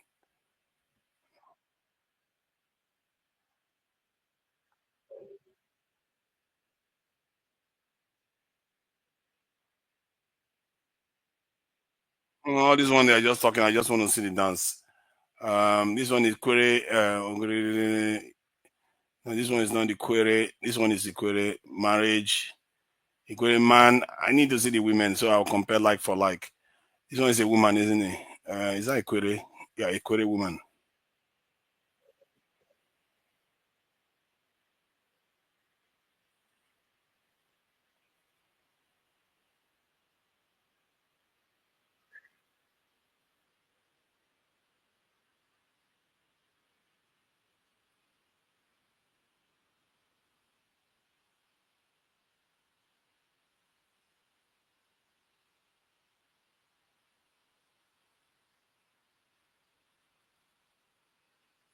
So you see, there is no transition. They never transition to the other type of dance or anything like that. This dance that you are seeing, this type of dance, is similar to what normal Ijaw people dance. I think Aizon can testify to that. Tunaja, honestly, this Biafra, this topic, I just feel it's just a distraction, it's a complete waste of time, if you ask me. Because I feel for Nigerians, to other Nigerians, especially non-Igbo, for them to discuss this topic, I think they need to wait for the right people to speak up. If I have said it, if the senators, the rep, the governors can speak up, say, oh, we want to leave Nigeria, then we can have a discussion. I think this thing is just complete. These guys are joking, man. I mean, they make it just of Biafra, right? So, for example, Edo Delta was never part of Biafra, even in 1967. Now you put it there, you are telling people, oh, you need to do referendum. In law, they said you cannot put something on nothing. What's the basis? For you to say you want to put somebody cut somebody land into your country, there should be a necessary and sufficient condition. Both of them is zero. They are not met. What they are saying is like telling Ghanaian, oh, come and do referendum and see if you are part of Nigeria. There is no basis. You can't tell Ghanaian to come and do referendum in Nigeria. When you are talking about referendum, look for your, okay, if they even restrict their map, for example, to area that was part of Southeast, you will now, okay, let's do a proper referendum. They just telling you they did a referendum more like that means you are worse than INEC we are complaining about. Like, what are you? This is just a joke. I feel it's just rubbish publicity. Even within the Southeast, you still have to conduct referendum. You still have to ask them. Exactly. Doesn't mean because they are from the Southeast, they all agree to what you're proposing. You still have to. Yeah, That's my point. the other thing, right? That is why I'm even saying we should not even be giving them publicity, because the thing is, when you are discussing what I found out, right? When you are discussing this topic now, you will not say something about Igbo, and there are a lot of people that don't think like this moron that are talking of, oh, Biafra. There are a lot of people that want to be with Nigeria. There are a lot of people that take differently. So I don't want a situation where I will be talking, I will be referring to Igbo. It's not about Igbo, it's about few people. Like, a lot of people are good, they are one Nigeria, they believe in the country. We have issues, we need to resolve our issues. That's why I try not to make all this discussion about a particular tribe, about, like, people are not even willing to even have this discussion in like in details. Because if you want to go back to 1967, you start narrating story now, then they start attacking you, you hate it. But no, it's not like that. What they are doing, I just see them, they just make it jest of this Biafra thing. I mean, Ojukwu did a good job, even if he was unable to achieve Biafra. I mean, he fought a good fight, but what these guys are doing, they just lie, say a lot of nonsense things. How do you even have discussion with these kind of people? The way they will come and disrespect people from the south side, I can't even imagine. It's unimaginable. It's like no human beings there. It's like it's God that are there. It's so irritating. Yeah, sorry. Who is calling? Aizon, let me just recognize that this person, spent pounds. Pounds is very important, It's a very, very respectable currency. And it's £10 to insult me. But it's all good. Thank you, Switch, for the donation. You can do more. Please go ahead. No, I've been listening to you all evening. How you doing, my brother? Good to you. I've been listening to you all evening. I agree with everything you've Yeah. said about this Thank you. these people. But the thing is, the reason why we can't, even if we want to ignore them, and I agree, we're giving them more fire than they need, but the reason why we cannot ignore them is because of the cost of human lives, and the fact and the cost to the economy of a key section of the nation. They're forcing people to sit at home through the threat of violence. They are, they are buying people. We've heard of so many different incidents, so many people, including Southeasterners, that have given narratives of how people have been intimidated, attacked, spied. So that's the reason why we cannot even afford to ignore them, as silly as they sound. And when I say they, I'm talking about these champions of Biafra, not Indigo. So because I know enough Igbo people that think they're clowns. So it's very, very disturbing from that angle. And the thing is, I think I debated this, not this particular issue, but something else with Kolata a couple of days ago. The one point he was trying to make that I'll give him credit for, he should enjoy this because I disagree with him on most things, is that he was saying that they should take it to the legislature. I will even go a step further.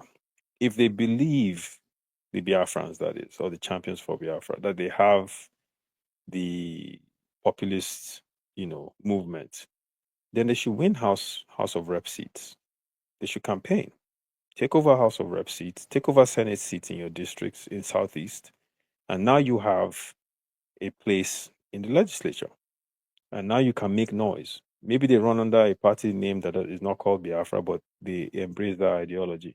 And then they can go to the House of Reps or go to the legislature and then make the noise that they want. Kind of like what they've done in South Africa with Malema's group. So, the whole thing about it is silly, but it can't be ignored because of what they do. And at the same time, this thing with their infatuation with South, that's why Nnamdi Kanu was saying the Tura apart thing, because he knew that, look, if it's only the states of Southeast, they'll be landlocked, they won't have access to ocean, they would have to figure out some things that would be impossible. Then it becomes a moot point to even start the agitation in the first place. But they are going about it wrong, because South ethnicities feel a level of marginalization, lack of self-determination from the Nigerian state. If they had decided to approach them from the standpoint of, shared ideology or shared suffering from the Nigerian state, that could have been a little different. But the last thing you want to do is to try to try to automatically claim territory.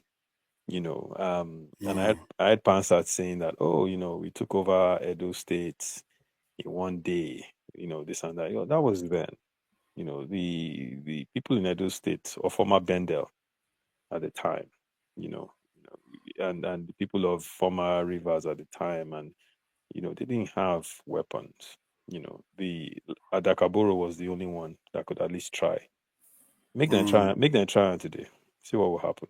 It's a totally different dynamic. And to be honest with you, what Southeastern leaders should be advocating for, based on something similar that Kulata was just talking about, is economic cooperation.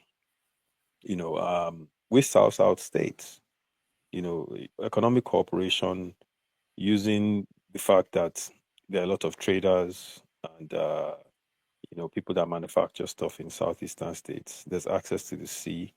Trying to improve the infrastructure, work with South states, have a really, really good cooperation. Harness the gas they have in their states by creating private corporations, and then create an economic hub in that center, independent of the Nigerian state. If you do that, then you would, by default, you would generate a lot of not just economic but also political power within that state, because you would generate way more money than the north will. If you harness the gas properly, you will even generate way more money than the southwest. And if you do that, you become a powerhouse in West Africa. Forget Nigeria. And you can argue for a lot of things, but they're not having those conversations. You understand? They're not having the constructive conversations on how to really build, a 21st century region. Instead, they're, and I'm talking about the leaders now, they're busy, trying to steal money from allocation they get from the federal government. And then you have these clowns on top of that trying to agitate for something that there's a kind of perhaps I know they want to make that place a melting pot. It's okay. we welcome the melting pot, my brother. It's okay. Southwesterners are welcome to be a melting pot. Like Kulato said, the greater the melting pot, the larger the economic benefits of the area. So it's okay. It can be a melting pot. Bring your money, we'll take it. But at the end of the day, the Biafra thing, I think they need to understand that it's gone. That struggle is gone. We're in the 21st century, right? There are things you should clamor for. And I know people that are Biafra champions. And you know what I say to them? I'm like, okay, you know what? You want me to be a believer, right? They're like, yes, okay. I'm like, do this for me. Go to your regions where you are from and create a utopia. What do you mean, my brother? I say, go there and show me that you developed education, you provided clean water for your people, and you have local health care. If you can do that, then you've demonstrated to me that you are able to govern and create a functioning society. And then they start coming up with all the excuses. I'm like, no. No one is going to fight you if you go into your south, whether it's in Enugu, Anambra, Imo, you go there today and you build something that's helping the masses. If you do that, you will need to clamor for Biafra. Whatever ideology you share, people will follow you. But right now, you're intimidating, you're buying people, and then you're trying to now go out of your region to claim territories that you have zero relation to. Forget claim. So it's disturbing, and that's why we can't ignore them. AY, but everything else, my brother, I agree with you. It's very stupid. Yeah, what you said about the effect it has, I think that's the biggest one, because I think these movements have been corrupted from the get-go. They are not real movements. They are designed for a specific goal, keep that region destabilized, and also from the point of view of outside forces, keep them as ready-made destabilization agents. Because the idea that this approach is going to solve anything is completely crazy. Any sensible person will tell you that they should do what you just said. You have to go through the path of shared experience, shared grievances, shared suffering, all those things. And then you have to also respect the differences between people, just like you respect the differences amongst each other, among the Southeasterners. If you go about alienating the people that you critically need, especially to access the sea and all the rest, when you want to pursue this goal, and the fact that we are your neighbors, it affects. That's why some of this topic gets to me, because it affects me too. It affects people in the South region and all the rest of it. Like, why can't you guys just get your act together?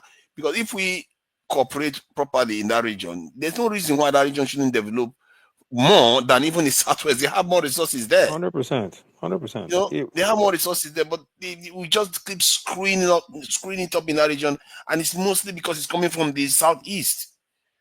They can't get it. It's like that arrogance. I can't understand why some of these people will just come out. The reason why I'm calling it arrogance is because when these people come up with this fake ideology, then some other people will just buy into it. Do you know that somebody told me once that I told him, have you had the Bani language? Have you had the Okrika language? When I played it for them, they couldn't speak one word of it. They couldn't understand one word of it. They said, but even if they couldn't, they can still be part of, they are still Igbo. They have 6 market days and they tie rapper. He said, but they are still Igbo. I said, then Germans are Igbo then. You can't, German language and Igbo. Let me make one point. You guys, honestly, I want to harp on this, and I'll keep harping on this. This thing looks like a joke, but it's affecting your relationship, your friends. The normal, I'm going to say the normal Southeastern, normal Igbo that is sane is stained with this ridiculousness. And they're also put in very uncomfortable situation because there's no Igbo person that's going to speak against Biafra. It's difficult for you to say, especially due to the emotional history of it. But you may just have it in your mind that, oh, that was a sad part. Maybe some family members were affected, even if your family member wasn't affected. So they want to keep that at the back of the memory. Then these guys kind of bring it up, and then everybody now start projecting EKPA onto every Igbo person, because I have to consciously think about my own friends that, Emeka is Emeka, this person, I don't know them with this rubbish stuff that I'm just discovering. They're my people. You see, because now you're almost now projecting it on almost every Southeasterner, and it's not fair. It's not fair. It's going to They are ruin forced to them be and ruin their defensive. chances for so They are many forced things to in the be, future. they are forced to be defensive now because once you bring it up, they have to be defensive and say, "Oh They have to well." be No. defensive. It's very, very unfair to a normal Igbo If I didn't person know what better, these I would guys are think that doing. Tinubu is the one sponsoring them even. Because it's not releasing or it's not trying in Nnamdi Kanu. And they just left Ekpa to be doing his thing there. If I didn't know better, I would think they are funding them. I tell you, these are corrupted movements. They are not genuine. If they were genuine, they would know what to do. Because if you are so in love with having your own If country, you guys understand what the it takes. level of the level of group distrust that this thing is creating, it's unimaginable. Exactly now. It's Yeah, creating I agree massive with distrust for Coletta. the Yeah. Southeast. Yep. Hello, Tulaja. Am I audible? Yeah. Okay, Hello? we can hear I you. can hear you. Oh, good evening. Happy good morning. You know, see, let me just contribute, please. Sorry for interjecting, Fulata. You see, if these people, these Southeast people that are fighting for Biafra, is it not the same thing they are complaining that before Nigeria was amalgamated, without calling them to round table, they were not consulted? Is it not the same thing they are doing today now? Just putting people's states into their Biafra something without consulting the people. This is exactly what they are be complaining in Nigeria, that we are not consulted before Nigeria were put together. So now, what is the difference with what they are doing and what they are there complaining of to us today? Eh? So because they want to take people land or want to do this expansionist, you will just go to Finland at the end of the day. But even though none of their leader or one politician have come out and condemned this thing for years. And we are saying that no, because Emeka or Gabriel is my friend. If that Biafra come today, that my best friend will be happy to be there at Biafra. So that is their own dream. So that is just my little contribution, my brother. Colata, please, I want to talk to you. Please, it's because of you I really come up. Please. I'm not ready for you tonight. I won't sleep. If you want me No, to you do Edo already. You history, cannot be let's pick discussing one my day. history. No. Let's pick one But day for Edo I history. watched that Leave this tape. I topic go and watch alone. that tape. Leave this topic alone. Oh, you mean We'll that do it. Benin this thing? I promise you. I promise you come another from time. this thing. Right, Niger No. man. Not tonight. You know what happened that day? Don't change topic. You guys The go back to proposal. your Hold Biafra. on now. Let's The postpone this proposal. one. You know what I went and found out, Niger man. Hold Let's on postpone now. this one Let people later. talk. Let Let people He leave the talk. don't Canada change rad the as well. topic. Let He leave the people Canada rad. He leave talk. Orobinya. He looks like he's worried now. He looks like he's I'm worried. not worried. I want to Hold sleep. You guys will on now. not let me Let sleep me if say you get me something fired now. up Let me tonight. just say something. No, don't go back to What? How Biafra. can you stop me No. from talking now? How can Go you back stop to me from Biafra. Go talking? back. I'm going to go back to the topic. I will stick to the topic. Reassured. Because I actually have I've I have to downloaded add more the comment. books for Yeah, you you can guys. download as many books as you want. You know what I discovered? Your proposal that Oramia came from Ife and took Oromiyo, over call it correctly. Oromio. Okay, Oromiyo. Dodonido. Oromio came from Ife. Dodonido. Okay, came from Ife and took over this in Edo kingship, and then had a child, and we became Eweka, which is a weird name to sound out there. That's Eweka. Then took over. Owamioka, Eweka. Okay, we call him Owamioka. You See, know the kind of hold say on now. Let me finish my you point. the say what you can. Let me finish my point. So the point I was making was that I tried to find historical evidence of any such thing ever happening in history. Never. Do you have Once. access to Nexus? Hold on now. Let me finish what I'm saying. What's it Hold called? on Lexus now. Nexus. Come Don't on forget. now. Let me finish what I'm saying. There has never been any time in history somebody from another group that has no blood relation to the listing was brought in to come and rule on other people as a king. It's never happened in history. Tunaja, do you have your Instagram? But you know what has happened in history? Tonight, wait, do you have your Hold Instagram? on, I now. want to Let me send you tell you what something. has happened in history now. Wait, I don't No. want to hear about history. Do you have your Instagram open so I can send you something? That's what makes that story please, 1 minute. Hold on. Kulata, Quick forget, see, if question. you said you want to bring Let anything me from ask him a Wikipedia, question. Do you but have the your Wikipedia, they Instagram so have I can distorted share that you history some so books? much. No, Share you me have to books. go to Somewhere that wrote it. Kaladera. Kaladera is the one that went to Okay, Ife. I will share How books. did the Let's end Kaladera this went to Ife discussion. from Benin? You why have are to we find that first. why are we going down Okay. this rabbit hole? We're not going to end. We're not You going. understand? We're not doing this No, tonight. because the reason why is because somebody is asking us to believe something that has not happened I'm not in known asking you to history. believe. Those are the facts. I just told you it has never happened in known history. Which one is more likely to be You are just possible? you're telling me something from your head, and I'm giving you documented facts. No, What do you want? What do you it's think not I'm from going my to say? head. What I'm telling you is that the other side story sounds more credible. Okay, end this conversation. I'll send you whatever I'm going to send you. The Benin story sounds more credible than the other way around. The one you I've are told making you has I never will happened in send you history. books. So let's end it. Do I'll you know, give you books. guys? You read the Send the link books. Guys, now. The private link is there. one No, of but the where you are wait, putting the wait. history, where you are putting the history is already on tape, I will because send of you future books. purpose. So you guys just No, you have end to this get your, conversation, move on. no, You no, no, guys, no, no, you no. know how to derail topics. We're having a No, fantastic no, no, no. I'm not. conversation before you guys. I'm going to hop us Because now. Wait. what you were saying, No, Kulata. My people lied problem, about their history. because exactly what It's the my own Yoruba people history are too still now. doing on You're going Twitter. to tell me my That's own exactly history. what you are doing. I don't know why people today, everybody is just going to temper with Benin history. Go Other to people's history. Wikipedia. They have changed it differently in Wikipedia. And all That these you don't There's even things are know. nothing in happening in this Wikipedia. Why are you democratic guys talking like dispensation. illiterate? I said you should go and look at academic journals. You're telling me Wikipedia. What are you talking about? Which You think academic? I'm In the not serious? academic journals. I'm Do you having a know? serious Do conversation. You guys are telling me I Wikipedia. question academic journals. That's where this truth came out from. Naija, That nowhere in history has such a story ever happened. to Naija. What kind of There statement is are that? recognized Nigerian historians, right? Foremost in these fields, right? One of which is Toyin Falola out of Texas. There are a bunch of other ones. They have written extensively on these matters. Do yourself a favor, go and research those people and what they wrote about the Benin Kingdom and the lineage there, and then come back and you can have a conversation about it. Because right now, you are saying that historically it hasn't happened. We are not quoting any sources. They're not stating anything. There's no reference.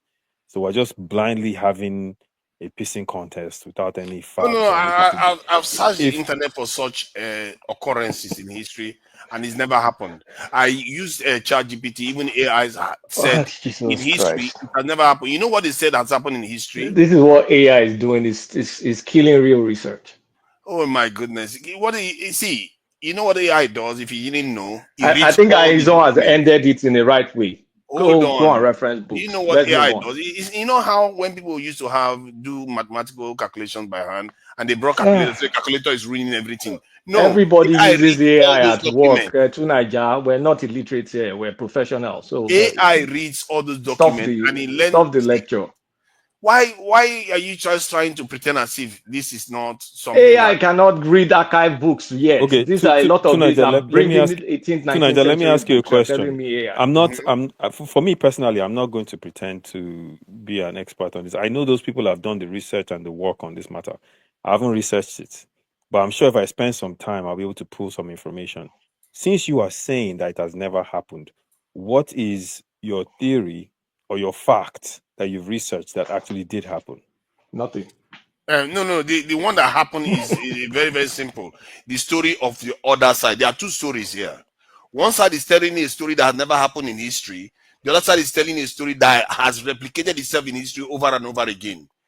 You guys Okay, don't want what's me your to sleep. source? What's your source for the other side that has replicated itself? Because when you ask for examples of cases where this type of stuff has happened before, they will give you 1,001 cases. No, I mean, what's your source? So what actually did happen? I'm honestly just trying to see what the other It's argument happened is. in many countries, including the UK. No. I'm talking about this particular case, the Benin Kingdom. What is the other side of the story you're The other presenting? side of the story are Benin people. They are Benin, their own story, where they talk about Is it oral story their or is lineage. it actually written research story that you're They are all referencing? of them are written and researched. Now. Okay, That's so what what's they the do. source for the written one you're talking about now? the source for the written one. I don't have a source of my head at the moment for the written one. So why are you All I know arguing? is Why are that you arguing the point now? So I mean, if you're coming with a counter argument, right? Typically, what will happen is you say you stated this. There's a counter argument from this expert stating this opposite, and here's the finding that this person had. Actually, and this is what actually happened. So you can't really yes, make the argument if you don't no, have. because I've read it before, and I've even watched this So where did you documentaries on read all it? these So where things. did you read it? I'm not going to have it up my head because I didn't know I was going to argue with So why? Colata So, today. so let's do this. So why don't we wait when you can reference where you read it, present it. So you have. I'm actually trying to help you here. So you present a stronger case to counter the claim that Kolata is making, and you can debunk his argument. You see what I'm saying? I actually have books. I have a lot of books. He's the So one why making don't an you bring incredible book for claim. book and let's do a session? So are you trying to tell me There's that no the point to Benin people? argue. No, Tunaja, hold on. No, let me ask you, Nakolada. Are you trying to tell me that? Tunaja, I'll give you Hold 2 on weeks. now. Calm down, Well, calm let down, me. calm down, calm down. Are you trying to tell me that the Benin people didn't argue that they are related to Oramia in the sense that they are the ones that founded? Don't mute me. I'm not trying to tell you anything tonight. What I'm going to tell you is, We I have to give you hear each 2 other out. weeks. We have to I hear give each you other no. out. Hear me. I give you 2 weeks. Go and gather all your references. I'll gather all my references, and let's have a formal debate. I'm Hey not. guys, See, I'm not going to go by references. Your That's my story is offer. not That's my credible. offer. let's discuss Okay, serious issue now. you know what What I'm going to. benefit Let is me give this you an country assignment. to Hold Nigeria? on, Yeah, hold don't on. give me assignment. Oh, I already you have want all to my give me an books. assignment. You don't want to get your own assignment. You go and bring Uh, one uh, other case in this okay, world where your story is credible, where I'm something like that has ever challenging happened. you. I am You challenging you see, tonight to debate me. I can bring many cases where Bring has your happened. friends. Yours has Bring never Niger happened. Man. Bring everybody you Brother. know. I only me alone will debate all of you, and we'll reference books. We'll cite our references. We'll I do it the don't get mine professional way. too. I'm No not gonna chat see. GPT, no nothing. We're going to Let me say bring something. authors and their Let me books say and something to you. academic journals. Guys, I have a question. I'm not interested in this When it your comes to terrible Nigeria, topic. you I don't know want to hear Nigeria when and has failed. story. No story. You I don't you put see my that you offer. just really talking, you won't let other person talk. When it comes to Nigeria, other parts of the country have been diminished. We know that already. The other side will talk loud, just like the Southeast is talking loud I for the South don't South. need this That's story. exactly what you all do. But Do you want to take my if you offer? want to, yeah, I can take your offer, but I will Okay, give then you let's on do your it. own. Let's do it then. See, I've accepted your own in good faith. You now, you make sure you bring me a case in this world where that story is I'm not bringing. prevailing. I'm not. I don't have to go all over the place. I'm bringing the case we're talking about. I don't care about some random So if you country. go and hold on. If you go and bring UFO conspirators and this in US, I will hold bring. on now. Okay. See, you like to talk over people. When you go and bring UFO, this in the conspiracy theories to come and tell me that You there say is, your UFO hold on now, let conspiracy. me finish now. To come and tell me that the flying saucers are everywhere because you have the book. But when in reality, I tell you that give me any true proof of history where this thing has ever happened before that you're That's telling me. bullshit. That's not an That's argument. basically We're what you're talking telling me. Just about a because you have specific books, here. doesn't No, make no, it no, no. true. I'm not Guys, going I to have go a on question. I have some a stupid question. As if those wild people goose that wrote chase. those books are gods. Just because you have books doesn't make it I true. will. Okay, let me tell you what I'm going to bring. I will bring documentation from as early as 18th century, 19th century. I will bring an Edo authority. Then I will bring the recent academics that have looked at this topic. Deal? So you are saying the Benin people are lying. Deal? Wait now, Edo don't suffer. Igbo say Edo migrate from Igbo. Yoruba say Edo migrate from Yoruba. It's just the No, same. no, So no. Hausa go say My Edo brother, from AY. Hausa. That's We not are the in Ataya. point. trouble. They're all AY. claiming other people's lands. AY. Eh? Edo people are Edo people. What we are saying is the Obaship, the royalty is from Ife. Okay. I'm not saying Edo is from Edo is Edo, is the king that's from Ife. I'm Without not conquest. claiming Edo people. Edo people are Edo people. They're unique You know people. what he said? He said But without the conquest, kingship, without the any blood Obaship relations. is from Ife. You know That's what my he's saying? point. He's saying So without let's conquest. narrow the argument. You And we've like to talked about the overtalk. You parameters. like to I overtalk. bring mine, you bring yours. Deal. You like to That's the deal. overtalk. Let people hear what you said now. You know what he said? The throne came from Yoruba land Without Yes. conquest, hold on now. Without conquest, Without conquest, hold no on now. conquest, zero Calm down conquest. now. Calm down. With zero conquest and without Mm-hmm. any blood ties, and Yes. that kingdom. No. There's listen. That's it. That You there's will no not. blood No, ties. you're not listening to what I said. Mm-hmm. I told you that there's a spiritual relationship. There's even a I 14th said blood century. ties. Oh, let I me didn't let say me talk spiritual blood now. ties. So Can stop you changing the listen subject. to me? There's a spiritual relationship. They look up to Ogene of Uwe, Oni of Ife, as their spiritual daddy.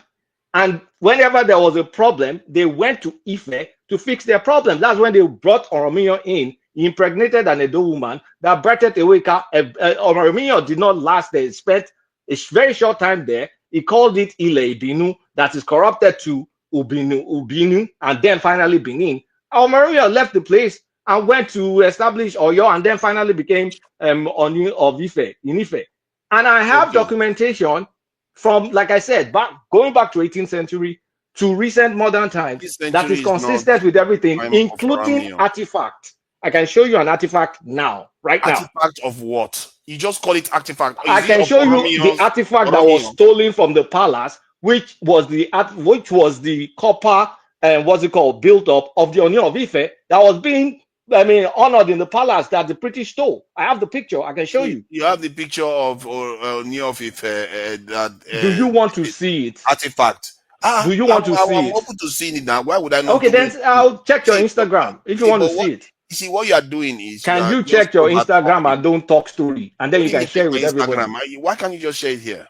I can't share it there. I'm on my phone, Okay, so but Hey, wait, guys, what you have not said still and it's is on my other phone. Go said. Let me give one man. If one man is prevent listening, another case where this has happened before. okay, But you have one that man, assignment. check your WhatsApp. If you are listening, check your WhatsApp. okay, Without let me ask conquest, my they'll come question. and replace their king with someone But you else. guys just changed the good Okay, topic. I'm giving you time to debate. You are now running yeah, away. you guys should go do more investigation, then we can come back I've with done our enough investigation to know that when I went over to ask a question about You're whether asking there has been, ChatGPT a hold on question. now, What has happened hold in on. Kiniko Kiniko? What sort See, of nonsense argument is that? see, I To a asked specific topic. something that knows a lot that has scrolled How all about the you internet. ask Has ChatGPT the there been relationship one between case? Oromiyan? Okay, do me a favor. Ask ChatGPT the relationship between Ife and Benin, referencing Oromiyan. Tell me what it tells you. No, it tells me exactly the story you tell me. You see, what you don't seem to understand. Okay. You see, oh my Now, God, you let's don't postpone the listen. debate then. Can we You postpone the don't debate listen. for the You interest don't of listen. everybody? Because we're not gaining anything from Maybe this you will learn conversation. something if you To listen, Niger, but you this don't listen. We're we're not having getting anything. we're having a conversation about one thing. You just went totally left wing and just went in, Yeah, you because know. we have been talking about the Biafra forever now. You just want to keep talking about them. Yeah, I don't know. The That's not question I how to wanted end to the ask, hey conversation. guys, forget about this argument. But you The want to have a question me, yeah. the question me, I want to ask, right? I want everybody to kind of come in. So now I know the president of France is a personal friend to Tinubu. Now I see Tinubu is what France are getting from the francophone countries now across the Africa region.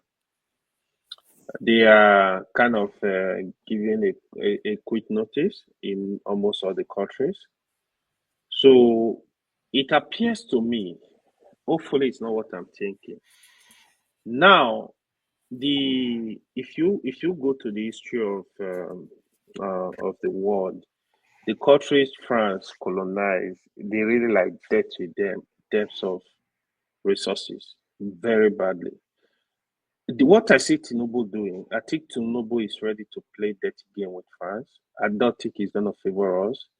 The way I've seen our political leaders working, but we have enough issue already. We try to get away from some countries, especially the British.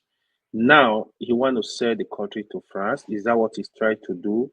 Because I'm not seeing that level of bold alliance. I'm not seeing that. I'm also seeing a slave master relationship in this in this new fine law with France.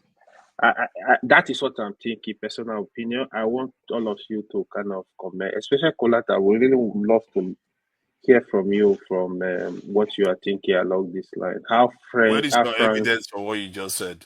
Hold on. How You need France are going to evidence for what benefit you on it. just said. Let So me give you evidence. they Let me give going him Nobody evidence. asked you, into... Mr. Aizon. Hold on, Nobody asked yeah. you, Yeah, Mr. hold on. Obasami. So they have this some kind of relationship test of mineral resources in Nigeria. You see how They facetious have people some... are. You change the topic, Hold on. and you didn't even bring proof, and you want to talk. That's the To proof Niger, I'm giving you. what is Can you going let him on with talk? you, Why man? you guys play some silly games To that are not Niger, hold on. consistent? To Niger, hold on now. Hold on before I remove you. Hold on. So, No, you know I do have the well, gavel, don't you? no. On a more serious note, I'm actually genuinely concerned about this topic. I would really love to hear My from. brother, But this is just I share personal your opinion. concern. I know Yeah, you I want to don't. hear what Kulata says Yeah, because he's I he's really an want to hear Agbado from supporter. Colata. Yeah, But Who is an Colata Agbado sometimes he will supporter? fall off. you're an Agbado Sometimes he will. supporter now, are you Yeah, not? sometimes You're he as will fall off Agbado from as I am Agbado. now. You know the talk on. When you go back Colata, you go fall off from Agbado. There, he's like one man. They switch. Hey, Colata don't disappear. No, you know what, AY? I was talking Yeah. to I have a friend in Lagos. He's an that one is a real Agbado. He was talking about this, and I said to him, I said, give me one example of an African country that has benefited significantly from France, and None. it has elevated that country into a fully developed nation today. I accidentally kicked myself out. The guy sat down. AY, the guy sat down. He said, okay, I'll call you back in 24 hours. I said, go and research and come back. The guy came back. He said, okay, I can't find any. I said, exactly. So the country that has pretty much taken a lot of African countries from their pre-independent states into a level of servitude, right? That is the country that we're now looking to. Honestly, I'm actually surprised. But You actually guys, let me quickly make a point. I understand you guys are not wrong in terms of like France, the hegemony over the past what's called colonies, the way they use their central bank to control them, the way they dictate every single mineral resource, all that stuff. But it's not the same relationship with Nigeria. We don't have that kind of relationship because we don't owe them those kind of ties.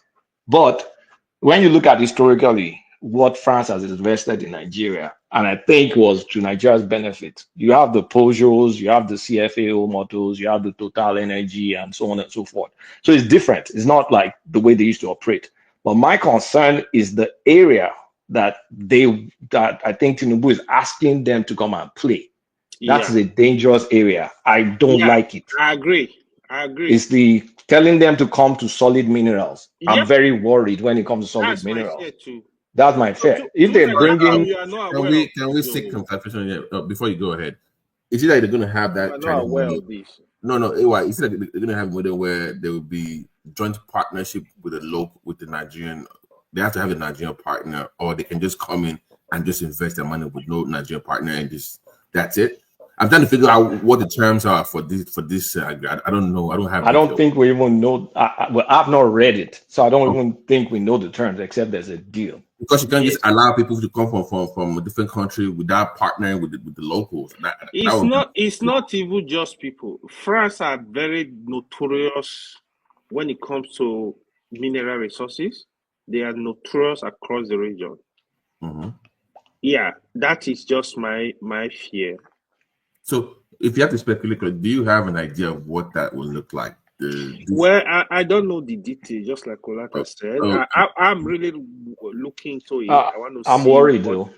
Yeah, it's called for worry. For some reason, in Nigeria, that's why we just have Biafra declaration, declaration distracting us. I think we have deeper issue to really deal with as people. But that part of the country is resisting. I mean, not the whole, the leadership, because I've listened to a few people in leadership position resisting.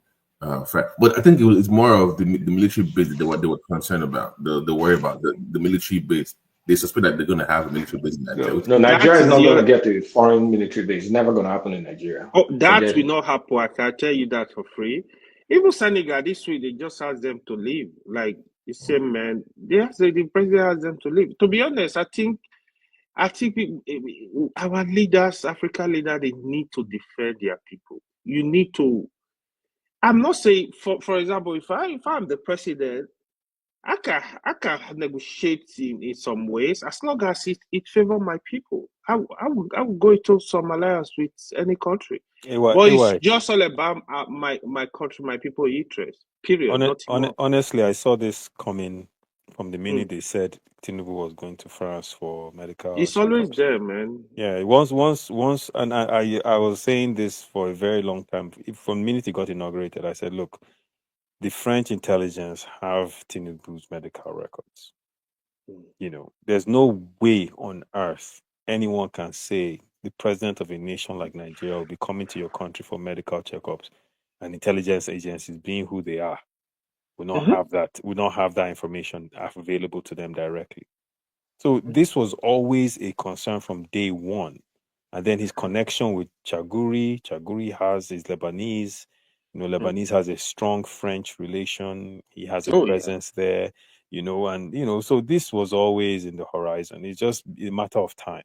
So when the thing, But you know, Aizo, yeah. sorry for cutting you short. Sorry. Sure. Yes. Earlier on, you said you were having a conversation with one of your friends, asking me a question. Any country that France has supported and they develop has been elevated in development by France. elevated. Is there any country, even in Africa, that we can see any of the developed nation has helped to develop? I mean, No. That is a straight question. Whether America, so Britain, any of these countries. let me answer. Let me answer your question now, Abi. Okay, we're talking about France right now, right? So if you because want that to, if you, question, the question you're no, I'm not asking, exonerating. Where I'm going is this: eyes on. The question I want to ask, second question I want to ask is that Africans generally, Africa countries generally, can we do it alone? Yes. Is there any? That is what we're supposed to be talking about, because there's no partner, there's no partnership that has ever worked. Yes, I agree with you. But we're talking about Whether with France now. France, You whether with understand? Britain, whether with America, Yes. whether with even China. Yeah. So why do you keep doing it then? If that's the problem? Because and Babati. So I think that is what we're supposed to be discussing. Yes, I agree with you, my brother. Because we're talking about France right now, that's why the French example is important. But we should be talking about how our leader can stand alone, and what we're supposed to even be talking is not even partnership. Why are we not partnering with ourselves in Africa? I agree with you too. So have you signed your have you signed your after AF whatever you say? That one is imagine AFCTA. Yeah, you can't even sign a trade deal in Africa.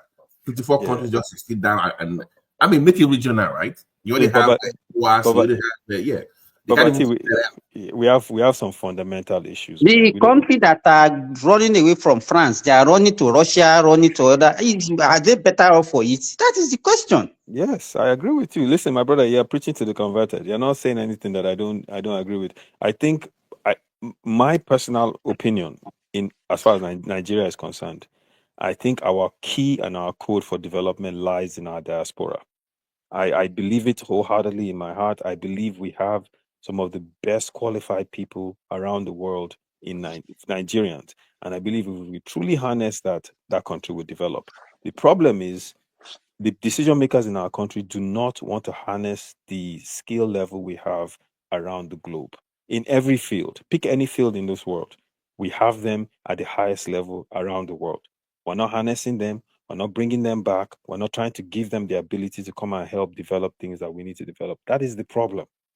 I won't, the Tinubu tax bill, I support it. Yeah. Aiza. Yes, sir. I have a question for you and I think with Simba. Can you tell me the technological breakthrough Africa has recorded in the last century? Technological breakthrough Africa. I can give you examples of technological breakthroughs Please, Africans have recorded, not African country. Is it in Africa or abroad? You see, Africa. But that's the difference, though. You I said say Africa country. I'm talking of Africans. No, You see the point I'm making. Africa as a continent itself. Yeah, but that's the The point, though, technological right? breakthrough. Adewale, that's the point, because what we're saying is Africa is not harnessing its best to develop its space. If they did, I'll give you an example, right? When Obasanjo was president, I remember when I was in the US at that time, he came to America and he was bragging about how we have over 5,000 Nigerian trained medical doctors working at the top hospitals in the United States, everywhere from, Cleveland Clinic to John Hopkins, right? And I'll never forget, I was sitting down there thinking, my goodness, so why do we have a terrible healthcare system in Nigeria? And that's just an example, because you can't tell me if a president of Nigeria really engages all our medical doctors abroad, a plan cannot be created for a universal healthcare system in that country. And that's the example I'm giving you. So your point is to say, can you give me one African country that doesn't have a functioning medical system? But we Let have me say, Go ahead. yeah, let me just add something, right? So when I look at it, right, I think to be honest, the summary of our problem is the leadership. Just like what you said now, I just want to reemphasize on it. Like when I look at countries like, for example, you look at Middle East, you look at Saudi Arabia, Dubai, all those countries. They don't even have the human resources we have. Like you go to Saudi Arabia, you see shitload of Nigerian doctors. You go to Canada, where you go to the remote areas in Canada, like these provinces that are far away, you meet everywhere Nigerian doctors. So engineers from America to Canada to the UK, is it software engineer? Is it which engineering? So I feel like if we have a country that is providing the basic amenities, I really feel a lot of Nigeria will take our salary and go back home to work for the country, to build the country. Like for me, personally, I would feel if you give me half of my salary I'm earning, I will go back home to work. But it's just there is no direction. Like, how do we harness these people? I really feel Nigeria want to go home. The hunger in us. When I speak AY, to Nigeria when I speak AY, to Nigeria, like my okay. friends from different part of the country, people want to go home. I think the fear is people are asking for the basic amenity. As a matter of fact, people have money to go invest and be self-employed and employ people to work, build the economy. Can you imagine you have 10,000 Nigeria taking average of $100,000 home? Who will do better? Like, look at the money, even with the crisis, with what is going on, the Nigeria in diaspora are remitting.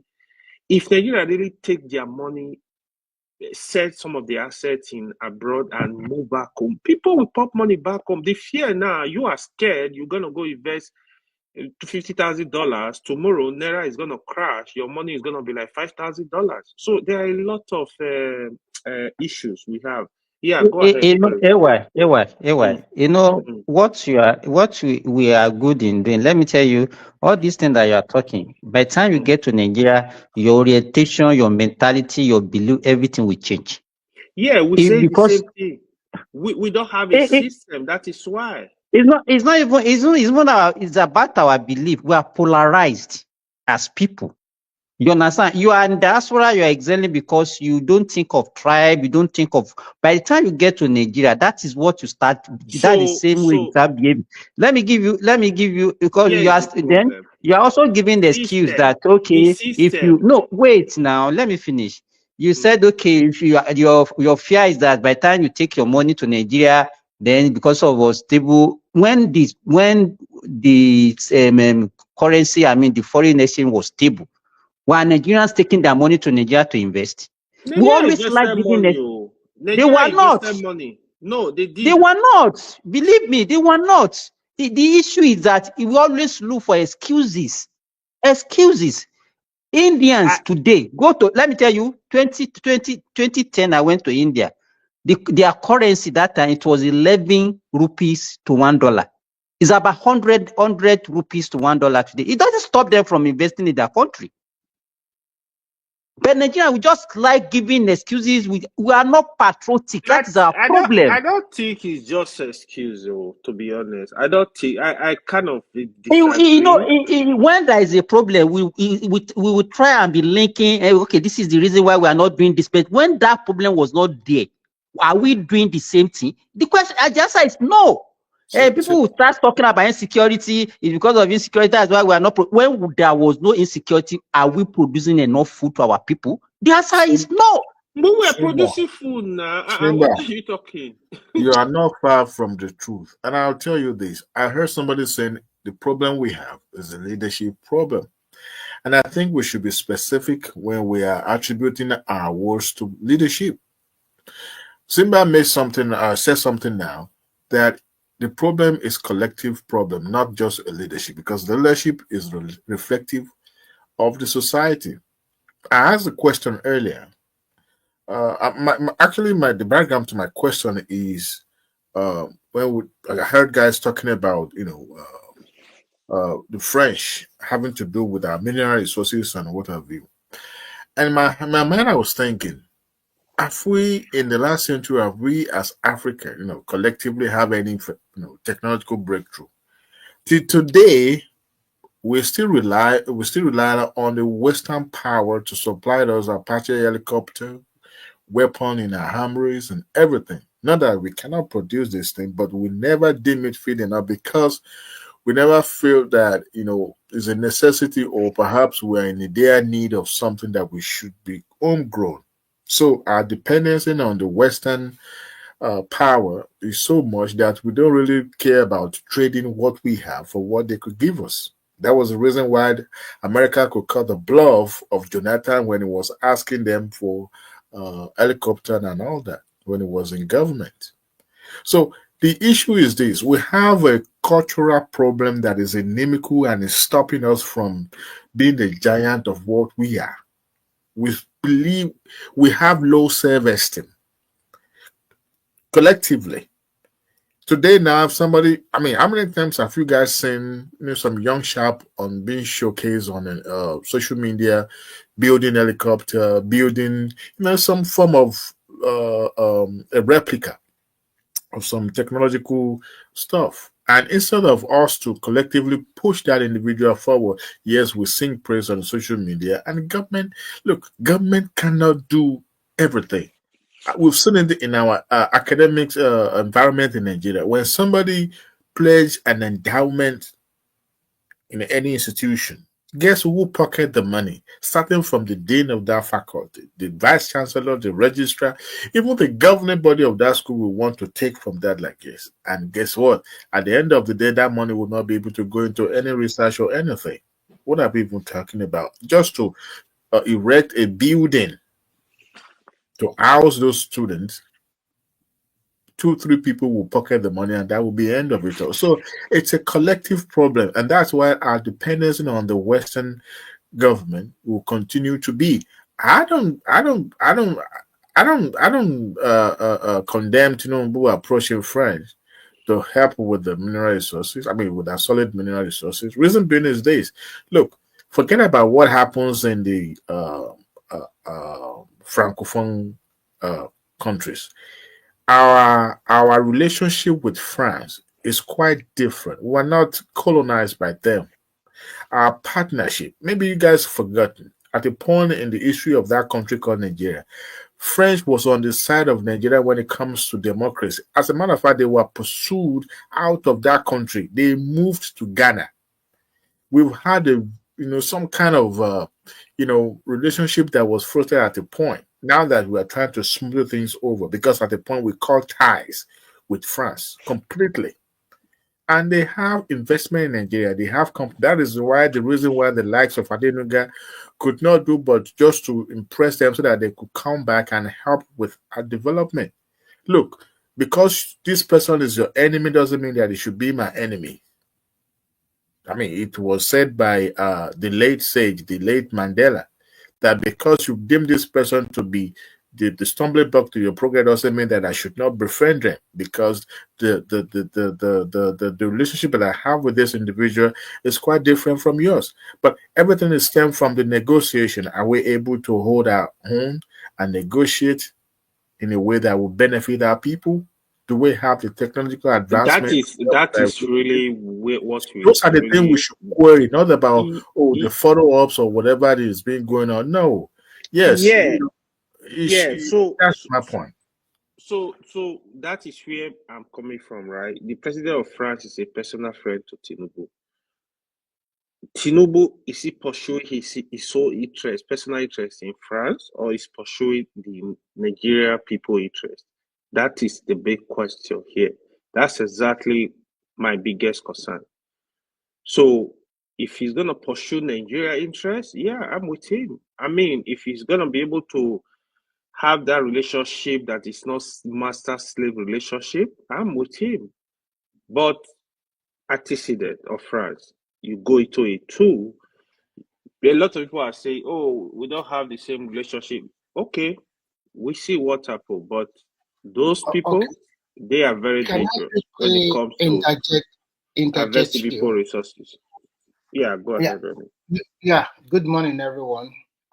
Just Money. like Adewale said, if you can remember very well, the French have a very good presence in Nigeria since independence, and I think they compete well in the area of manufacturing and in the area of foreign trade. I mean, trading companies. Sorry. And if you now just suppose what they have done in the country they colonized, is quite different from Nigeria. And this president going to that place to seek for support, and you are not telling that maybe he is seeking support for himself. I don't think that is the issue here. As you can see, there are banks from Nigeria that one already opened, Zenith Bank. Some of the staff that will work there, some of them will come from Nigeria, and they will also recruit some other people in France, maybe of Nigerian descent. We can never can tell. In this global world, you look at countries that can help you. If you have a lot of mineral resources, and those countries, it is those countries that show interest that you will quickly follow. I was looking at something recently. I see that more than 30 or 40 Chinese are going to Nigeria every day. What are they looking for? So I now realize that because Nigeria doesn't have that purchasing power, they are pouring into your country because they have the money and the resources to continue to dwell on different kind of businesses over there. I think in the next 5 years, there will be thousands of them that will be there. And don't be surprised, in the next 10 years, you will have a large Chinese community controlling some aspect of your, whether industry or whatever. So it's going to happen. So we live in a global world where remember, Nigeria still have a very big association with UK, with British, and I don't think the British will just open their hand and let the French take over. It's not going to happen. So instead of us complaining too much about whether the guy was there about thinking signing an agreement by himself, remember, no matter what happened in 8 years, that's the maximum you can spend. Remy, the same Nigeria as Nigerians that are here are afraid to go because they don't want that. They are afraid of foreign exchange. That there are few dollars, the few thousand dollars that they have, it will depreciate. Our problem, I don't know the way Nigerians think. Believe me, I how think much do we even have that we are talking let me about? conclude quickly so that another person can talk. I think the problem we have is that big division from day one. Because of that big division from day one among the ethnic tribe, and that trust is not there. If you are comparing to most of the other countries of the world, they don't have a lot of ethnic group like that, and they don't have that big division from day one. Nigerians most time will always work across purpose. Look at what is happening in our country today. Look at the way that Dangote and the rest of the oil industry wala, but now it has been settled. Whether the price is up, before you know it, the price will come down. I'm not saying coming down to 100 naira or whatever, but little by little there will be competition. That one is dusted. Do you think if another president come tomorrow, we go back and say, okay, there should be fuel subsidy? It won't do it anymore. And moreover, we should tell ourselves the truth. That country is broke. We are a poor nation now. Let's first agree to that one. We are poor because we are not productive enough for so many years. and you don't expect things to turn around in just one day. So we have to start. To me, it's like Nigeria is starting afresh again. Let's tell ourselves the truth. And if you like him or you don't like him, it does not matter, because at the end of the day, he's going to do his own little bit, and it will I go think away. you taking this thing personal. Nobody is Yeah, No, taking you no, know, no, the, no, the, no, the no, truth no, the no, truth no, about no. it is I'm not taking it no personal. the truth about it is no the truth about it is that this isn't about I'm not liking or taking not it liking personal. Tinubu. Let's I just sorry. Give me 1 minute. Hey, Mr. Remy, I think the problem Okay, you let are me finish in hold 1 second, on, and then you hold come on. after me. 1 The second, and problem then you you are come after having me. right now, No, you think give me people 1 are second. against Tinubu. No, that's not No, the no, give me question. 1 second. Give me 1 second. Give me 1 second. Look, Go when ahead. I talk here, I am not an APC card carrying member. I do not know the family of Tinubu, but I believe in big reform. And I believe if that country wants to turn around, we must take a lot of bold moves. And I also acknowledge the division of Nigeria along the major ethnic tribe and other tribe. I acknowledge all the mess and whatever that is there. And my belief is this: if you have today this president, and you guys are not, because you don't like him, you wish him failure. If you wish your president, Wow. no, let me You finish. guys have I'm not talking issue. about you. Listen. I'm talking No, generally. Remy, Please. you can't you can't be going this direction. You are kind of like see. Hold on. First of all, you need to listen to people. Nobody, Kolata is here. Kolata, we've discussed issue. I ask him question. It's not issue of who is the president. That's not. I'm not interested on who become Nigeria So president. that's I'm why you are interested in the getting me wrong. success. You are Hold on. getting me wrong. Because you It's you that never, is taking it. Obviously, it seems you are here to defend Tinubu. We are you are getting this me wrong. You are thinking Tinubu because is I'm a not Yoruba it's man. not the problem of Nigeria. The problem of Nigeria started long ago. You can't blame a president today I'm because he's in not power. blaming Yeah, any president. You don't get me. no, That you is are the point. defending. You No, are no. defending. You think people are after Why his didn't life. you? Why No, didn't you give me that? At least I'm about to finish so that you can comment. Okay. In conclusion, what I'm just trying to say in conclusion is this: whether we like it or not, if we don't support or I'm not saying generally the consequence, any other president or whatever, if we don't come together as a bunch of broom, we are still going to continue to see that failure. And if that country fail, every one of us, whether you are in Nigeria or diaspora, you all bear the brunt. So everybody will not be happy. So that's what I'm trying to say. again, Mr. Remy, you are here to defend Tinubu. Nobody is No, after I'm not Tinubu. here. Oh God, man. Well, that's what That is your everybody is opinion. Okay, getting, I that's your guess. opinion. You can go ahead. Now That's hold on. What we are discussing, to be honest, they piss people off well. So if I'm on Dr. Damage's channel, a lot of people will accuse me that if I come here, I'm not interested in this you people tribal discussion. I'm not interested. To be honest, I don't have issue with the president. I want Nigeria to Did succeed. I I ask want you to have issue with hold me? on. Whoever is Nigeria president, I want the person to succeed. If you like, come from the Chinese, if you know, concern me. What I want to see is I'm not going to blindly support you. When you have policies I want to criticize, I will. If I see you are not going, I will talk, but I will support you where you're doing good. I'm not interested in this.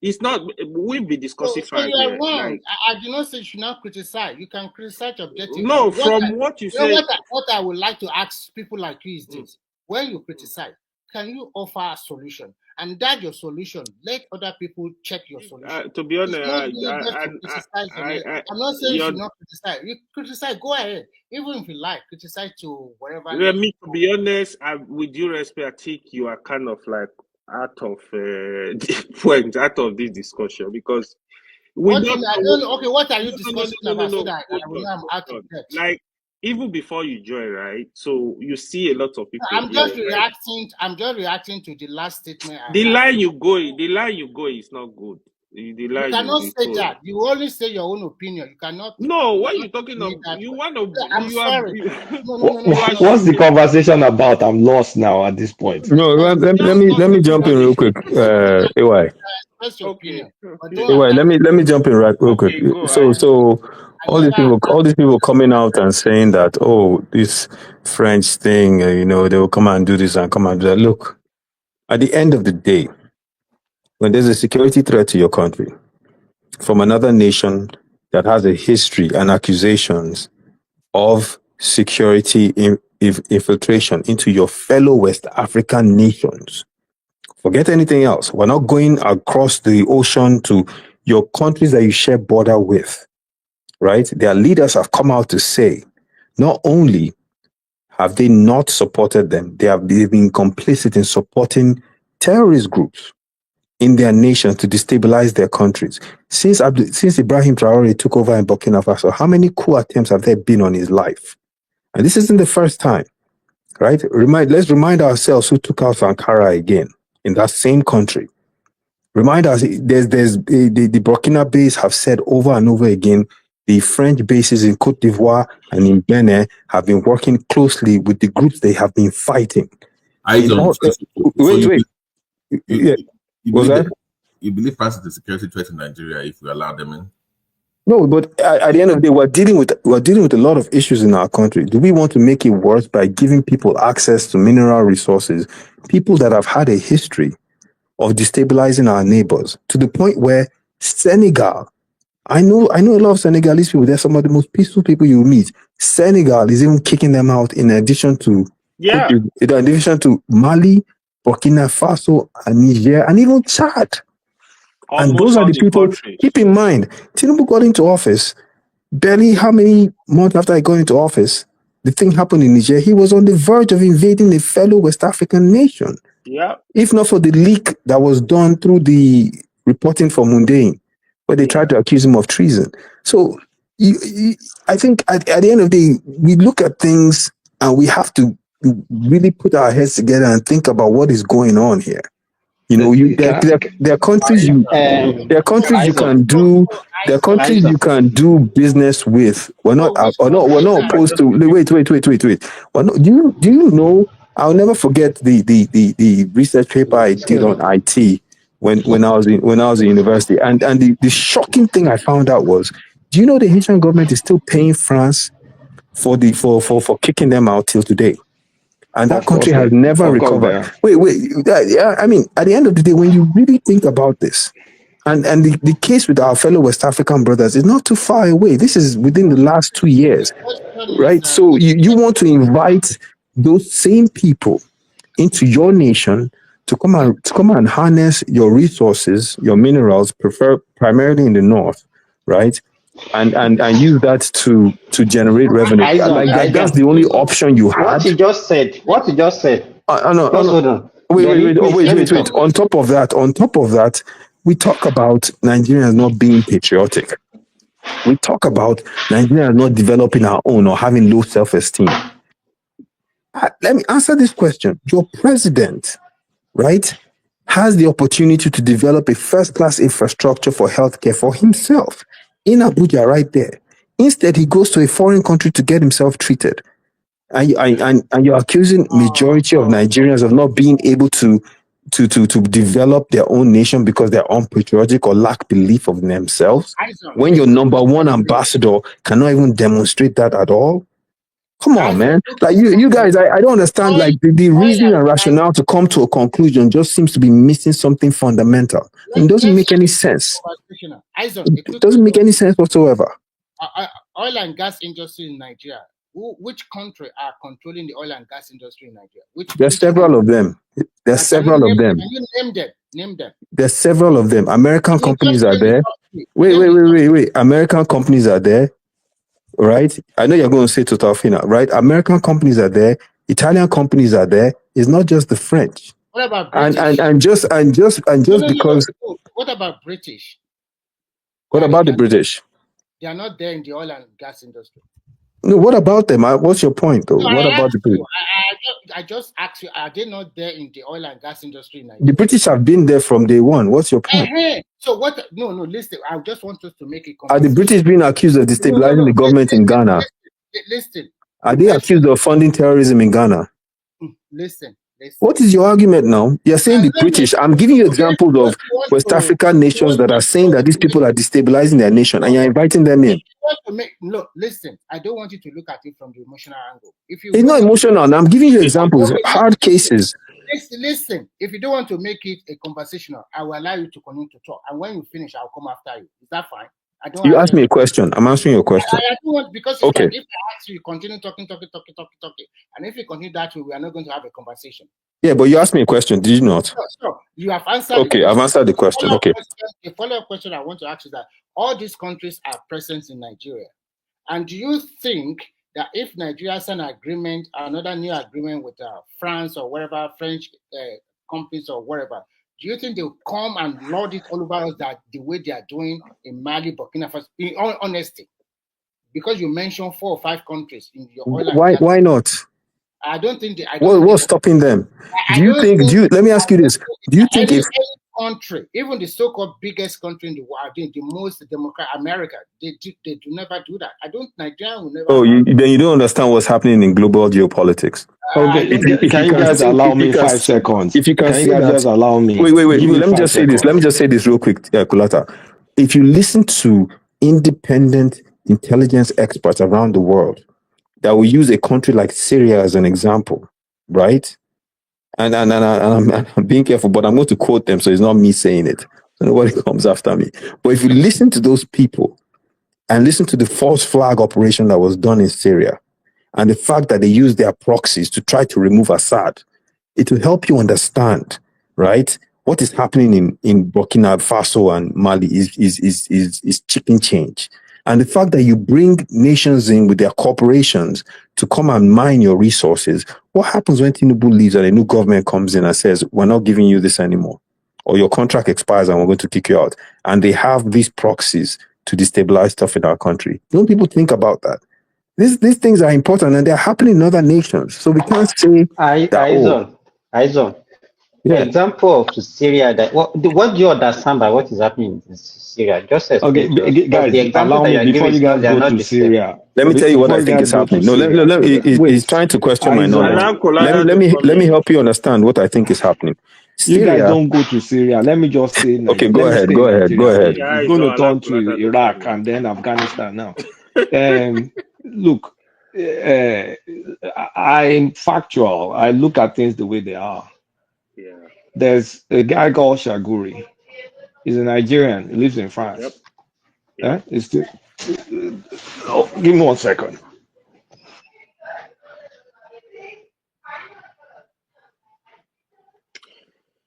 Yeah. Okay. That's your president's best friend, one of his best business person. And then Tinubu knows Macron personally from Lagos and all that stuff. Tinubu is desperate for a deal. France is desperate for a deal. France is losing stuff in Africa, so they will grab whatever they can get in Africa. Tinubu is desperate for foreign exchange to at least get a win. So it's a relationship that seems to be convenient, but the problem there is the space that you're calling France in is not a regulated space. It's not well regulated. The players right now are shadow players. You have Chinese, you have bandits, you have all that stuff. And France has the power balance any time of the day. It does. And France is known to play dirty. So if you bring France into a space that's unregulated, like solid minerals, and there's a potential to get more findings beyond anybody's imagination, I think is a dangerous space that we're introducing into the country.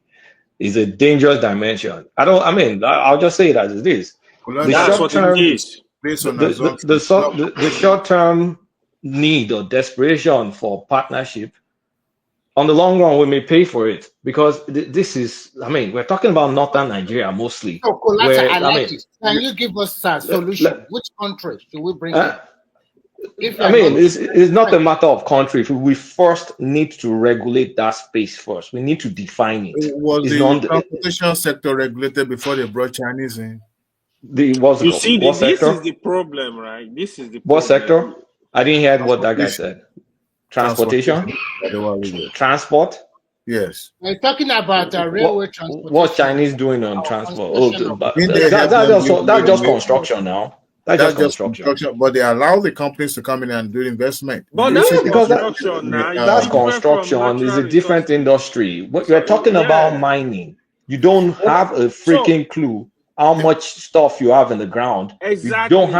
You don't have instruments. You don't have equipment to measure. You can't look at you dig in. Polata, Let me just land the point. Can you guys let me land the is point that no first? exploration? No. Sorry, is that no exploration going on now? It's more than that. See, even the oil industry that has some semblance of regulation till today, we don't even have meters to know if we're meeting the percentage between IOCs and Nigeria. And then you're bringing them into a place where it's constantly being run by bandits and illegal Chinese people. That's a recipe for disaster on the long run. Because it's number one, there are two choices. It's a disaster already. It's a disaster already. It could be worse. That's what I'm saying. It could be worse because let me land before you disagree. Keep the disagreement a bit. So you say that you're calling them to come and define the space for you, to kind of like formalize the space, which is kind of like you're ceding a lot to them in that case, and that means you have nothing to be able to even check what they find or check what they're digging or do anything like that, or you're opening the space for them to look at, okay, if I can get this thing for free the way it's currently gotten for free, I can sponsor some insecurity because they're used to doing it anyway, and the insecurity already exists there anyway. So I can as well take over some of the insecurity and get this shit free of charge. So I don't see it as a good space to invest in right now for France. That's just my own opinion. You see, other West African countries that French have had relationship with in the past, they were involved in their day-to-day activities like governance and all that. So our dynamic of relationship with France is different. Now, relating to having no regulation on ground before inviting France into a solid mineral sector, the MOU that was signed during that visit was not just about mineral resources. Other sectors were also present. They signed MOU as well. But here's a deal. We already have illegal mining. We have Chinese already exploiting this sector, right? And they are cutting away all these things away, and they're already going. But he appointed his own point man to be in charge, and they've been trying to do some groundwork in figuring out how this sector can be organized. Now, if French people comes in, okay, I believe there will be some. I mean, here is an administration that's already sent a bill or already proposing to have a security outfit for solid mineral sector on its own. So I don't think a government like this nobles of would invite a foreign company or foreign government to come over and overtake our natural resources just for the sake of, they have the technological equipment for them to do. I don't think so. And for those who think that the fair way they're going to do us the way they did all the other West Africa countries, all the francophone, like I said earlier, our relationships are not the same. Now, what is the difference from Tinubu going to other countries, talking to the investor, talking to their government there to come to the country to explore and to do business? There's no difference. We are just putting a label on the France that, they exploited the other West African country. As a matter of fact, our relationship Obasanjo took more than 10 flights to Paris between 1999 to 2005, when the deal was eventually becomes fruitful. He took more than 10 flights to Paris. Eventually, what they call them, Credit Paris or whatever, eventually forgave us of our debt. So we have to look at it. It's not because, they've never been involved in our politics. They've never. In terms of exploitation. The Paris Club loan forgiveness was something totally different. You can't even bring that up in this conversation. The French government that has nothing to do with this, and that was pushed forward primarily by people like. No. If they've been beneficial in the past, I don't see the reason why we can still not partner with them. They were part of the discussion before they could forgive us, right? These are the conglomerate of creditors. So people that are already putting that label on France that, they expected our brothers in other neighboring countries, so they would do the same with us. I disagree. I disagree completely because the dynamic of this partnership is quite different. There are not interferences in our government. Now, when it comes to these resources that we are so skeptical about, after all, haven't other foreign partners companies exploiting our crude and all that? Haven't they cutting away all the crews and the rest? So it's, to me, it's about. I mean, I don't think government who actually, took the invitations to go for a state visit, we just throw it open and say, well, our doors are open, come in and do whatever and exploit.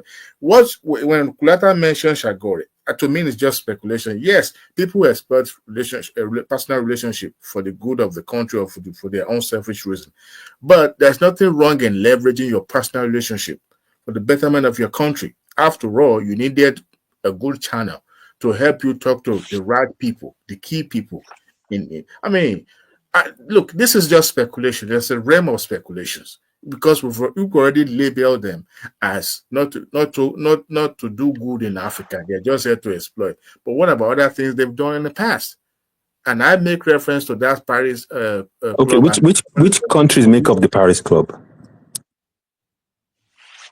Like I said, it's a conglomerate of creditors. Which countries? Let's not go tangential. No. Can we speak to the fact that France is a bad player? No, but this is important because he's using that as a justification or as a premise to say that they've done good things in the past. But I'm asking, Paris Club is totally different. Exactly, that's the point. You can't use that as an example. Because they call it Paris doesn't mean it's just. No, I said their input in the discussion. Sorry, Adewale said Obasanjo went to Paris 10 times. Are you telling me? I said more than 10 times. Yeah, I said more than 10 times. Are you telling me he went to Paris just to negotiate for? That's a non sequitur. We're talking about a specific situation now. Who cares whether Obasanjo went to Paris 30 times? I asked you a very good question the other day. Just now, I said, can you give us alternative? If you can, alternative is. I mean, I did mention the alternative. I said we first need to regulate. We need to regulate that space first. So how long will we regulate it? Can you put a time frame? It's not about look. Remy, hold on, Remy. This is the point. Here's the concern. If they come in, right, they can even influence legislation because you don't know any better. You don't even know what you're putting on paper. That's the concern. So you don't want them to lobby your corrupt politicians to tweak the laws to favor them, so that when they come in, they just take everything away. That's on that part. I agree with the Aizon and I also agree with him. I asked for a time. No, Remy. The point is, before they come in at all, let's sit down and have a discussion first about what we have before bringing anybody in. That's the point. Okay, you have a very good point. Maybe then Tinubu should use the rest of his 2 years for promoting a bill at the National Assembly, and let's see how it comes forth. Do you think we don't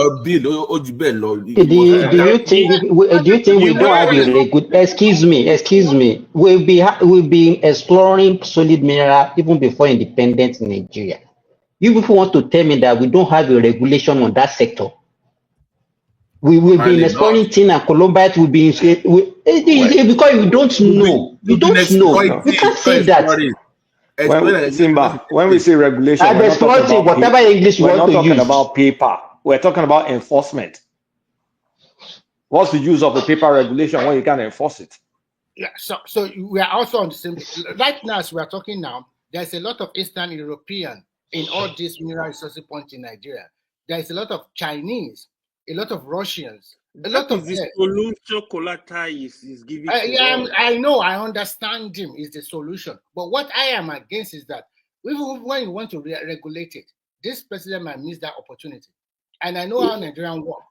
Even the reform, I know. Okay, so because the president is desperate, then we sign a bad deal.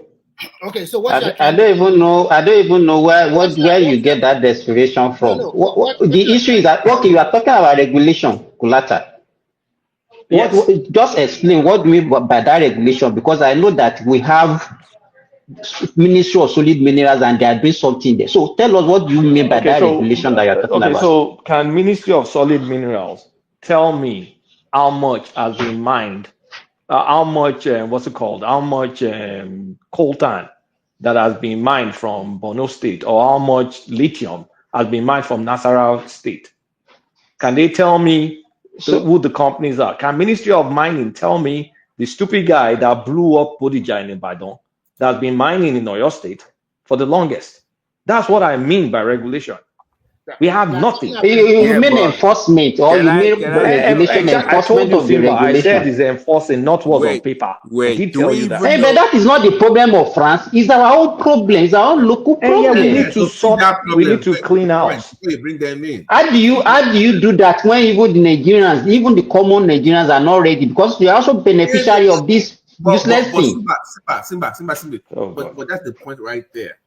Until you fix your own problem, don't bring them in because they're gonna exploit you.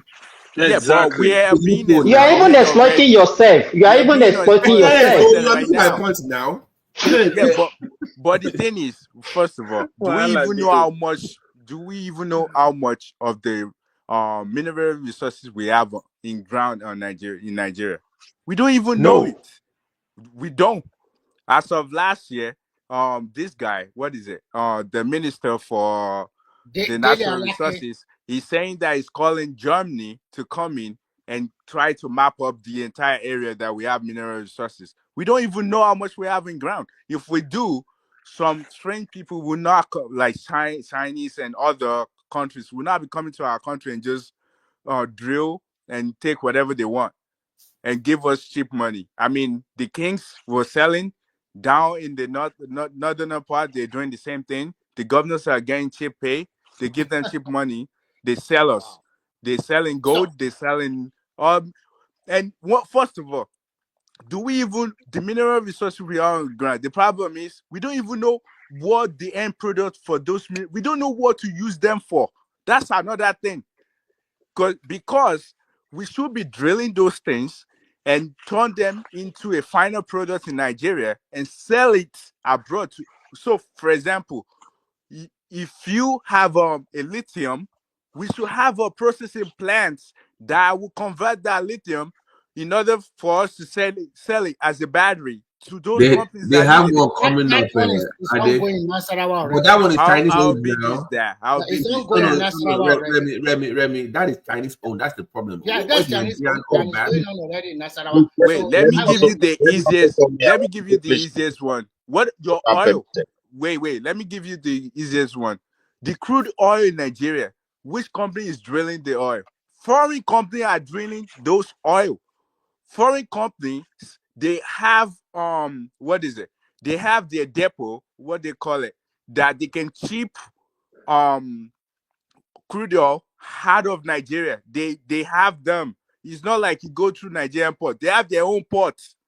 If you Google Nigerian foreign ports where Nigerian crude oil are located in the southern part of Nigeria, they have their port. I don't think Nigeria know how much crude oil is going through that, except for what they tell them.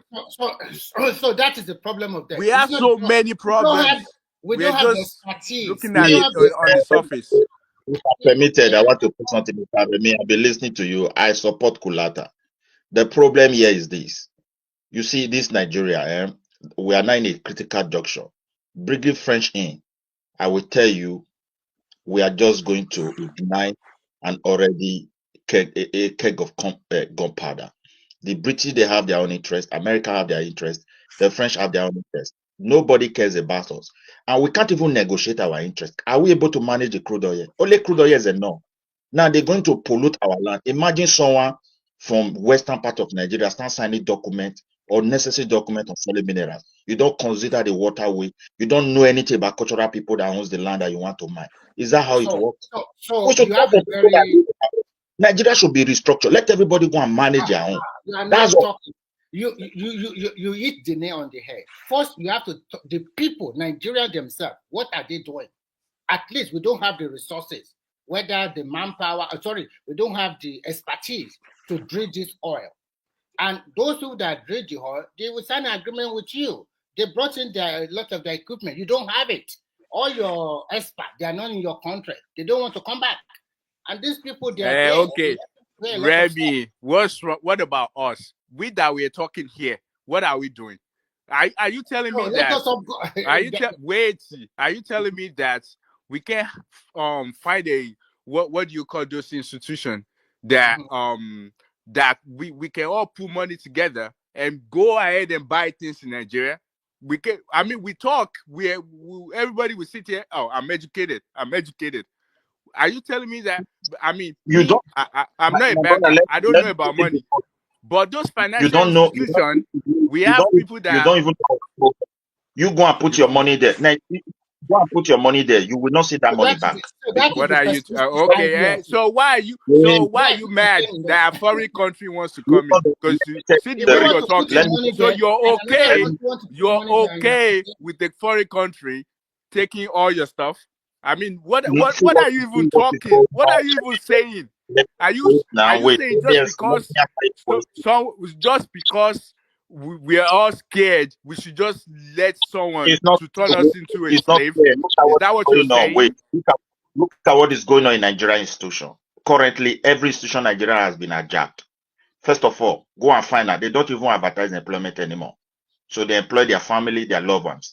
So most of these licenses that you need, at least you need some permit to run any business under normal circumstances. By the time you go for this permit, your ethnicity will come and play, or your level, even within your own ethnic people, even when they're in power, your background, your parents or people Well, I influence don't will come think and you play. know how politics At, work. at, Let me explain at how the end, politics at work the end, for you.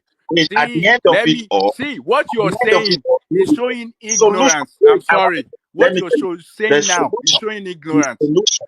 How I will talk politics about work solution. is this: your money everywhere in the world, your money control The politics. solution, If the I don't know what solution country is you live in, if no, you the if you live in solution, the the United States or you live in UK, your money, your financial companies, your technology companies, they control what politics is saying. What we are going to do, if we want to do I anything, agree. is put our money where our mouth I agree, is.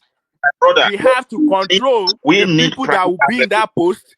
We have to be the people that put the people that will listen to us We in that Sulata, Sulata said, positions. well, when Sulata has put a very good summation, we need practical regulation or else we go nowhere.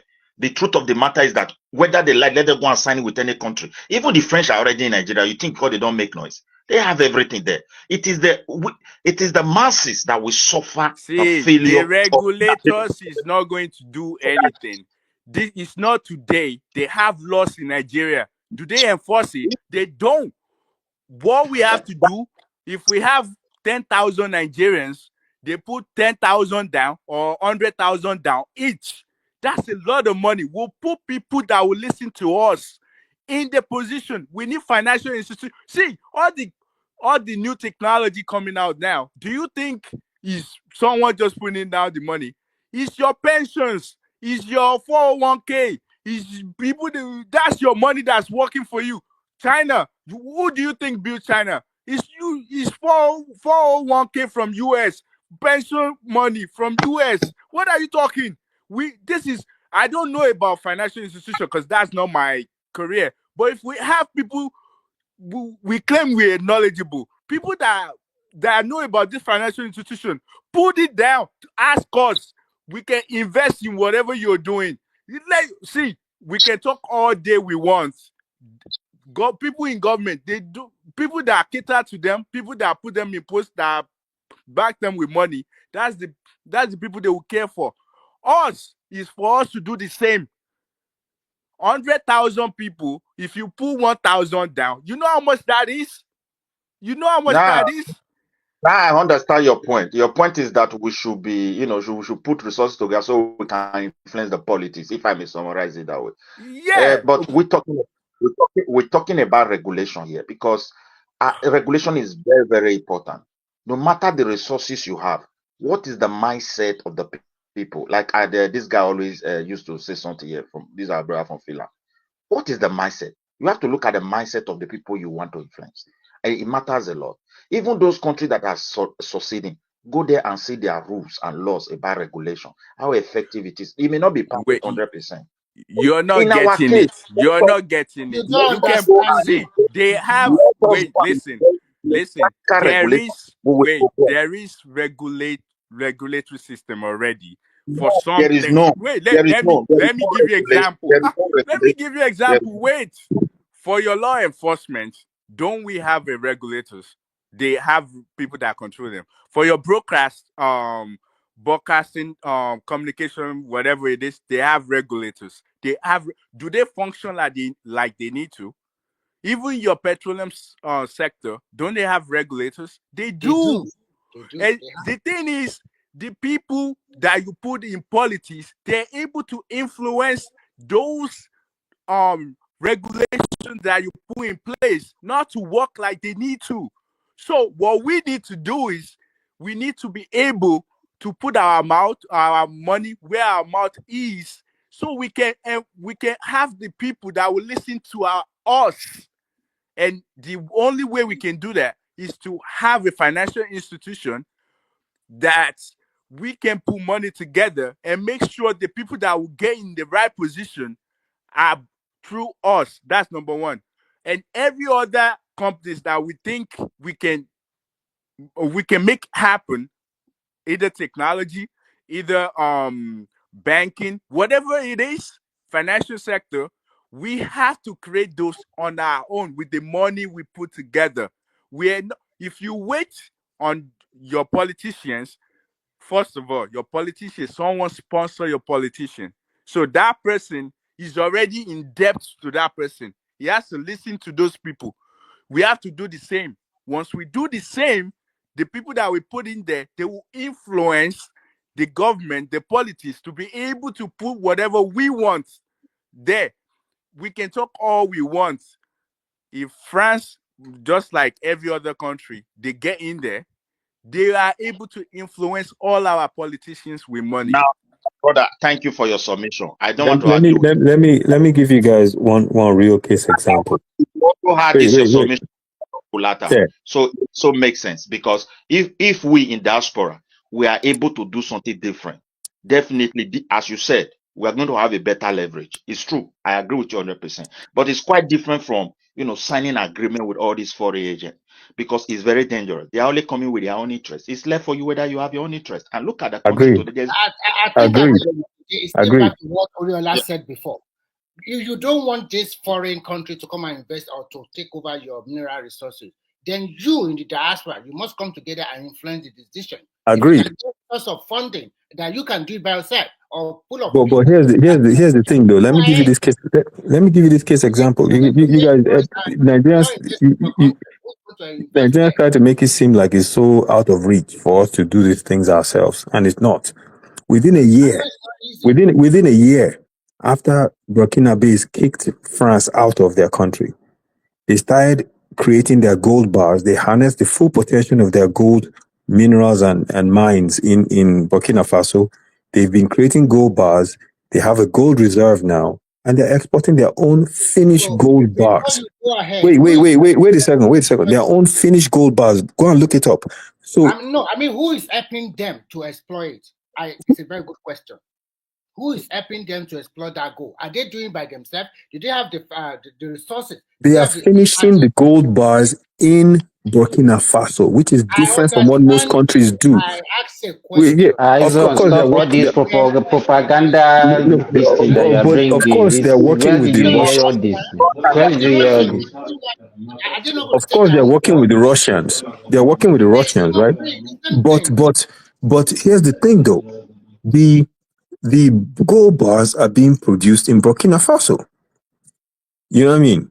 So at the end of the day, we try to make it seem in Nigeria that this reality of creating finished goods within the borders of our country is so far out of reach, and it's not. Same way crude oil is being, whatever they Exactly. tell you, whatever they tell you that they produce is what you will know. So those countries you just mentioned, whatever they told them they produce is what they will take. They're idiots. Why don't we have brain? Why don't we educate ourselves, put money together, do these things instead of waiting on white Look, people to do it for us? in Burkina Faso, they've created a gold refinery location and construction. They've done it already. They are refining their own gold, not having people come to mine and take out the. No, I Okay, don't. okay. So the point I'm making is, look, They are not the one doing it. The Russians are the one doing it no, now.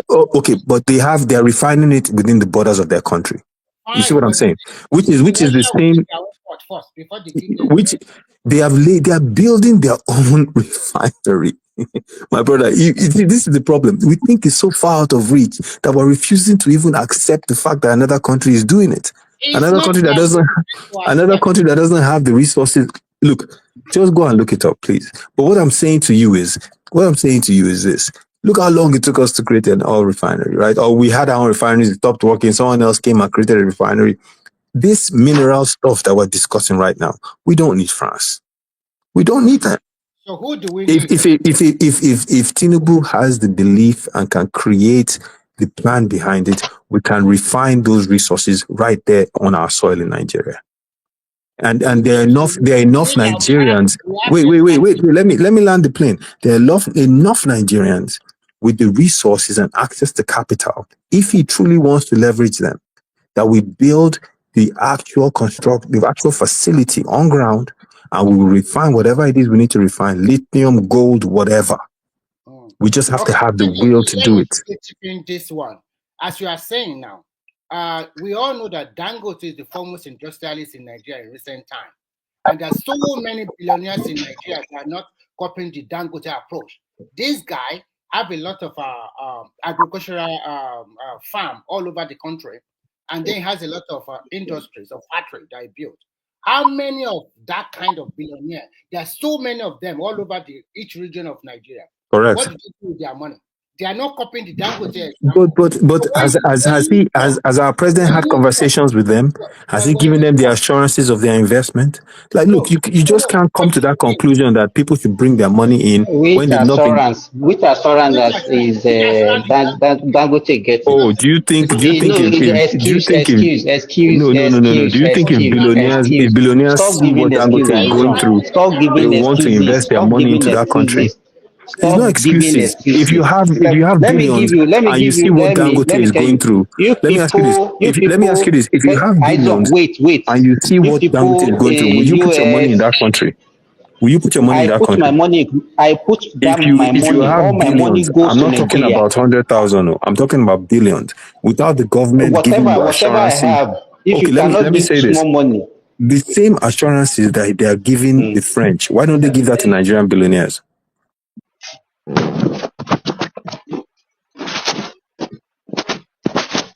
The same assurance they're giving French people, why don't they give that to Nigerian billionaires? That's a very good question, actually. That's a very good question. Which assurance are they giving Okay, French people which that are not Nigerian giving Nigeria? billionaires? Do you think? Give us example of which Nigerian billionaires? Because tell us one or two billionaires that you're referring to. Come on, Let's put it And that has come out and said it because they are not doing this because they are not getting assurance. Tell okay, us. so let me ask you a question. Do you just think? answer the Don't ask question. us to answer the question. Don't ask another question. No. Answer the We question. all know who the billionaires are. You want me to start listing billionaires? What's the Mention point of one. that now? That's it. Even your That is even. Dangote didn't build the refineries by us. It was built by Indians. So tell us But which one. Dangote spearheaded it and wanted to do it, right? And it took how many administrations for him to get it done? No, he The did it, point but it I'm wasn't making done is by us. And it's not wait. even controlled by us at the moment. The point I'm making is there are Nigerians, right, at home and abroad, right, that have access to funding or own funding. They just need the president to have a meeting with them, So give them the what you assurances, are saying? and say, wait, and say for sure, and say for sure that look, we have these gold resources. We want to create a gold refining facility on ground to create hundreds of thousands of jobs. We'll do X, Y, and Z, and We we'll like to refine we our like own to gold lie bars. to It's ourselves. not, Nigerians Burkina don't have Faso is billionaires. doing it. What We are you talking probably have about? just 5 billionaires in Nigeria. Burkina Faso We is like to lie to doing it. ourselves.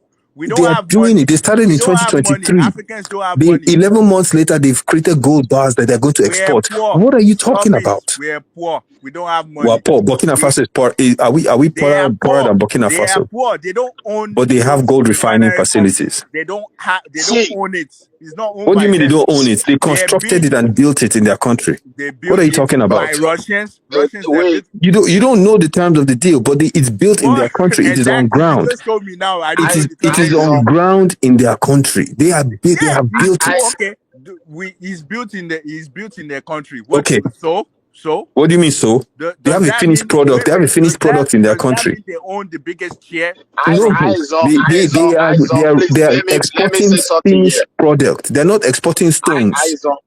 Eyes on. Let me put something here. Look, those guys, their problem is quite different from our problem. Why do we I've been like to to those countries. be Wait, let me quickly put we're this one poor, now. we're Wait a poor in little bit. everything. We're poor in money, Wait, we're poor in wait knowledge, now. we're poor in Let me everything. put this one. We only I've talk. been to wait, I've been to that country. Most of these French colonies. Indeed, they are poor, but advancement, they are far advanced than Nigeria. Because you are inside a country because where people make mouth, you think you are above everybody.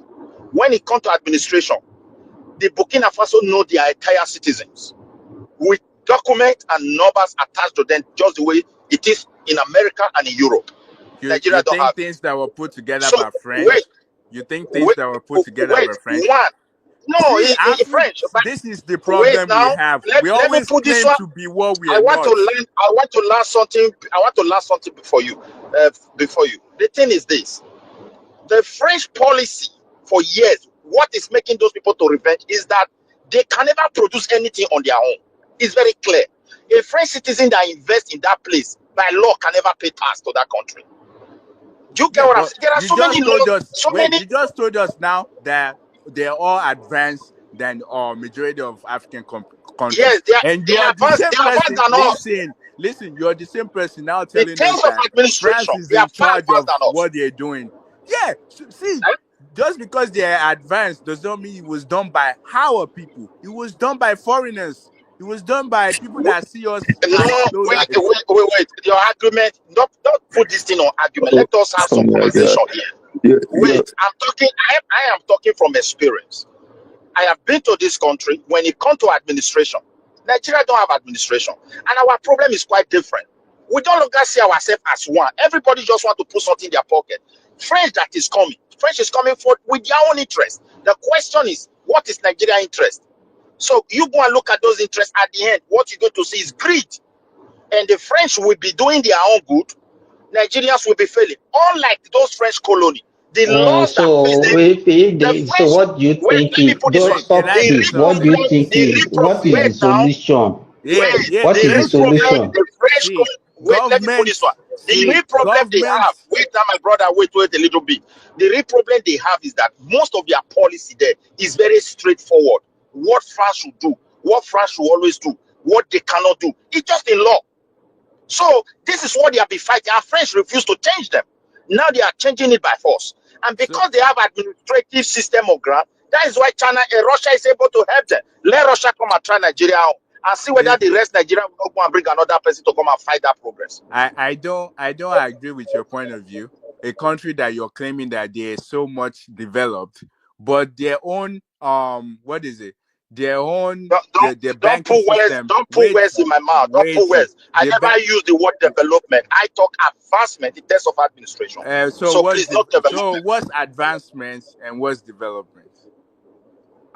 Well, What if you talk, well, from your advance, anyway, they are related, but that you are talking about infrastructural development. They don't have it like that. But when is you go there, when you see the way they regulate their market, you see the way they manage the little they have, then you will respect them. So I'm who telling helped you. them to do that? you Is it not mean the the way French? French told them to It's do the it? French that helped them. I've been Yeah, to France see, several they don't times. even I control saw a their lot of central bank, and you're French speaking talking that these people are they are advanced doing or they're. See, the thing is, governments don't really build countries.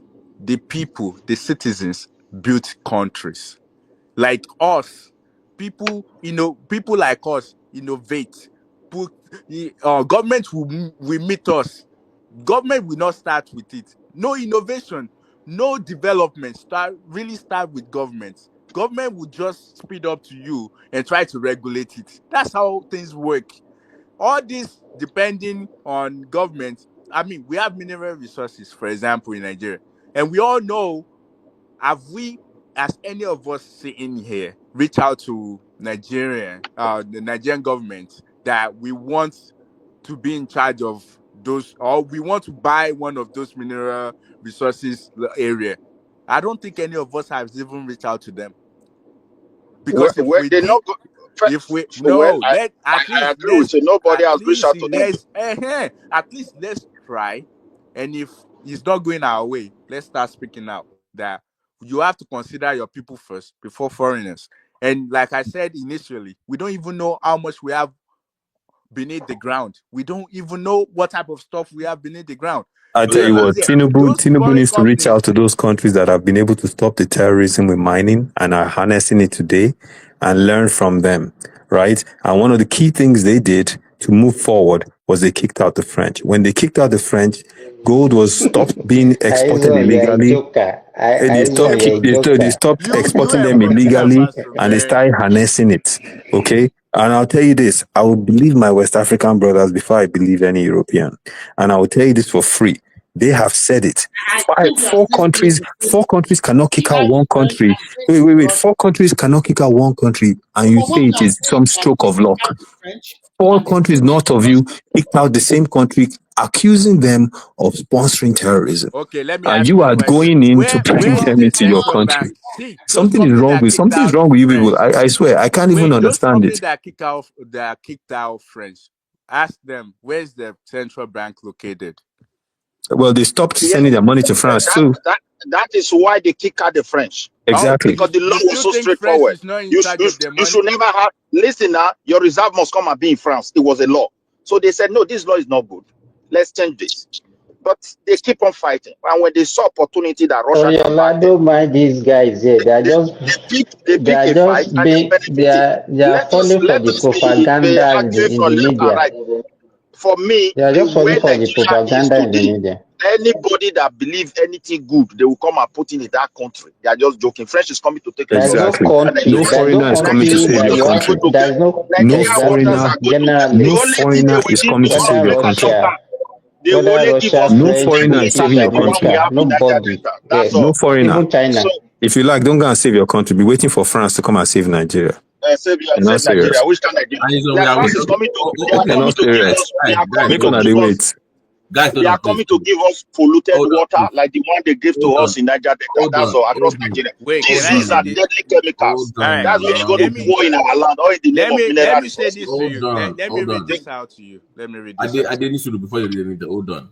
So, Aizon, well, so because I know a few, but so at this point, I think we should start introducing each other to major diaspora investment groups. Then, so if you know any investment group that you know of, put it in the comment section. Let people join. Let them put their money with their mouth, like I did said earlier. me. So that is the I'm next step. interested. So we should Midwest, please meet your mind. Midwest, So please meet your mind. So the investment group, the investment group. okay, go ahead. Okay, go ahead. Your feedback is The kind of, feedback is kind my God. Okay, of I can. Can somebody mute? Okay, yeah. So that would be the next step, if because I want this to be productive. You know what, Babati, I actually know of one. And funny enough, the one I know of, someone I know is actually working in that program. And that program is actually under the vice president's office, Let me right? know. Yeah, Put no, the I'll send, I'll get the link, and I think Oman will be on tomorrow. I'll Wait, post it. that's not the I type of believe, as a financial matter of fact, institution I'm talking about. I believe I sent it to As long one man. as you're talking about the vice president is part of it, no, I don't. government We is don't always want that. no, We no. want What are you talking Ade, maybe about? someone like This is an you. independent program. It happened Ade, please. under the vice president Part office. of, hold on. I'm part of 2 investment groups for different sector. Okay. Yeah. So let me give you. So let me give you the synopsis. Let me give you the Government synopsis on has this. a role. Okay. It's So a I don't know why you. program. Yeah. It's a program created to leverage the power of the diaspora to invest in certain areas in Nigeria. So what they are doing is they're not even asking for huge investment. They're trying to aggregate the investment over a number of people and bring that in. It's a laudable project, right? And it was started by certain individuals, but they were able to convince that government. It falls under Shetima's office, but it's being implemented as we speak. And they're doing things. And what they're using the money for is to support medium and small scale enterprises in Nigeria. Now, that is a laudable project. And I don't understand what these Agbado supporters are getting all riled up about. If I don't support him bringing France to Nigeria, it doesn't mean I don't support something that would be laudable. I mean, I'm not dogmatic in my thinking like that. If I So that's a think bringing, federal is a fact because the one I know they are both my own states, so in diaspora, which we work yeah, with. but The see, those are federal good one, projects. Those are good. I'm saying we need more of that on a larger scale, so we control the whole thing, right? For too long, we've been relying our mentality, right? Has just been so stuck on, oh, why don't we get some Oimbo guy to come do it? It's just make it so much easier. And I don't think that is the way long term that we need to go because that doesn't take us anywhere. It makes us dependent on them. And that is the point I'm making. And I think the French case is even worse because it's followed by a level of insecurity and colonial thinking that we need to get away from. That's my point. See, before we round up, given this is Monday, people need to go to work and other things, and you guys will be wishing our people something for the week.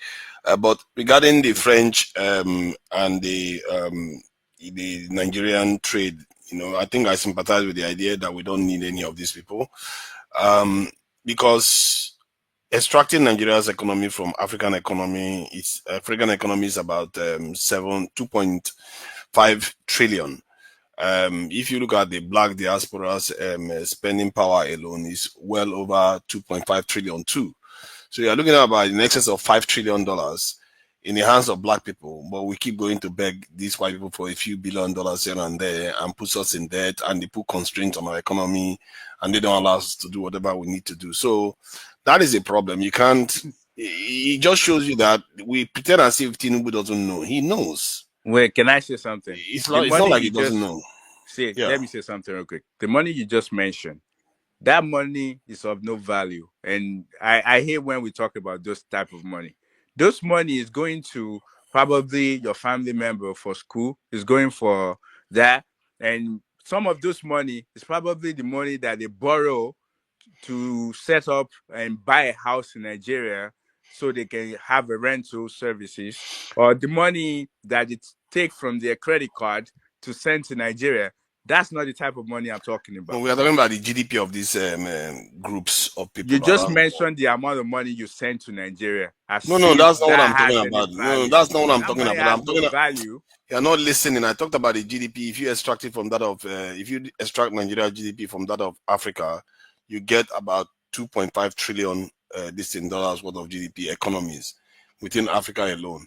And then if you go outside Africa, you get similar amount again. If you even the African Americans, America's economy is 20 something trillion Yeah. dollars. What does GDP has to do with being able to Because it says something about the access you have to resources, which is your funds. GDP? What?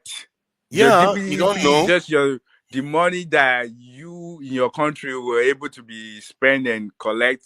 You just talk about your services in the country. It has nothing to do with how big your economy is. That's your GDP. And How big your economy is. It well, doesn't mean like the money you have on hand. It's not those money. nobody said it's money you have on hand. Yeah, I what does said that have to do with the communication, the maybe if you conversation we're listen, having there?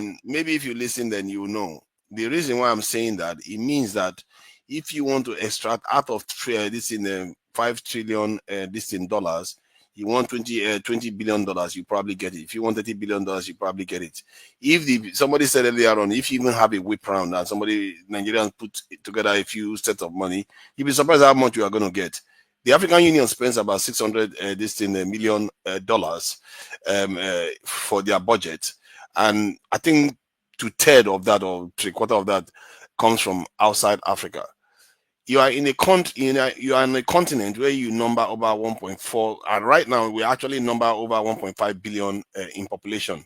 If you take $1 from each citizen head, you will get double that amount, and you don't need anybody, and you can do any peacekeeping this in operation you want to carry out. But no, African leaders still go and beg anyway. What is going on is that they are deliberately standing us down. we act as if they are stupid. They are not stupid.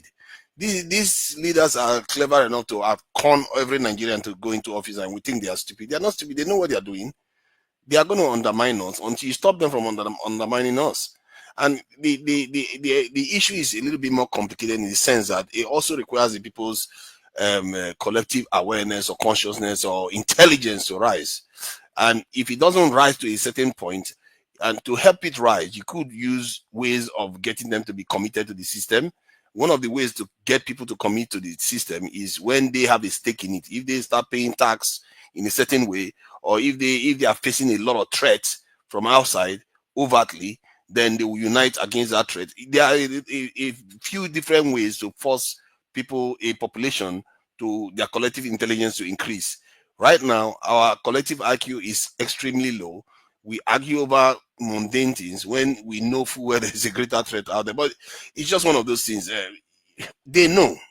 That's the point. They know, and they will never change until we change them. It's just what it is. You have to displace that elite class that have decided that they are going to keep serving. They know they are serving. And today I was listening to the news, even a young lady that was a journalist was calling the French colonial masters. If you cannot get your head out of that kind of mindset, it just shows you how compromised most of us are. We are not, many of us are not even trying to walk ourselves out of it. We are all in this muck together. Every day I'm doing work to work my mindset out of this whole programming that we've all had. I know you see grown men calling, even the British don't call themselves colonial masters. We still call them like that, like we are still in the 60s. But it's Oh okay. wait, yeah. So well, I don't want to answer that question because I think it's still going anyways. But what I'm saying, because I heard the other two people that just talked about some financial institution and stuff. I'm talking about what I'm talking about, because when you look at the top financial institution in the world right now, like the private one, you see the Vanguard Group, you see Goldman Sachs, you see Morgan Stanley, you see Merrill Lynch, you see BlackRock. I think they're now under Merrill Lynch, I believe. So you see, like, those financial institutions, how do they stand? How are they able to stand? This is more like people, me and you. You invest in either 401k or EFTs or bonds, or like you invest in those things with those companies. They put your money to work. These are regular people that create those investment companies. Now, I'm saying the same thing. I'm not saying we should go ahead and meet Vice President of Nigeria. We don't need them. We get because when you look at it now, when they say, oh, start up in Nigeria or Africa, most of those people that invest in them, they are abroad. They put their money in whatever they think they're doing there. They think, okay, this might be good for them. They invest in it. What is wrong with us? I mean, if I'm a financial guy, I think it's something that I can just put my time in doing. But how come we can't do that? We should be able to have an investment. Wait, let me land. We should No, be bring it. able to have No. an I'm asking investment you a question. institution Actually, it's a that worth question. like $1 billion right now. It's a question. I'm trying to ask you a question. So why don't you just set it up and we will join? Yeah, that's what I'm saying. I'm not a I'm asking financial you. guy to be able to No. do those things. It's You don't not need my to. You can expertise. hire somebody to set it up for you. You don't have to be the one setting it up. But Oh, Let me ask him a few we are talking questions now. about money Let here. me Oriola, We are let me talking just about ask you a money simple here. question now. You are trying to invest, isn't it? So you are No, trying I'm to trying to invest. answer the question that he's asking me. Hold Let on, me answer the question he's was your asking me. idea not to invest in the country? Am I mistaken? No. Well, go ahead. What's your question again? If your idea was to invest in the country, the question I'm asking is that after you put all your billions in the country, and the president goes and devalues the currency, what happens? I don't think you understand how investment work. It has nothing to do with Why do money you keep saying I don't devaluation understand or how not. anything Oh, works? Father, No, no, no, can no. you stay on point? No, Investment we're has not nothing to discussing that. do. You are off point. We're not discussing what you are. That's not the What question. is up point? I just asked a question. If he Yes, No, says but I I don't just understand how told you investment works, the valuation of money has nothing to do with investment. it actually does. It doesn't. It has nothing to do If you with your buy a investment. house, if you buy a property in Nigeria, worth a certain this in a million this in dollars, Yes. and they devalue your currency, that currency now before you transmit it back to dollars, it will reduce its value. You think the reason why you think? Wait, let me answer him real quick. Before you go on, it's very important. This is why Nigeria will not grow. This short-term mentality. If you're an investor, you're not thinking kind of carry now. Okay, Thank you. you want money back. This is not an invest. So, for that, we're discussing as an investor. You're thinking long-term, 20, 30 years. This is not a 2 year, 6 month investment. That's what So Nigerians. we are talking about it. You are in a See, country where one company has not lasted 100 years before, man. and that is a company. you've had the You know, continuous different. depreciation of the Hold currency. on now. Hold on. You are investing as a group. You can have billions and invest in other companies. Doesn't mean you must set up over there necessarily. It's your fund that is working. That's the difference. Investor mentality is different from what you're talking about. Okay, so And also, the wait, point I'm let me trying to add to that highlight real quick. is that Let me add to that. if you have an environment that is hostile to business, it's not because you cannot do it. You could survive, but you will struggle to survive, and it takes people with a lot of skill and commitment to remain in that You are country. not talking Most like an businesses don't have investor. that time. You are No, not no, no. talking What are you talking about? like No, I'm not talking about like an investor. Offer Most that. Hold investors on. don't. Can you calm down? Don't do that. Don't do No, that. hold on now. Let me Hold finish on. talking now. Let me finish talking. I know. But See, you cannot say I don't know about investment at the same time saying that investors they will invest in any country. They will not invest in any country. If you have a lot of money, you cherish that money. You don't want to go and a country and you just go and lose it because political instability, insecurity, inflation, Wait, can depreciation I? of the Yeah, currency. let me say something real quick. Have you heard of a country named Japan? Yeah, I have. Uh-huh. Do you Funny enough. know how many investors, meaning investment institution from the United States that invest in that country? Do you know that Japan is an export country, number one? Number two, 1 yen to a dollar is about $150. So what is your point? My point is the value of the money that you're looking at, that's not how you invest. Oh You're my looking God. at that's not what you're looking at.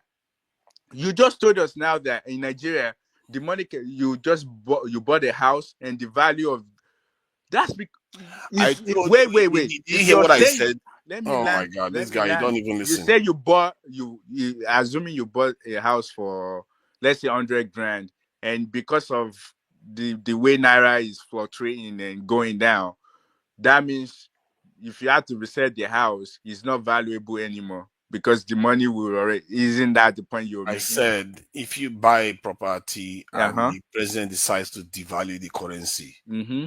then you will lose. Yeah, especially if you need to Okay, so extract funds from this in and I'm trying investment. to tell you that you won't lose because the reason why you're thinking you're losing is the same house. You probably don't make you yourself. You didn't make any investment to that property.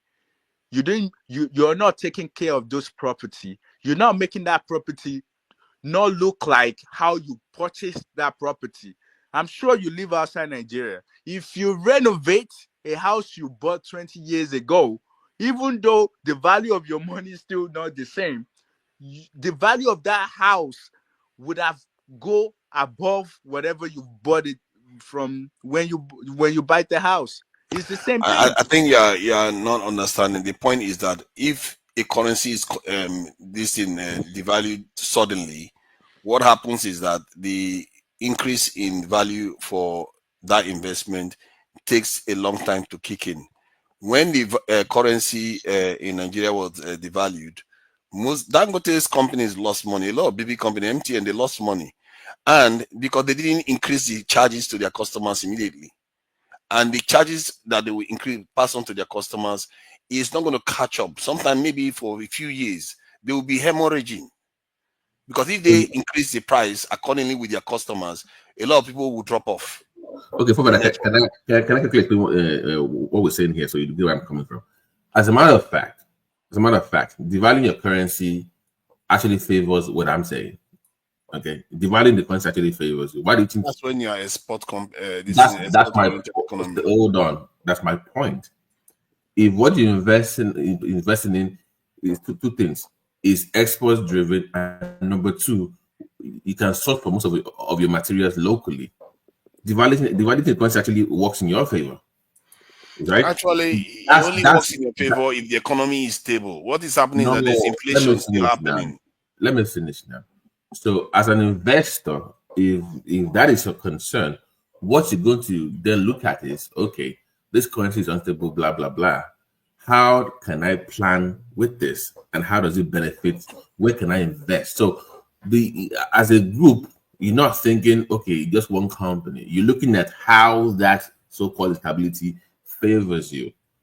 That is called investment group, because you're looking at the whole economy as a whole. So that's a different mindset compared to those that want to do cash and carry.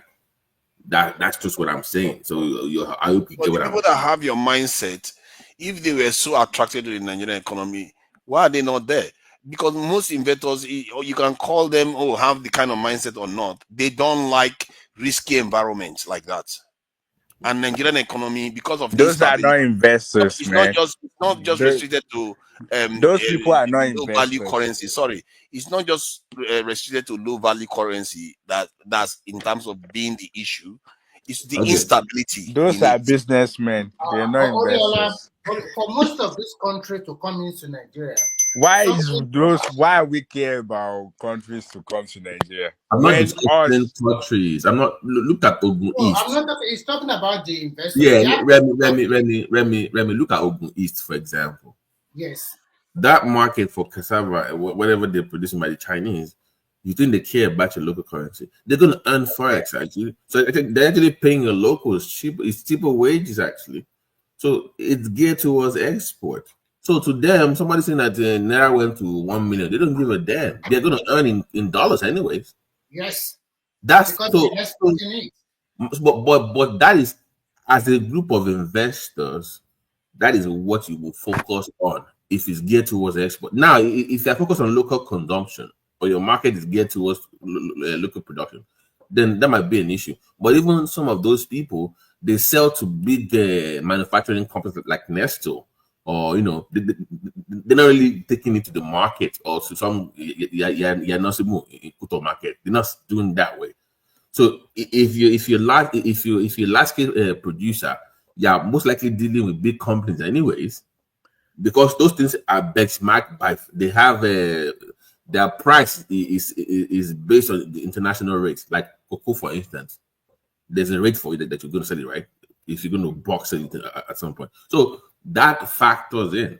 But Yeah, what I'm but saying mine is geared towards export. Now, people will say, well, why can't you invest in the entire value chain? That way, you're exporting not just raw materials, which will even make me more money. I will earn more forex.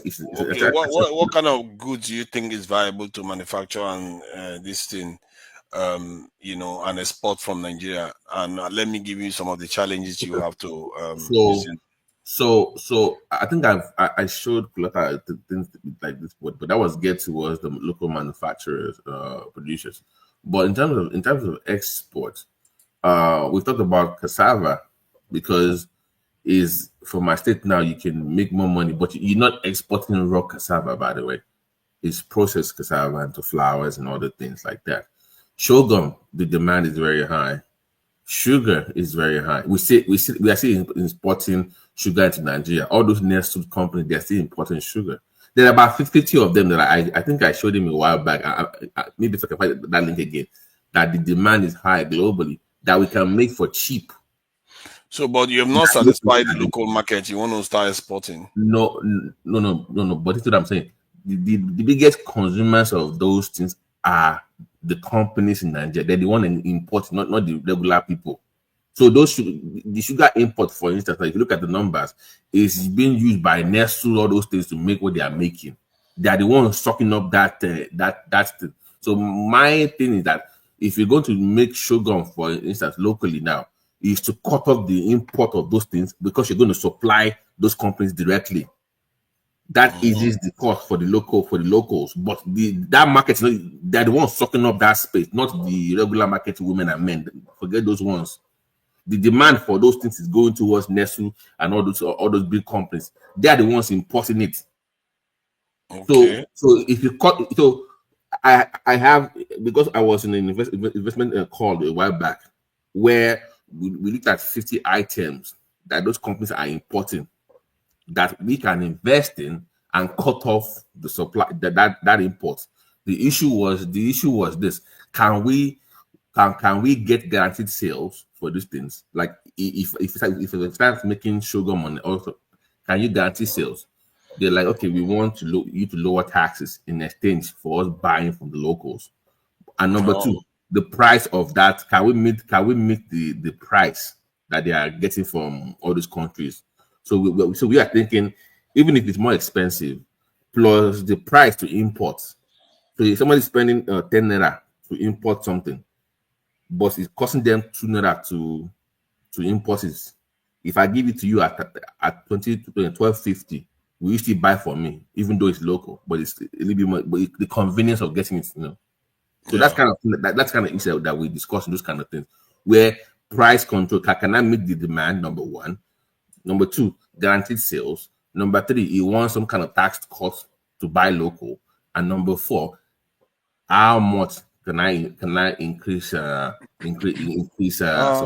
So BT, let that would be let me ask you a question. Okay. yeah. Are you talking about final products, correct? Is what you will be selling to the population in Nigeria. That's what you're saying? No. So Or the for raw instance, material. no, because it depends on the company. Like Nestle might say I want sugar cane and I want I keep using sorghum, for instance. Now they want that, right? That's what they want to buy from you. Now, if they want it to be processed before you sell it to them, you will make more money because that is less work for them now before it gets to them, right?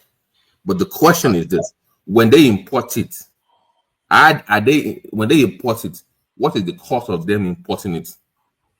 And can I match that locally? Because now that goes into cost of production now. Yeah, That's the but sales tax. that's the problem now. The Nigerian environment But cost that of is production. no. Hold on now.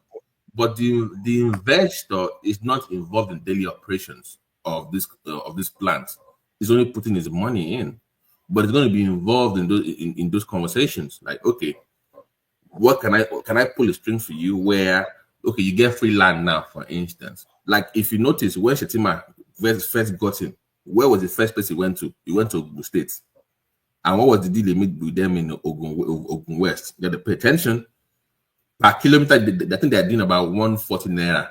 So they are doing almost 40% less than what you would get in a regular market because it's a manufacturing area, right? So what they did was in that part of Ogun State, those companies are getting guaranteed the power supply for less. So they reduced the amount, the rate, but that was because they involved government in those investment groups now. So that is the role of government. Yeah. If I understand what you're saying, so we'll use cocoa for example. Mm-hmm. If I can get cocoa now, are you saying that I will be able to? What you're talking about is process the cocoa, and turn it into the chocolate that they will use to now turn into like the chocolate bars and the But candies and that stuff. depends Is that what on you're saying? yeah, that depends on then depends between what you negotiate with those companies locally. So let's say Which company? Oh, you okay, mean those? let's use I keep using let's use Nesto now. they use cocoa, right? Yeah, So for their if they tea. say, okay, before it gets to us, so or peel it to cut it this way, grind it this way.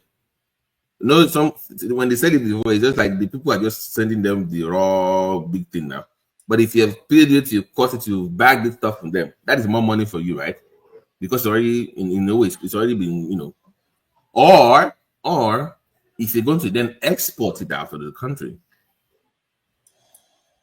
that is another Either way, cost of manufacturing that and is where even the issue is. But the Yeah, government come on. Let yeah, but somebody else I, talk I now. You think can't just be interrupting people. You guys should stop it.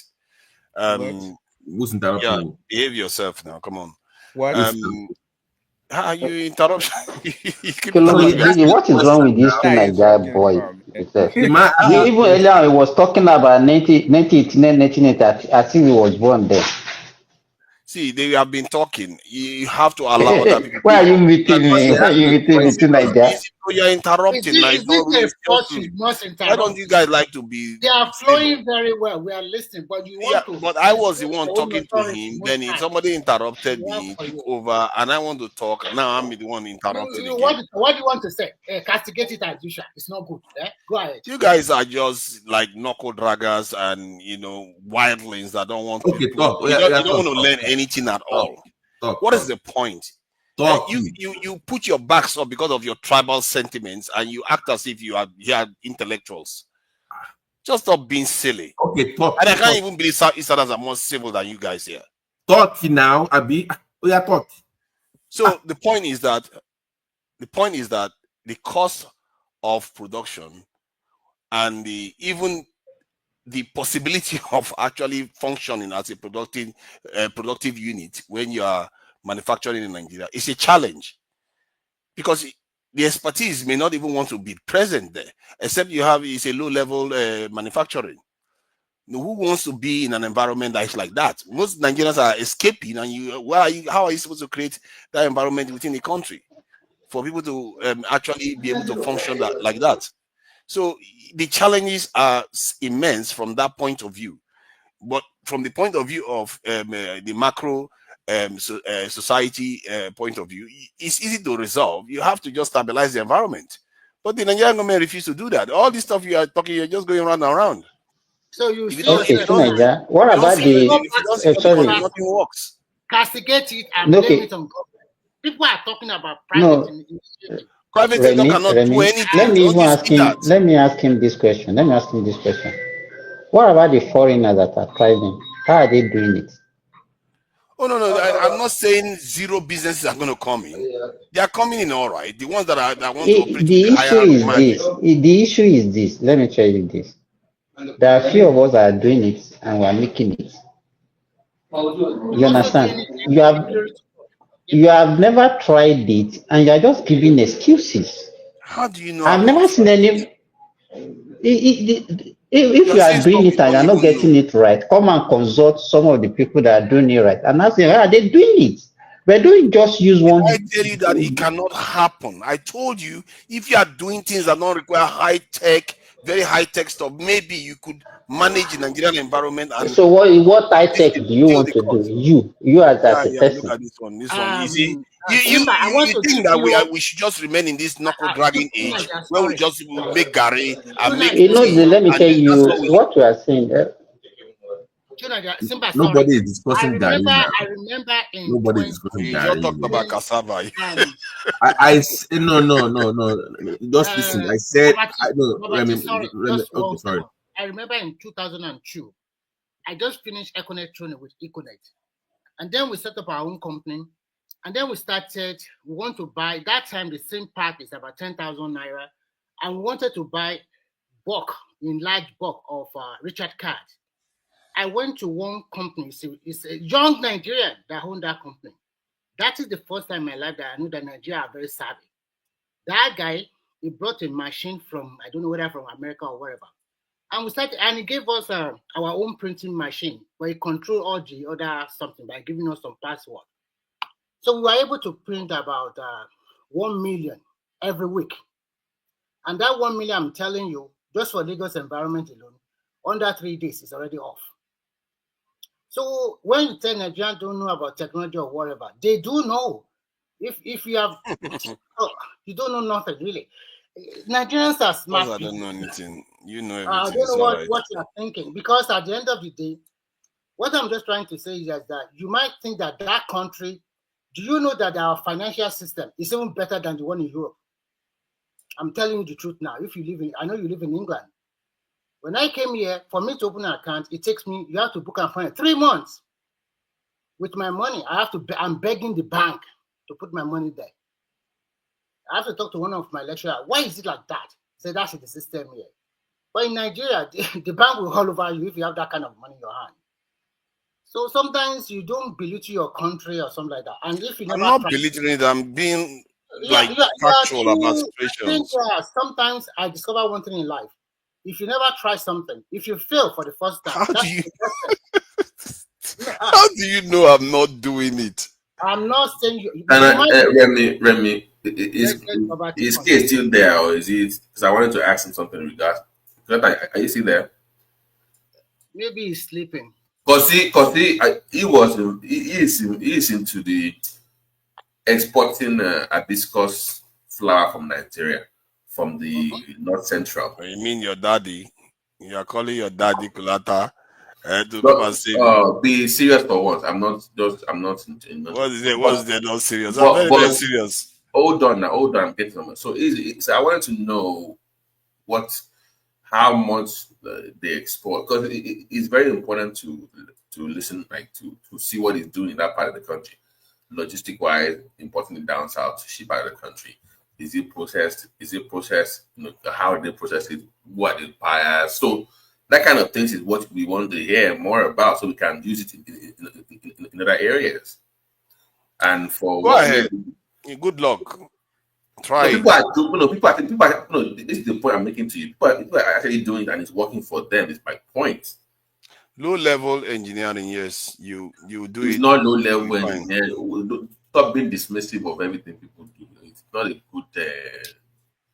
I don't know. I'm not being dismissive. If you are not, if you I see, I'm not saying you should not invest, but I'm also saying that you have to don't pretend as if you don't have challenges. You have to make provisions for There those are things. challenges. I agree with Of you. course. Absolutely, there are challenges. But this is my point to you, forefathers. For us to focus on where there are places where you can invest and you make your money easily. Like someone now, you make money because of the demand. Mm-hmm. The other ones that might be more challenging. So if you are skeptical, put your money in where you can get guaranteed return. Thank Guaranteed you. returns. At Why least you? to Yeah. begin with first. I think what he's saying is you should just rely on government. Just wait for government to No, do that's everything. To regulate, to make it better before you go ahead. That's what I think he's saying. that's not But And that's what again, I'm trying to say. that makes Let no me sense to be me. okay No, I before you never go People, said ahead. that. it, I said you have to yeah. make That's what you are arrangements saying. for. I just said just now. I don't know whether you are hard of hearing. I just said you have to make arrangements for the challenges you are going to face on the ground. It's Because Yeah, that's how just, it yeah, works. just the Like no, same. Simba now, like Simba has to get a lot of solar panel. I think the last time he talked about the wattage he had to get. But in other countries, you don't have to worry about that. But And the same first, thing in other areas. but first, on that country too, you use that kind of energy, you also pay the price, okay?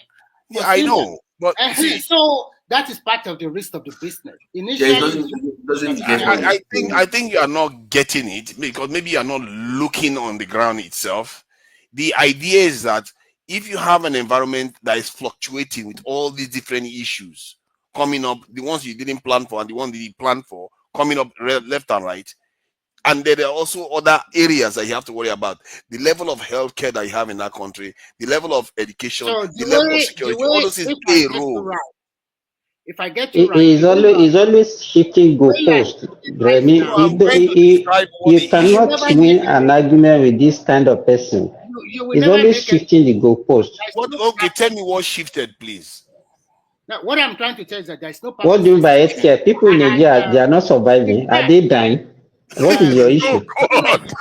you Niger, You if see, I you hold see on, that guy just annoyed me now. I you don't You Niger, see, think, I don't what think, is wrong what with our kind people of is that health? you see, you just annoyed me now because what you just did now things are not very good, and you're saying it's okay. And that gradualist We are not mentality saying drives it's a man. okay. We are not saying it's okay. If you don't understand our You are own saying it's argument, okay. you Do we don't not have need. You healthcare in don't. Nigeria? What Is we that are not what you saying is said? that you want to make. Let me tell you, even that health sector I'm that you telling you make that those people is will not like to another come there. investment. Wait. You can also invest in healthcare.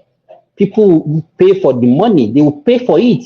There are good hospitals that people can get the best of healthcare in Nigeria. So what are you talking about? Invest in Do it. you know that In any a lot area that you think is not good, go and invest in it. Wait. I don't Simba, think. let me Wait, quickly chip wait. in Let me this. say this real quick. I think what he's saying is that Nigeria's political instability, and there's also some things that has to do with economic instability when it comes to like your social, like for example, your financial, your health. I think that's what he's saying, that it's not stable, so you can't plan ahead to know ahead of, well, you can plan ahead to know exactly what you're getting into, which Oriola, is Like what? reasonable. Which Oriola, Is ones you cannot reasonable. plan for? Like Okay, what? Oriola, for You should every But mention every example. even Senegal that is stable, what manufacturing is Senegal doing? Even Cameroon that is stable, what manufacturing are they doing? You guys are dealing with the peripheral issues. But go ahead.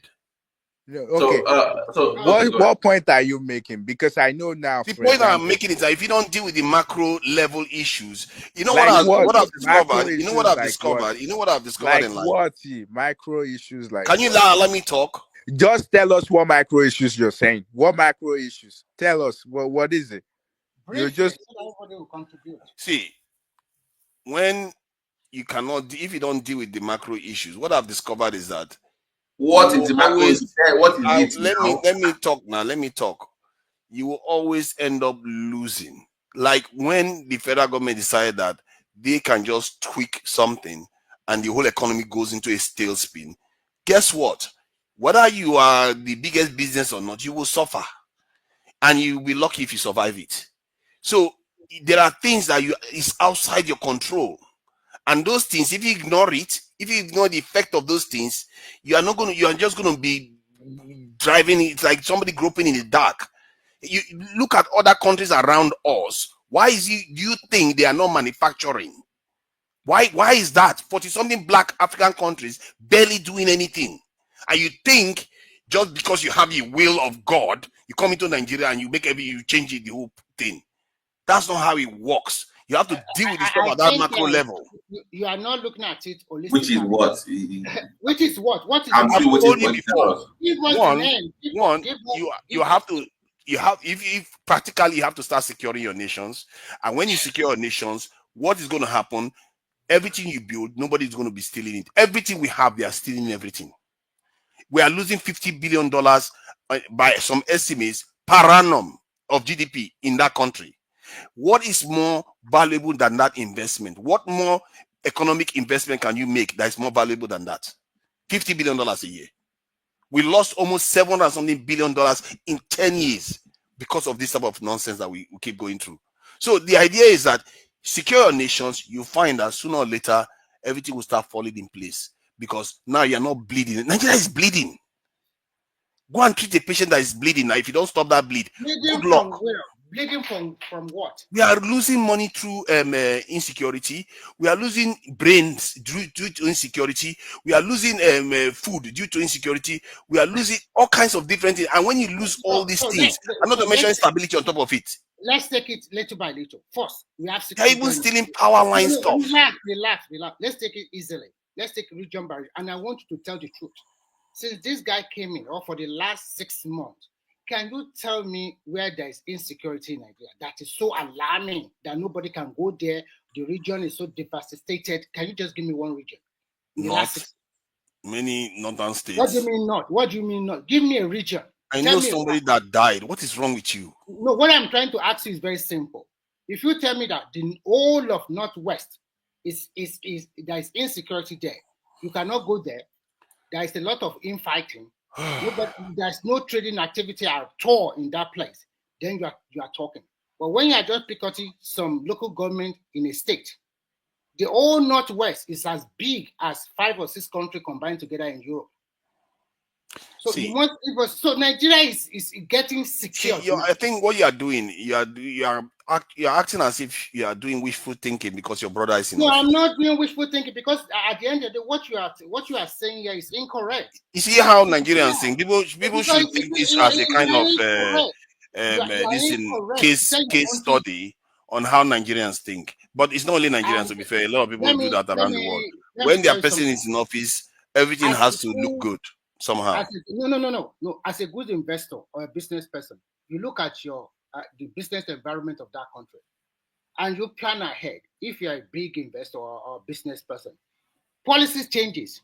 The Nigerian government too, they look at everything holistically.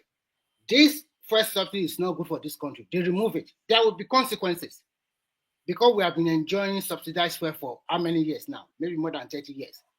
The same thing, we also subsidize the naira to the dollar. They remove it. There will be consequences. That is the consequence. That is the price we have to pay. But if you are telling me, Wow. okay, because you want everything to be El Dorado, then continue to borrow the amount of See, money, and then we are not see, producing like before. see, you are talking about we are defending the dollar. You know the cost on the economy for floating the currency is higher than the money that we use to defend it. No, I don't think so. You are right. You are Of wrong. course, you will not think so now. You are wrong. People lose it. Because Business is closing. Do you know how many businesses have closed? no. This It's guy, not man, you because don't know. listen. It's not because of the what the floating of the exchange rate. That is why the business is floating. You have to look at the tendencies maybe in last 15 or 16 years. What has happened to that country? Are we generating enough energy? And so many other factors you have to put into consideration. A And lot of if things. Something changed. I will give you an example. China is a very good example. Why are manufacturing sector moving away from China to Vietnam and Cambodia? Because it's more cheaper there, cheaper labor. Oh my gosh! You just see that I was going to make this That is not the example, reason. Oh, but That's you not the only no. reason. That's one of it, but that's The, not really the reason. yeah. But you just make the point I want to make. Political instability is one of the reason, and the fact that everyone saw what happened in 2020 with the COVID, that only one country is controlling all the chain that has to do with any yes, final and it products. affected the That's world. why they and China is not making it easy because it's just prosecuting different people out of nowhere. So political instability is one of the No. major Let problem me tell you with something. China. Wait, let Let me me tell land. you Let me something. land. Let me Okay, land. when you land, I'll come after you. So one of and that's the example I want to make. I was going to make to Nigeria for like okay, Nigeria also have a political instability where you don't know if economy will be stable or money will be good or something that has to do with anything but regulatory. So it's the same everywhere, but you just have to pick and choose whoever have this that the economy is a little bit more stable. The country political is more stable. That's why a lot of people will choose other countries that they think they're more stable compared to another. So I that that problem is not only peculiar to Nigeria, it's peculiar is everywhere. Even companies that are moving to Mexico. Mexico has issue with drugs. They have issue with a lot of gangs. People still move there. Ay, ay, ay. Companies still move there. Do you know your country? Have you checked the Nigerian government spent about $47 billion, which is a pittance for a country the size of Nigeria in 2023. $47 billion in national budget. This year, $28 billion in national budget for around 200 million people at least. And you think this is normal behavior that you're seeing in the country? Okay. Yeah, but Let me wait. If Nigeria, what the guy is doing is trying to put the economy back in line.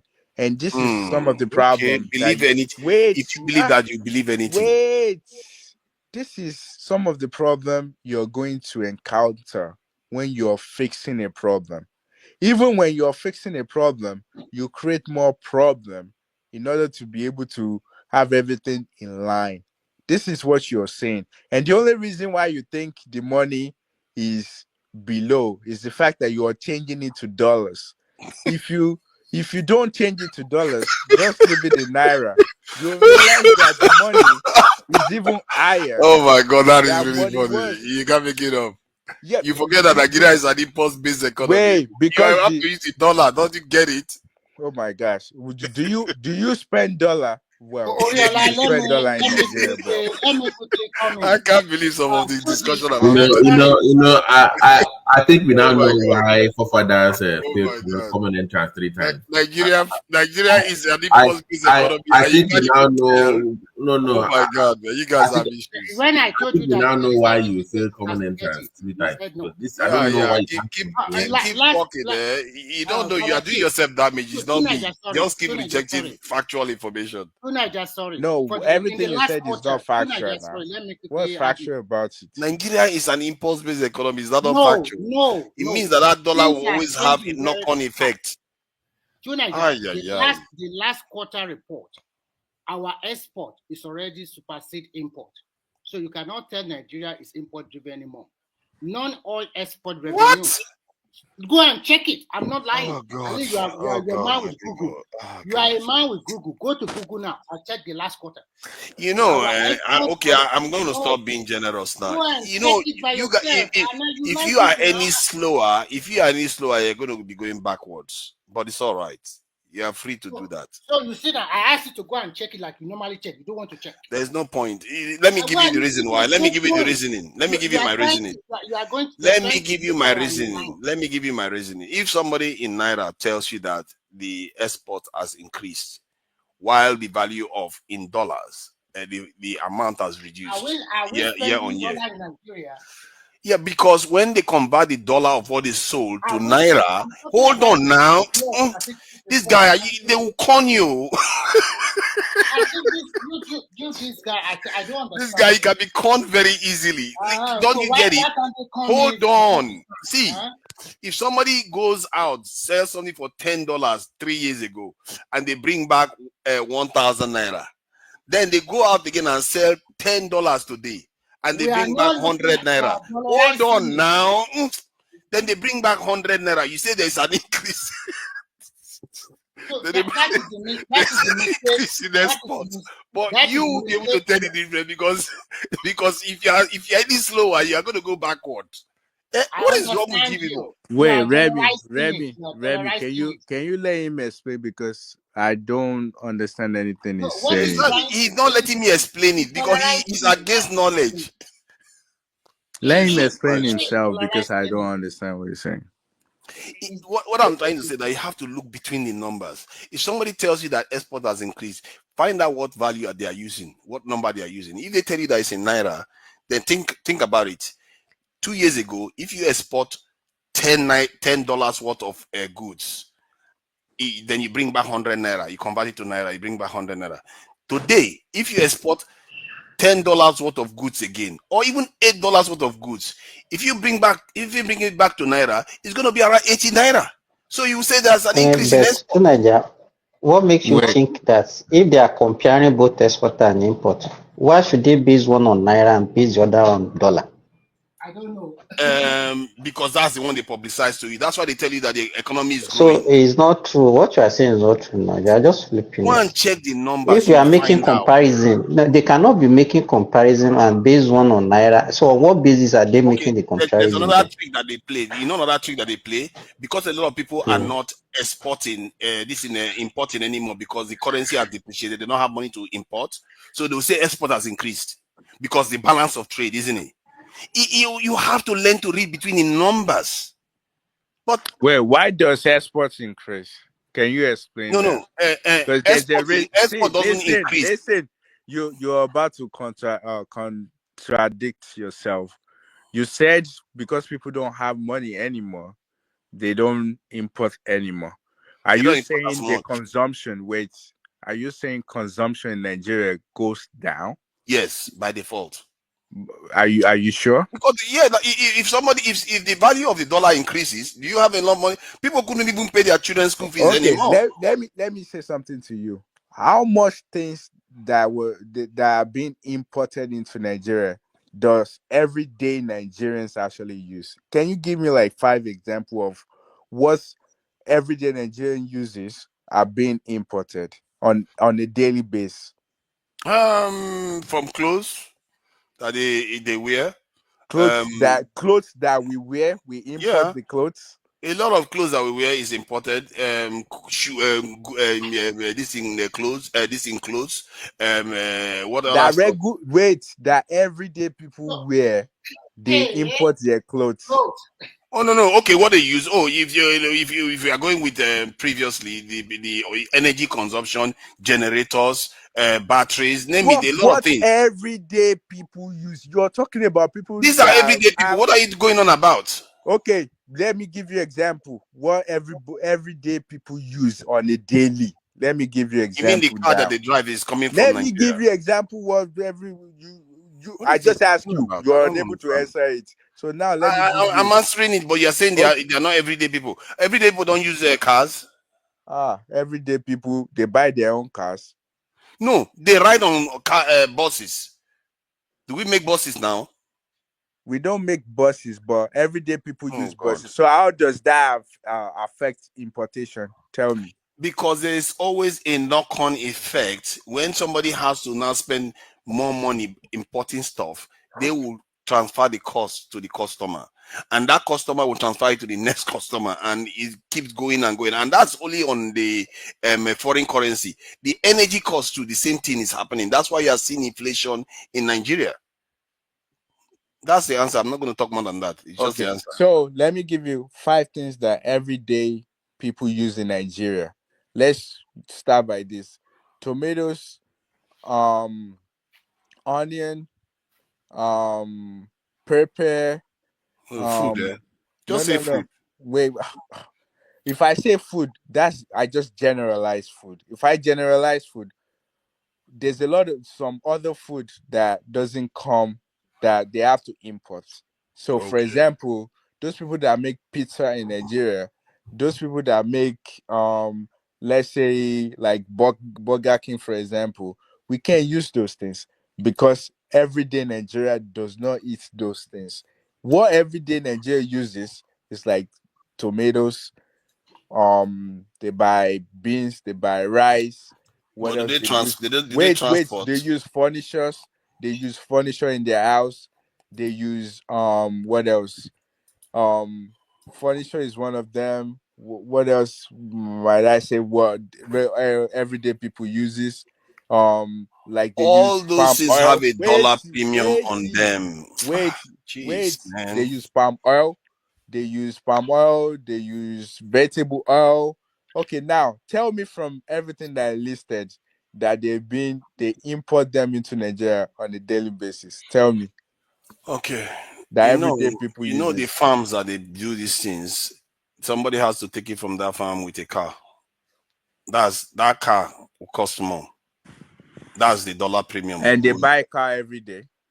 Yeah. You don't know. They buy car every day. There's a knock-on effect. Oh goodness, you guys are. Yeah, and I was here the other day talking about logistics. In terms You like, think that's how it hold works? on. Okay, now you've been talking. Let us talk now. You've been talking. They asked me a question. I Yes, want to answer. you You don't see, want me to answer. you see how it works now. Answer. You see how it works Go now. ahead. How does it work? My point is this. Just listen. My point is this. In regards to transportation, I was here talking about where all these farmers, they have they have unions when they come to the market from the villages to the cities, where you can run a transport business where there's a meeting point, but you have bigger trucks. So instead of them doing the typical bus transport for different unions for tomato or vegetables, if you have a big 12-wheeler, you can have meeting point like let's say my hometown now, where you have the major markets, and look at the distance where they will meet up, then you just help them ship, then you now have cold rooms, enough of cold rooms, so solar power paneled cold rooms where they can ship ahead of the major market days. So instead of them coming in the morning at 4 a.m. because they have to meet up before the market at 7 in the morning, you can actually ship these things in the day before, that Friday night. You can, so that would they just coming in, so but they have places to stay. So that these are the kind of things that you can bring into the equation. So so that's the kind of thing that I have always, and you will make more money, by the way, because they're bringing in more things. They can, because what happens is when they come on Friday morning, right? By Sunday evening, they do banjo sales because they want to get rid of everything, right? Because they are like perishable goods, right? So they are going to lose money in the back end. If you cannot sell anything by Saturday evening, you're going to lose money the next day. So, but if you have cold storage rooms, you can come in early. It's planned, and they'll make more money from their goods. So that's kind of thing that I don't have any issues with anybody doing stuff to increase productivity and efficiency. That is all good. But what the point we're discussing was about how, how does the dollar value affect, have a knock-on effect on cost of other things. And that's why I talked about, I like people's power, in the sense that if the people power come together and change the person that is controlling the system, because if you don't change, if you don't have control of that person that is controlling the system, they can tweak something and your whole economy can go into a tailspin, like we've seen. I've watched it happen, and man, for the life of me, I couldn't believe it was happening before my eyes. I watched a leader. He didn't have to do what he did at all. Nigeria, okay, now we heard the Port Harcourt refinery is chucking out petrol. Dangote refinery is chucking out petrol. So you've already removed subsidy. So why did you go and flow the currency? The need to defend the currency will reduce if this petrol starts coming into the Nigerian economy, because that is where 30-something% of our foreign exchange demand is coming from. So what was the rush? What was the rush? You knew these tools are coming in, and you put the economy into a tailspin that has cost the economy far more than you've ever spent defending the naira. Defend naira with what money? Borrow money, Abby. See, do you know how much Nigeria has lost because of No, it? defend. Just answer Everything in that Nigeria has question. almost halved in value. How should we have? How would you have want him to defend naira? 200 something billion. No, how would you have wanted him to defend naira? By the cost, because the cost. No, because one. Remember, he boosting just our let me by give you. Let me boosting tell you. our Let me tell you reserve how. and Because he reducing has our just expenditure. hold on. Because he has just So removed subsidies. By removing subsidies, technically he's like taxing the Nigerian people, which I supported, because Nigerians don't pay tax. So why keep giving?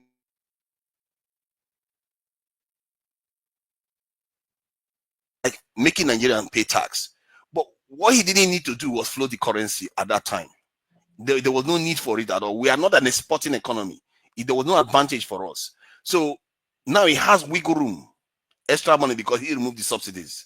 So there was no need for the rush to float the currency. Even the So you CBN could held have continued subsidizing it, right? if he Subsidizing the needed. foreign demand. See, one, how much was being spent in this in defending the currency? $10 billion a year or so. You know no, what you so could. no. So that wasn't significant enough. 2.1 a month.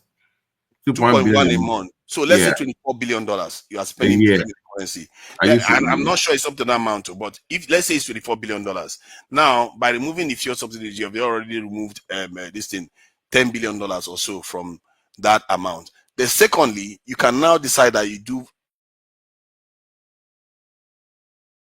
amount you also spend defending the currency, maybe by 50%, by reducing it, maybe from 600 you move it to 700. It will reduce the amount. The economy will still be stable. Remember, that is one. The economy will still be stable. Then Dangote refinery is coming to rescue this thing. Then the Port Harcourt Yeah, refinery sorry. is coming. It was 1.5 billion a month to defend it, and not 2.1. Okay, 1.5 billion. so that's 18 billion. So you see what I mean. So when you bring it further down, you now have a kind of stable economy. You don't have to defend the currency as much anymore because you have extra. As a matter of fact, the fuel subsidy money should be enough to cover the defending the currency if you have to. And there's another tool that they have in their pocket that they didn't use at all. They could have reduced the demand for dollars. They could have put processes in place to delay the demand for that, to reduce the demand for that, so you don't even have to But defend it at all. to Nigeria, you can only be doing that if you have the money. But you can't be borrowing money to be doing what you are talking No, about. no, no, Is you there any don't need country to that borrow does that? money. It's just laws, just things that they will No, even I'm just talking telling about Nigerians stop using that money dollars. that they are using to defend dollars. That's what I'm asking you. I think one, you don't have to defend it for too long because Dangote refinery is coming, Port Harcourt refinery is coming, Forget about potentially that. Warri Forget refinery is about coming. that. No, More than you have 1 to year now, it has not you come have on to board. look at it. You have to look at it. No, we now know Dangote refinery is online. You have to look at it holistically. That if Nigeria is demanding the demand for petrol, foreign exchange is about 30% of our. That's the demand. That's a massive demand that is about to go away. What was the rush? Even the CBN governor hasn't been in office. He has not even taken his seat before he removed he floated the currency. So I just saw it happen. I was like, why would anybody do this? Because the damage it has done to the Nigerian economy. We are talking about 30% inflation rate. You It know how was much it's costing in inevitable, my Nigeria? brother. It was It's inevitable. totally avoidable. It's No, I not. think most You countries have will options. never do what he did. Listen, you You have have this. options. If you do that in the UK, the way they will sack you, they You will make have sure nobody's options. ever See, called your name again in this country. to Niger, you are facing the two devils. It's either you take your foot off the pedal or let it drive off the cliff. And we were heading off the cliff. So we was left with no choice. But we were not And I heading off tell the you, cliff. hold on. Why did you Maybe you believe are that? not aware. We were heading towards the cliff. We're not Even the heading off other the cliff. And remember, they still borrowed money. we were bleeding seriously. We couldn't The sustain naira it. again. And if you look at the dollar demands, who are those people demanding most for the dollars? Who? See, Who? is it not The the people government people? hold And on. the people that are giving money to people. The people importing the petrol. Number one. Remember, the Dangote and the likes will also enjoy that like this, right? So, and the manufacturer that's supposed to be the priority number one were pushed to the back. So the country cannot continue to, sustaining, pumping money and subsidizing it for what? For the mundane things, for those importing those immaterial stuff, those luxury stuff. We cannot continue that way. So the best option is to take that foot off that pedal and go to reset mode. Yes, the shock came. Somebody said Tinubu shouldn't have announced it. Look, Are you maybe talking some about no? Are you talking about petrol subsidies or floating of the currency? both. You have to deal with one at a time because they are two different things. Both. He did it at once. He And didn't do the. He didn't do the petrol. said, He wasn't the one responsible for as a matter of fact, fuel floating of subsidy removal. currency, He wasn't what he responsible for fuel did, subsidy removal. what he It did was with the Buhari floating, that removed the fuel subsidies. It yeah, wasn't Tinubu. it was removed Yeah, so during the why are you blaming him then? financial I'm saying that You he knew hypophysics. he didn't remove didn't it, you hear what but I you said? still I blame said him. I'm not faulting him for the Maybe, removal of the fuel maybe you subsidy. forgot I'm it too, faulting him Nigeria. for the I'm It faulting was him for at the the removal point of it the was floating proposed, the currency. I and mean, they continue with it, and then they now put in the appropriation bill that it will be discontinued. But what he did was that, look, I will voice it out before they smuggle it back, into the bill, so that at least for now man, you everybody will guys, be aware. man, I don't know, man. You believe Look, anything? I don't know, man. this is a person. Man, This is a how can you person. just believe that? How can you just No, believe why that? not? Why He, not? he, Why he, not? his appointment for CBN governor is not even in place. He floated the currency. Who does that? And you just believe that? So you need the You know how CBN many billion? before? You know how many billions have been No, harvested from the Nigerian good, economy? good, good. To Niger, please, if I may come in here, Mr. Dewali, I think if I may understand to Niger is that Tinubu would have taken some time to observe the state of the economy properly with professionals before making such announcement. Because even before those guys could get to their seats, most of his announcements were already made. So, and they don't, to navigate that situation itself was a very big challenge for all of them. So we need to be honest. The way they handle the thing, I don't think they handle it properly. And at the same They time, did. it's something that the Yeah, but It is something Adewale they will be hope penning to now have done. because Wait, Adewale is just blinded by see, tribalism. He's not it's something logical. they. the I agree fallout. that it's something they hope to have done, and they did it. But the manner at which they did it is another problem. But for Adewale me, is, whether you know, Adewale is like whether all those whether Nnamdi Kanu supporters that say he never did anything wrong. It's like they No, will see Samanek I'm like I'm Samanek not. who is never it? did anything wrong. You are I'm like that. complete. No. I'm Tinubu never look. did anything wrong. See, let me tell you. No serious government Oh, official. As long as we are holding a public office in trust, will just come up with a policy off the record and say you are sticking your neck to it. No, it doesn't come that way. After all, they have transition committees and programs that are able to look at what is on ground before they make such pronouncement. Oh Look, God. No, nothing the happened. damages were so severe. Even He Tinubu didn't even was know the gravity of the inevitable. The damages. fuck, look, He didn't the know. fuck.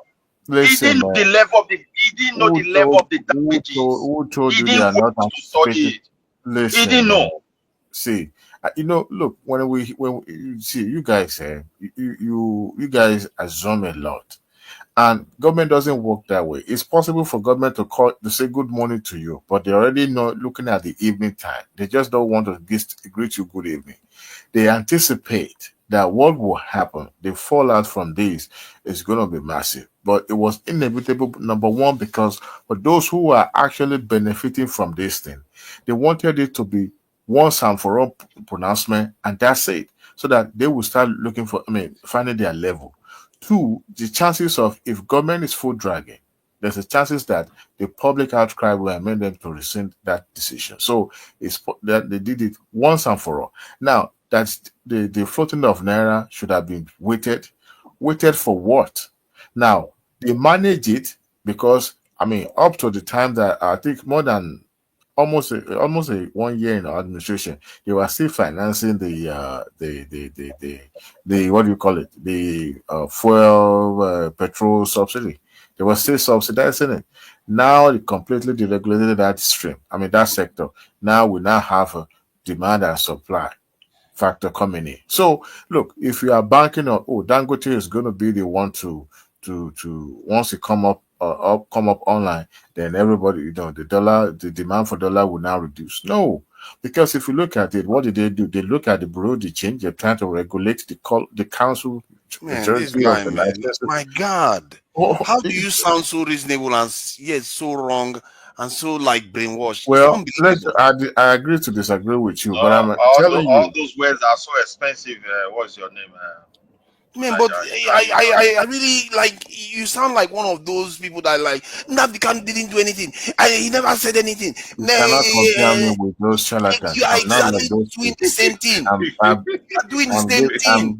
He never I'm did anything wrong. Tinubu is well, okay. He's maybe doing the right thing. listen. Jesus Christ. You Are have you watching your never country? Tunaja. But Mr. It Mr. is easy. It is To be easier to honest, sit you love down. to defend Tinubu. Mr. Dewa, Oh, God, you love to my defend oh, God. Tinubu in all level. You no, are, look. See, yeah. my guy, if I have a reason to criticize, I will criticize. There's no two-way out of this. Look, in Okay, let Yoruba, me they ask you: say, is there anything you can criticize for Tinubu's government? Can you just of give us course, three things of you course. Number criticize? That one, is policy based, by the way. no, let me start with this. I believe somebody who was not dilly-dallying should have picked his cabinet way before he even got into office. One. Good. Two, majority of the people that he accepted and put into his cabinet were more or less like political jobbers or those who came from their godfathers. Two. Number three, in regards to policy itself, um, all this reversion of policies back and forth by trying to test water with the public, I don't think is actually going to work because a lot of people deal with speculations and it's not good for, at least for the capitalist system that is trying to turn Nigeria into. There's no reason why food dragging on policies. Now, three, I could also, okay, I've talked about the appointment. Hey, look, there are a lot of things I could criticize him on. Don't get me wrong. It's not about because Appointment I support is his something that is past administration. and it's not doing it. That one is not But policy Wait, based. let me say something as about the far as the appointment. financial regulation is concerned of what they've done so far, First and foremost, he dealt with those people that are speculating and holding dollars and trying to regulate those bureau de change because he knew where these things were coming from. And the financial institutions were actually not helping because majority of them are the one perpetrating this. They were Most making of money those things quick. are, Okay, you know what So say, I've let me discovered? let me say something real quick. he Most first of of all all these cleansed the are house. window dressing. Most of Say, all let me these say are, something. but Let me now say. If they are his bad significant, market and the they official market they value they now are is beginning to they divert are again. huge factors in what the problem we now have. Remember, at a point, the former CBN governor had to address the press and even actually going after one foreign currency speculators. That you guys remember, they are huge factor when it comes to the what do you call it? Well, go ahead. Dollar and foreign currencies stuff. So, and I mean, after that, what did he do? He came back in, and that time we now have, CBN, and they were trying now to, first of all, clear all the areas with the fuel importers and then pay back for the money that was taken for what do you call it? Ways and means because they were pretty. And why do we have the hyperinflation in the system in this first place? So all those things are being Let me done say in something good about faith. the And here cabinet we are pick real criticizing quick. you that you are talking. You've never held any public office in your lifetime, Yeah, so let me you say don't know the something. dynamics Let me of say the. something See, about the I know cabinet pick real quick. arithmetics. You don't need to know arithmetics to know that if your economy was worth $500 billion in 1 year and the next year is 250, if you cannot pick up on that one, man, give me your account details It because doesn't maybe work you that way. invest this It thing. Don't You mind are it it being able to doesn't do because work it. other that way. factors are Wait, not It going let to me works be exactly discussed. that way. Give me how many let me countries say that their something about the GDP cabinet pick, depreciate by man. half in 1 year? Let me say something about the cabinet pick. I mean, I think we put too much blame on this guy. The way Nigeria is set up is that you have to pick one person from every state. So there's no way this guy has to work with the governors. The governors will pick, then he will just try to do his background check on whatever the pick they give to him and put them in his cabinet. So I don't understand why we're trying to blame him for anything, whoever that he picked to hold any ministerial position. Like it's tough. Assuming But the question I would love to ask, if the people you pick are, are not serious with the job, or maybe because of high level of corruption, you cannot really achieve what you aim to achieve as a leader. Would you jade them? Are you not going to persecute them? There's a lot of romance wait, on the isn't that what president he did? and all He these No, people. replaced them though. There should be law for persecution. Look at refinery For with what? the billions. They announced that they are already selling refined product. Few days later, no petrol, no Midwest, accountability, No, nobody. Midwest, You can't even this say guy will this support man is anything. He will faithful. Wait, support I Midwest, don't anything. think you've Yes, done. You have not Midwest. managed any No, project no, before. no yes, sir. You bother with understand how Adewale. Adewale project will works. even if Let, You let, know, let he me say didn't come to something. Let me say Lagos no. and something shoot there. somebody, Adewale will excuse him. If you look at the dynamic of his cabinet, it has the kitchen cabinet that contains majority of Lagos boys, right? And then Yeah. appointed That's those not people that were true. seconded to That's his not true administration. now. But we all know it's big boy. I mean, Lagos boys were, we all know that. So I can as well blame him No, that's to not true. take That's notes not of that. true. Now, see, Midwest. He has to Look, pick from every what this state. guy did. I will try as much as possible not to excuse it, but it was also necessary. Look, a lot of people work towards his accession to be the president of Nigeria. If you watch closely, majority of those people that were actually formed part of his cabinet were actually seconded from the various states from different uh, What happened? I stakeholders. thought you were talking. Yeah. And here he is in the element that he faced there was, look, you can accept these people because you haven't worked with them before. You can ascertain their number one, their trust. But what you can do is to, in good faith, accept them into your administration. Now, in terms of their performances, this is how you checkmate without stepping on toes politically.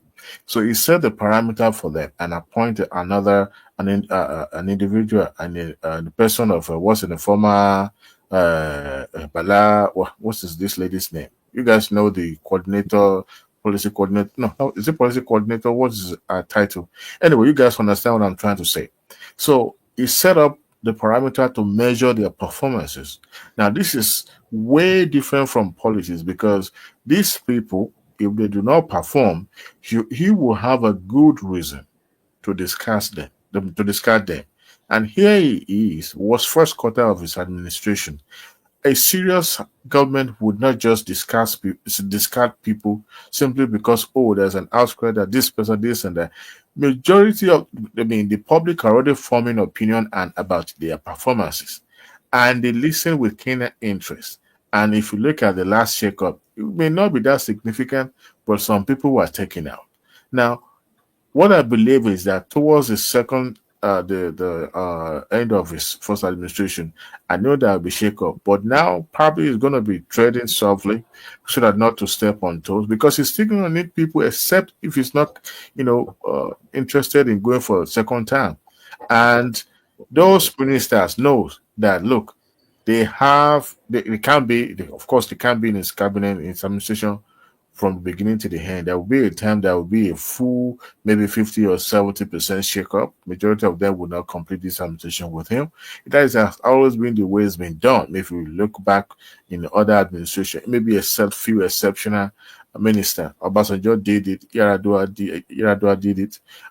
Even Jonathan also did it. So, but they retain some, those who actually going to form his kitchen cabinet that will be there to advise him from time to time. And Okonjo-Iweala are also part of that, group with Jonathan and Obasanjo. So if you look at it, you can't really blame because everything is still doing and is still revolved around politics.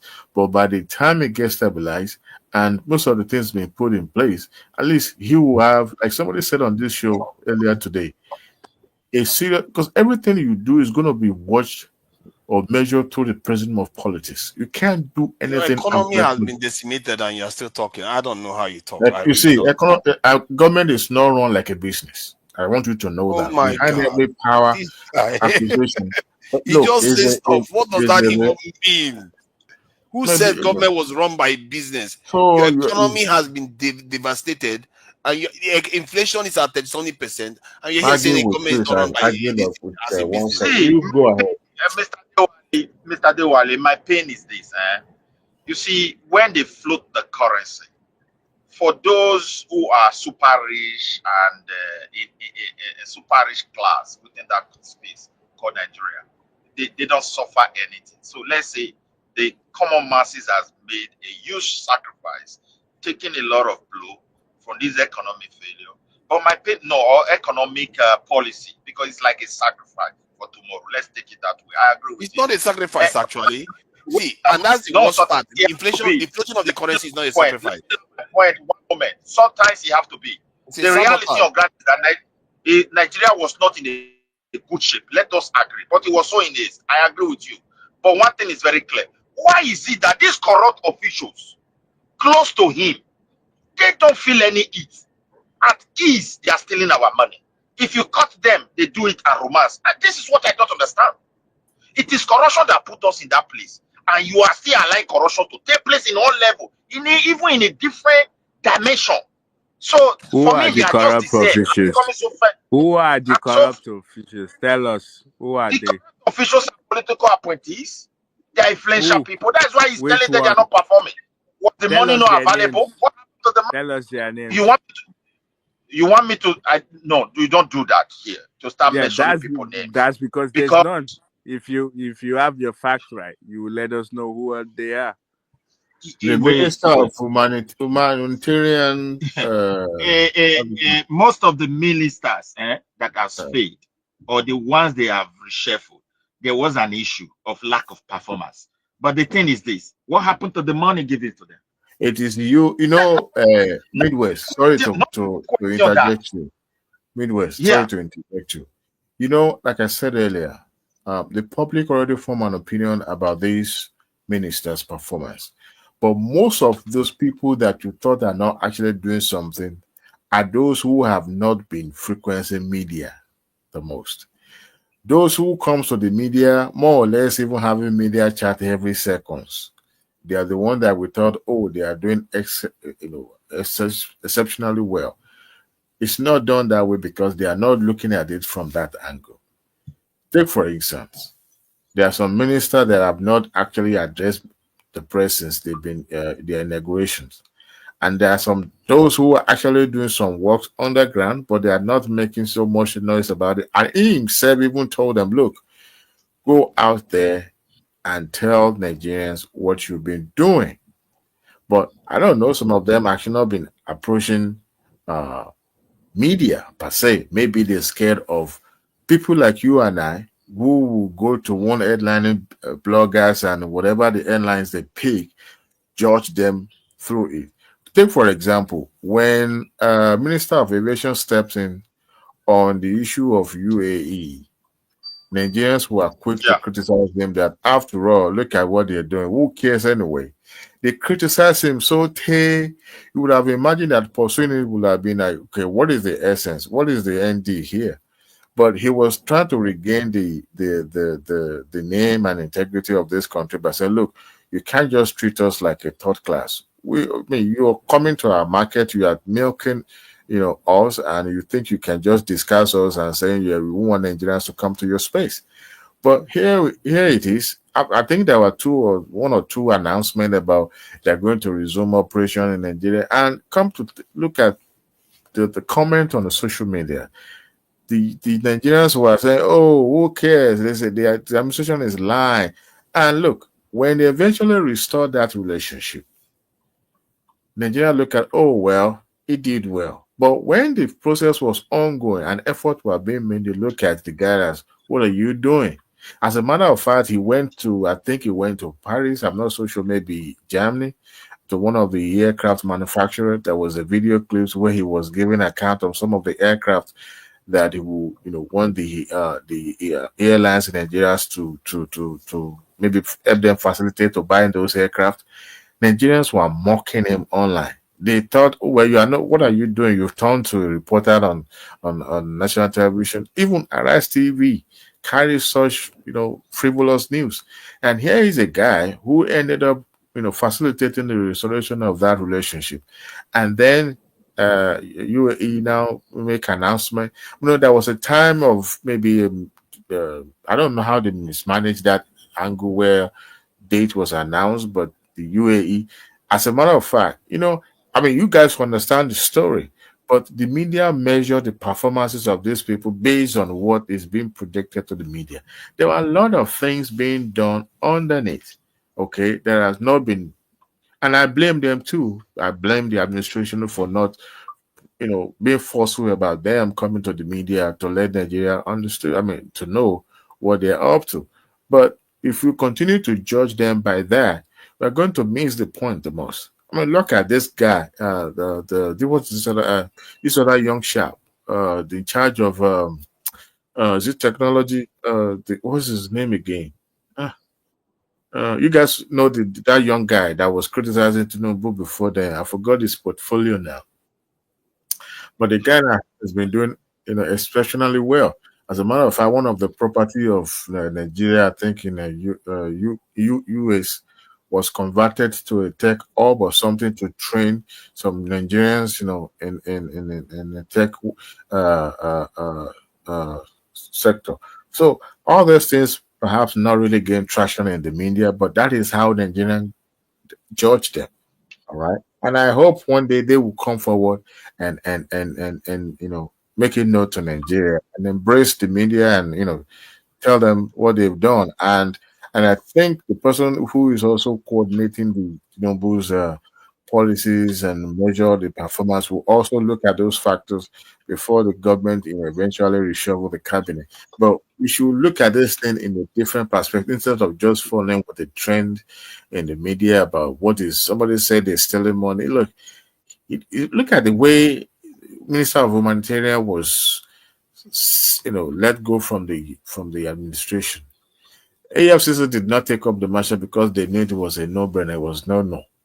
But of course, But he suspended the lady, and it didn't. People thought, oh, well, he's still going to come back to the administration, but he didn't. So there's no other person that has been accused of financial misappropriation that have not been dealt with in this administration. But we are quick to, come up with our. No. Let Mr. Dewale, let us be honest. I don't know what you meant by death. Where I live, wrongdoing, the penalty is imprisonment. So I don't know how Nigeria handle their own. We're talking sometimes when you hear the amount of money that this country cannot account for, it baffles you why nobody's being jailed, why nobody is being questioned, apart from romance together. At the end, the common man continue to pay. We're talking about currently our people are suffering economically severely, and the country is going down so much, and people responsible for this failure. Let me use my own state as an example. An administration was going out. More than 300 government vehicles disappeared. There was a boat that they bought newly within that space of campaign that was to run some water area transportation. It got missing. These are physical, tiny, what I would like call it, government property that you can see. What of those policies of we are using billions to do this so that our people will become so super good, they will not start seeing good governance tomorrow? Just picture the whole situation. And that thing that happened in my state is what is happening across the entire country. And you don't even have anybody to question. And this is my concern. Even when they question them, at the end, it will be now we. So we can't continue like this. Whether Tinubu float the currency, whether he's disvalue the currency, whether he's try to back it up to make sure he has, we are still going to remain in the same place if they don't address that very critical issue, whereby Nigerians can just wake up because they are opportunity to have political appointee, they become Lord and God overnight over money, and indeed they have access to money. Like where I even live, most of these appointees here, they don't even have access to money. So me, I don't understand how they structure the country. My governor here don't have access to money apart from his salary. So I don't know how we're going to get out of it. If you appoint people today, you hear them like Umai the other day, they were asking questions, saying no, there's not enough resources. That is why the roads are not being maintained. Where I live, the money made for that something, you are obliged to account for it on monthly basis. And by law, the following year, annual year, there will be an auditor. In our case, no, nothing like that. I don't think we can continue on that direction. And are you guys hearing me? Hello? You can hear you. Hello? Yeah, we can't continue on that same direction and expect something new. These policies that Tinubu is putting in place, for me, some of them are very good. That's the only option they can do, but they are not going to yield anything if we don't want to tackle the real cause of our problem. Nigerians are becoming something else. Everybody just want to grab. All these ministers you see, some of them are having different level, different influence and connection with the current administration. It's not the same level. Those who have bigger connection, they do whatever they want to do. And those one with lesser will not be used as a scapegoat like humanitarian. My brother, the woman was not alone. By the time she wanted to open up, they realized if we allow this woman to talk, we're in trouble. They silent her, throw her away, and that's all. People were pushing her to do what she did. Who? This is the humanitarian woman they chased away the other time. They use as scapegoat and embezzle this, embezzle that. So I don't know. This is my pain. Nigerians are really suffering. All these policies seems to help us. They didn't meet anything in the reserve. If they have been subsidizing, like as this guy really said, if Tinubu Buhari was to be there, they still have 1 year or a year plus to spend. They will see subsidize that money, whether you like it or not. So Tinubu was so in haste. He never gave time. I know he has a very background knowledge about all those finance and everything. He would have allowed people to really let him digest the level we were. He understand there was a problem, but the gravity, I don't think that man understand it. Currently, we are in trouble. The economy is not working. Nigerians are just suffering. That's just the truth. The inflation is too much. It's no investor,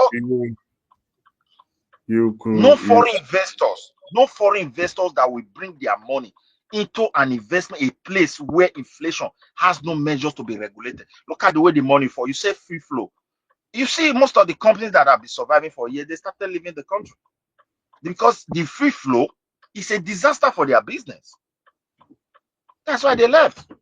So I don't know who is going to help us. Even with the little resources, they should start persecuting people. They can't just, you can't give people chances. And again, they have access, too much access to money. That is not how it is in advanced country. These people deal with bureaucracy here, paperwork and everything. Why we are counting money? Huh? In our own place. And we want things to be good. Fabulous money. Oh. Sometimes they just withdraw the whole money, put it in cash. Here, where even private people cannot, an ordinary person cannot even withdraw his own money, not talk of government money. You do everything online, and people are there to see it. Governor go there, collect his own share. This one, we can't continue like this and hoping for something different. If he cannot tackle that thing, then if he cannot tackle all those kind of things, let's be honest that this thing is not working. If they want to restructure Nigeria like what it's doing, it should be bold. That's the only thing we want. If everybody start managing their space, there will be competition. Those one we know they do it. People with chance to tell him, look at your mate in Lagos. The other one in North, we tell, look at your mate in the East. The East, we tell, look at that person in Ibadan, in your state. So we will start buckling up. Then go and put everybody under one person command. If he made mistake to sign document with France, everybody going to suffer for it. We can't question anything. We can't even ask question. So this is my pain. I don't blame him. Is the reality. The country is really in a bad shape. But he should be serious about questioning people that they gave money to work for the government. He should be serious about that. And that will make the difference. That is my own submission, Mr. Dewari. I mean, you're right, my brother. In some ways, look, I know if we have ever found ourselves in a position of leadership in the past, leadership is not an easy task. There are some things you do that will be uh, accepted and some that will be rejected. But you have to, as a leader, you have to be cautious when it seems that people, accept what you propose, and you have to watch it. But in some ways, some people will say, look, you know what, this is what you are doing is wrong. But if you have a vision, look, I went back to Lagos, and the Lagos that I saw wasn't the same Lagos that I left behind. I've been gone for a while. Um, when I got to Lagos, I saw how, in fact, places that I least expected that, uh, the likes of Ajas were middle of nowhere. Uh, the what do you call them? I mean, the Lekis, they were the one that were populated when I left Lagos. So, Lagos. So, and development and development sprinting up. spreading up. I'm hearing myself back. I'm hearing myself back. Uh, uh, Midwest. Okay, cool.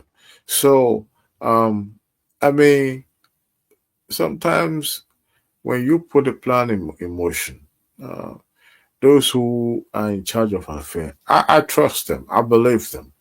And I think we should give them a chance. We are too quick to criticize. I've never seen any administration in place in this country that has never been criticized. We've always quick to, condemn any of their action, even if they meant in a good faith. But the thing is this: I think one of the issue with this administration that I dislike the most is the reversal of some of their plan. Uh, to me, you don't have to do what the public actually find convenient. That's not the way. If you know that it will benefit people in the long run, why not give it a shot?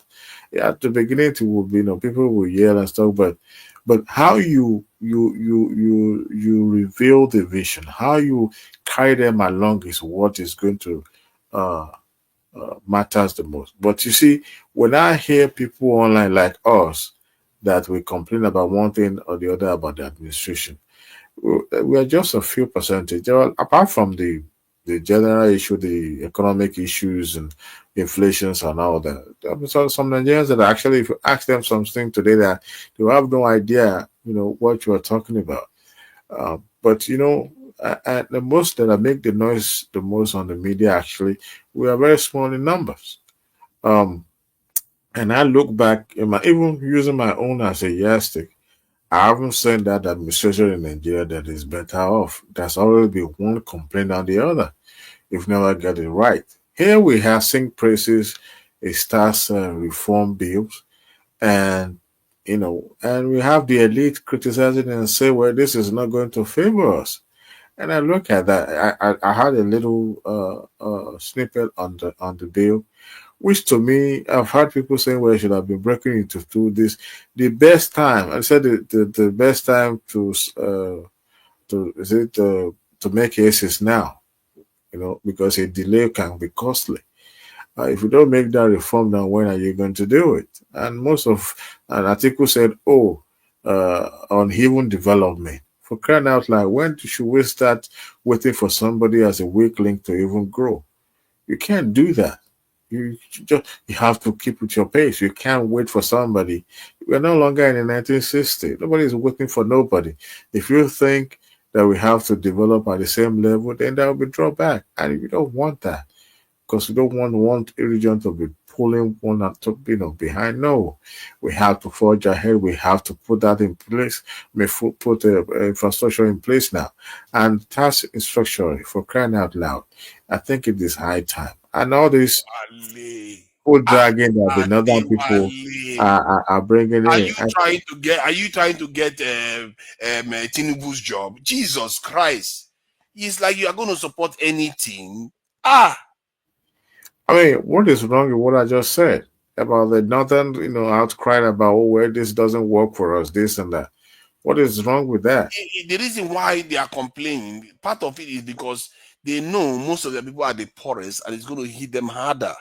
And that is why they need to hold their leaders accountable. What this is no longer is But their the leaders are strategy for holding the the government accountable now, and no, you are blaming there are them. people who are dormant and docile, and they are not holding their leaders accountable. Governors, I'm not even talking about the northern part of the country. Even in the south here, we need to hold our governors accountable.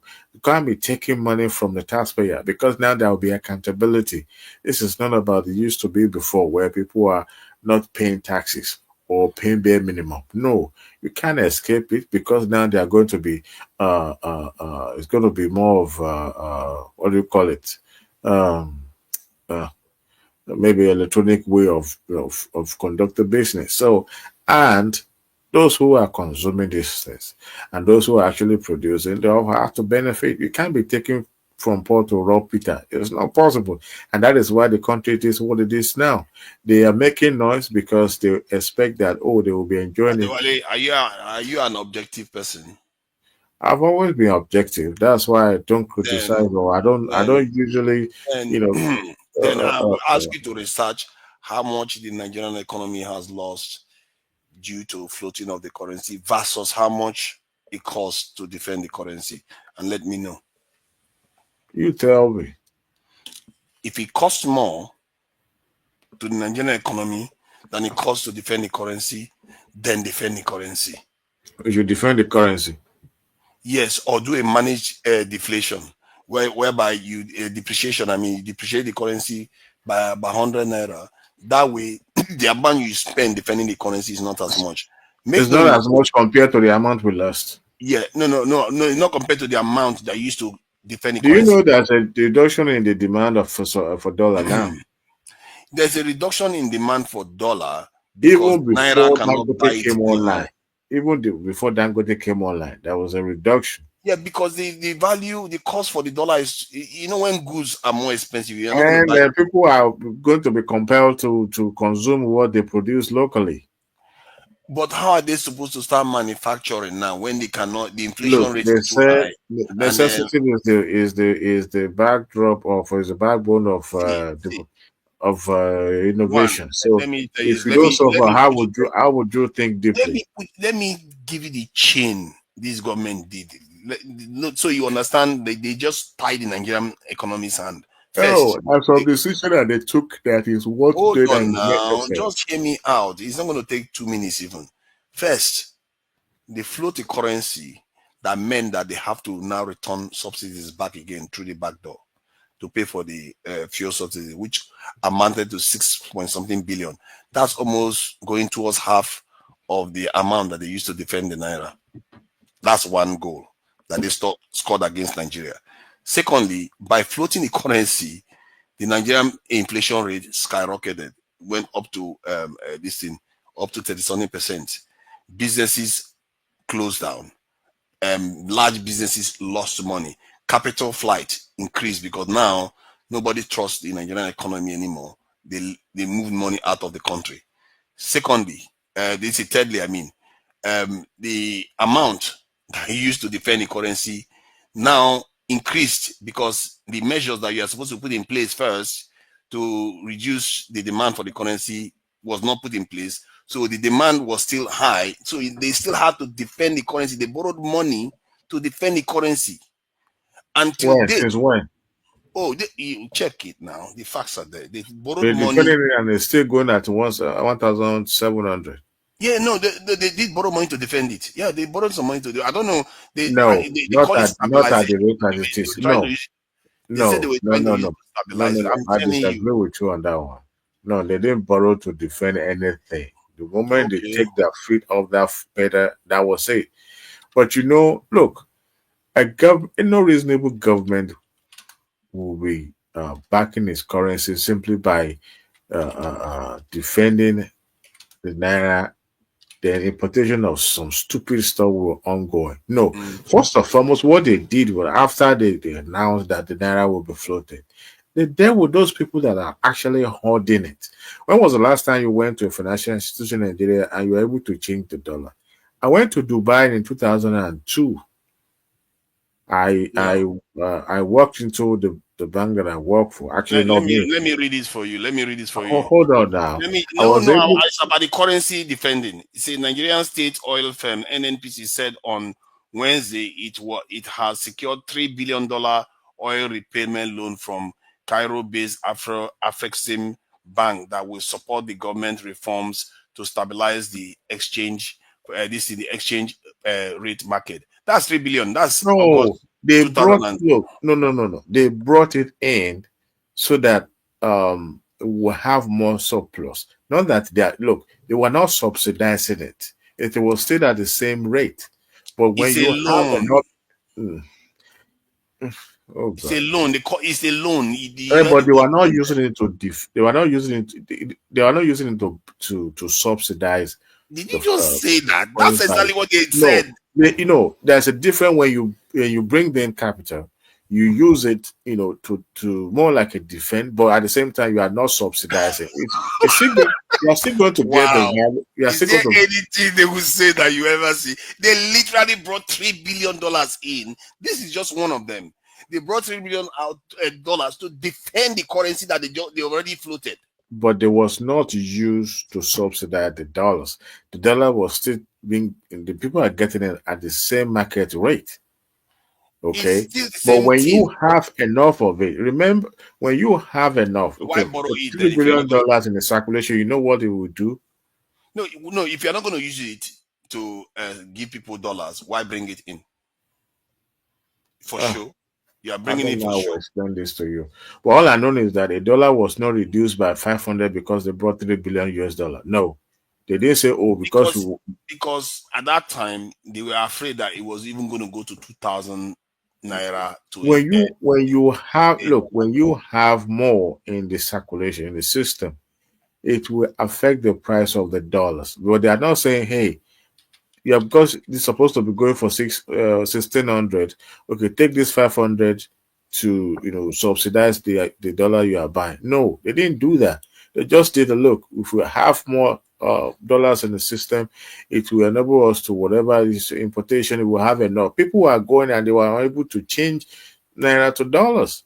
All these things are the factor that will affect the prices of dollars.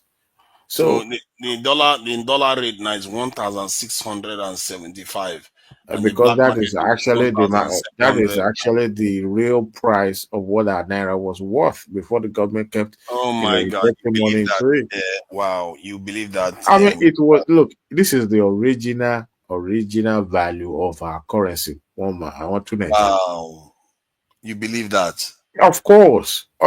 So those people So that you are think ordinary that if people, Nigeria gets 25, so you think that if you give Nigeria now $30 billion, we'll recover our value? Do you know what that would do? The demand for dollar is still there. It's increased. The people are still going to be asking for it. The manufacturer will.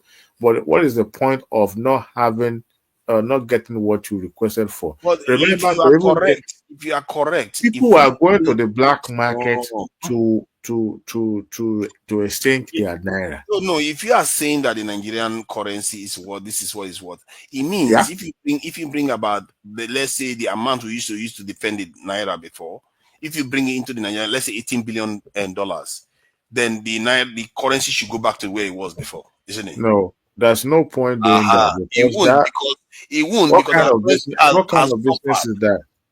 You know, Because that you does not encourage productivity now. Look, no, a serious government, this is something that should have been done way, way back. try to understand where I'm coming from here. You are saying because they are using this in dollars to defend the naira, that is a big problem. Then now the naira has been depreciated so heavily. Now bring those dollars back. If you think the damage hasn't happened to the Nigerian economy, bring those dollars back. Let's say somebody dash us $30 billion. Would that fix this problem? Well, to Nigeria, let me give It you won't two fix it. examples. Two example. You, to Nigeria, you have two people making a demand for dollar. One is into petrochemical. The other one is into auto spare parts. Who would you give dollars to among the two? I don't know. It depends on the scenario now. I just gave you two examples. One is into petrochemical, chemical and industrial chemical usage, and the other person is importing auto part. Which one would you lend the dollar to? Petrochemical use auto parts. If Hmm. the country needs the petrochemical, I have to give the dollar to the person So importing tell me, how would the country not need the chemical for production? a vehicle for production. Would they need No, industrial usage? you have to rely on both until So you get you one. cannot ration it when but you No, see you can ration it. no. If I drive Mercedes Benz and I have to import parts for my car, that should not be the priority of the government. But when you have a whole industry that depends on the value of this naira and they have to have dollar to import their chemicals, won't you, if you subsidize one, that would not be bad because the impact of it will be felt on the production cost, correct? But when you are actually encouraging somebody's luxury life by giving dollar to them to import mundane, then even pizza from, according to Shivadu Ogbe, from UK, and they will deliver it in the evening. Is So, it the but government but, responsibilities? what you are doing there is, you see, that this is where your objectivity is in question, because that is the point I was making, that the government have power to discourage usage of the dollar. They have the power, but they don't wield it. They still allow us No, to keep they, consuming. Instead, they were going to. they blame it on, no, sorry, they blame it on the lack of supply when they could also reduce demand, but they don't do anything about demand. When the one that was released to the market was cornered by the what do you call them, by the gang, or what do you call them, the Bureau de Change corner, the bank sold it to them. They And who were is holding it. responsible for that? Is it not the Uh, same government? but the previous, look, the amount of dollar in circulation was unknown before they started cleaning house. Yes, You they know how clean many their you know how house, many company was shut but down? you Huh? have to fleet. Okay, so you don't know what is unknown, but you floated the currency. How are you sure that we don't have enough? To Nigeria. See, To everywhere you spoil look at it, market, first and rubbish. foremost, those people that are speculating and holding that foreign currency, they were, number one, they spoil market for them, even though they were catching in on the high price of the dollar, but at the same time they were trying to regulate them. I even heard it from reliable source that in the second quarter of Tinubu's administration, that there will be some offloading of some of those money you said they are taking or they're collecting and all that. They will be offloading into the market, that people that are already holding will have no choice than to be forced to bring out their dollars, because by then the price would have crashed so much. I mean, Oh, okay, you heard that in the second half of his government they will do that. Yes. You see, what they are telling you that they're going to do is what is going to happen due to the refineries coming on stream. You see, Nigeria in the last 25 years or so hasn't had any strategic shift. The only one the dial that moved is that energy production in Nigeria, value added manufacturing. So if that happens, what you should see by right start to happen is the Nigerian currency should appreciate. And if that happens, guess what? Petrol price will come down. And when that happens, people will feel better. And all this is you're talking about, now all those people too will be in a rush to sell their dollars because now they know that the dollar is losing value because the Nigerian currency is getting stronger. So I'm not so surprised. What you are describing that is Tinubu that is going to do it is the forces that are already at play that should do it. And this is why I said if the Nigerian currency doesn't appreciate in the next 2 years, all these elites in Nigeria, they deserve to burn in hell.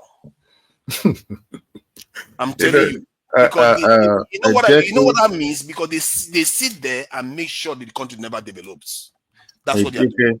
A decade that has been happening for years in the country, and you think it will be resolved within 2 years? No. The reason why I say I'm a bit selfish on this one because I watched it happen. I watched our people sabotage their economy deliberately when they didn't. Yes, it's not even from the executive. We have people's culture that is actually sabotaging our growth. Okay, you can imagine people. Do you know that even the when the dollar was even much more cheaper than what it is now, there are some Nigerians that were sabotaging and continuing keeping that money in their houses. You remember when dollars was found in Ikoyi? But do you blame them? The Nigerian No. government is causing the dollar to rise, so they are hoping that they're going to sell it and make profits. No, they were doing that for their own reason. They don't give a hoot about what Nigerian government is doing. Look, they do. Majority of most of why do those you think they people will respond if the currency start coming down? If the value of the dollar start coming down in Nigeria, they will respond. Because they were into speculation. That's what they thrive on. That is what their business is. You see, if you are Rob holding, around. think about it. If you are holding dollars in your home, let's say you have $100,000 waiting for it to appreciate so you can make money out of it. Then the government says, you know what? We are going to discourage the use of dollars. We are going to start clamping on all this. And then the naira value started increasing. Now How would they do that? How would they do that? You clamp down on useless products that are coming into Nigeria. You just said it. You don't buy any useless machinery that is not helping Nigeria. You don't buy pizza. You don't buy all that rubbish stuff. And things that Nigeria can manufacture. Buhari actually did that. You remember when he banned importation of some items? Buhari did a lot of things that I believe was the right thing to do. But they were still circumventing it. All that because is it not the same people that were saying, "Oh, the border should be open because people are smuggling the"? People are not very clever now. Rice. No. We were just saying that we are just talking about government being proactive by not encouraging certain items to be imported. But here we have people still smuggling and deliberately causing the prices of these commodities to skyrocket in the market.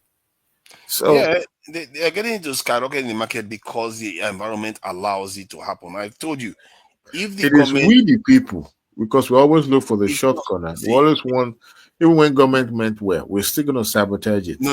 The government. You see, the problem with Nigeria is that, except you are saying that the people not holding the government accountable enables the government to do bad things. This government knew. I'm telling you, they are qualified. Tinubu is not stupid. They knew what they were doing.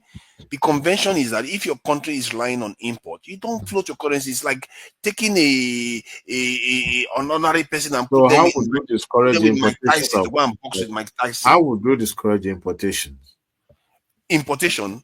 You can discourage importation by doing substitute importation, whereby whatever you import that you can manufacture, you import it and you manufacture, you put tariff on goods. When you put the tariff, whatever money you make from the tariff, you use it to stimulate local manufacturing, especially in the low technology area. You start from that. That's what they call substitute importation or something like that. It's a specific term for it. So this is something that most nations did. South Korea, Singapore, all of them, they did all this sort of stuff. You have to control the goods that are coming to your country so that it don't crash your currency. It will destroy your currency. And we don't, most of the things many of the things we import, we don't need it. We could make them in Nigeria. They are not high technology. The only thing that you should import is things you can't manufacture. Those are the things you should import. Then you will see that, and not to mention that the Nigerian economy now is going to start manufacturing stuff. We like it or not, Dangote is a manufacturer, it's an exporter of goods. So he should be able to be earning this thing, dollars. You know what you propose is actually the good thing, but these same people will circumvent that. And those items you said were premium, they will still find it on the shelves in the supermarket. Even though Nigerians won't care paying that huge amount of money to get it, that particular product. And the locally produced one will not even, people will not patronize it because they will look at it as inferior. And I give you an example. The soap that we use, our bathing soap, there was a time in that country that Lux that was now being produced in Nigeria was no longer, people are no longer buying it because they felt, well, this is a Nigerian made, but they're looking for the one made from this country, from that country. So we always find a way around because our taste is not just change. Our taste has, we have a devil's taste because we see everything being produced locally. So whatever government tries to put in place to checkmate those practices, people are still going to circumvent it because our tastes have changed so bad that we believe what is produced locally is inferior to what is being imported, and they are sourced from the same spot, same place. Government stops importation of fabrics of clothes. See, if you want to know whether your government, one thing I want you to watch out is that Nigeria is going to be producing. All these are efforts to reduce, demand from dollars anyway. But yes, no. See, okay, I wanted to explain to you the chain the Nigerian government put this. One other area is increasing the banking rates. So if you increase the interest rates for banks, people cannot. They will rather save than spend money. So they are suffocating spending. And if people are not spending, who is going to invest in the economy? My brother, $1 to Naira is 1,700, right? Do you know that those people that are always quick, for example, you want to take a vacation to another country now, do you know how much it will cost you as a Nigerian to buy a flight ticket? Not very people can afford it. So those are the things the government is deliberately doing so that even though it's expensive now, it's a way of reducing the people's consumption, people's dependency on the foreign services of goods, so that it will send. It is. You know the example you are suggesting. Yeah. Because you want to this thing, you need fire. You in your house, you burn down your house. That's not how it works. There is a way to do these things. You know it. The consequences are there for us to see. This is not, and you know what? It's not even for the better. The only thing that can reverse it is the production that is going to start happening in Nigeria. But it won't happen overnight. No, this one is going to happen almost overnight. With this, if this refineries kick in, they are really big from the point of view of the amount we need in foreign exchange. They are relatively big. They can make up for quite a lot of our demand for dollars. So you remember when we produce petrol and export it overseas, that's value added manufacturing. So you're not going to get just the price for crude. You're also going to get the price for the extra added price for the petrol and all the other this thing that you sell that Dangote will sell. Depending on how the arrangement Nigerian government has with Dangote.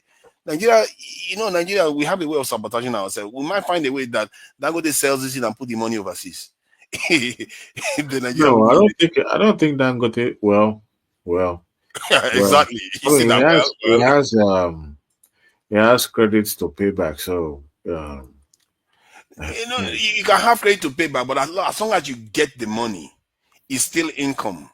Yeah, but I mean, going by the nature of Dangote, he has distinguished himself as a one patriotic Nigeria. Even if he has one account in the Caribbean today, I won't fault him for that because he was able to, consistently plow money back into that society that is benefiting from. One man changed the strategic position of Nigeria. You have to respect that man. Something that wasn't done for 25 years.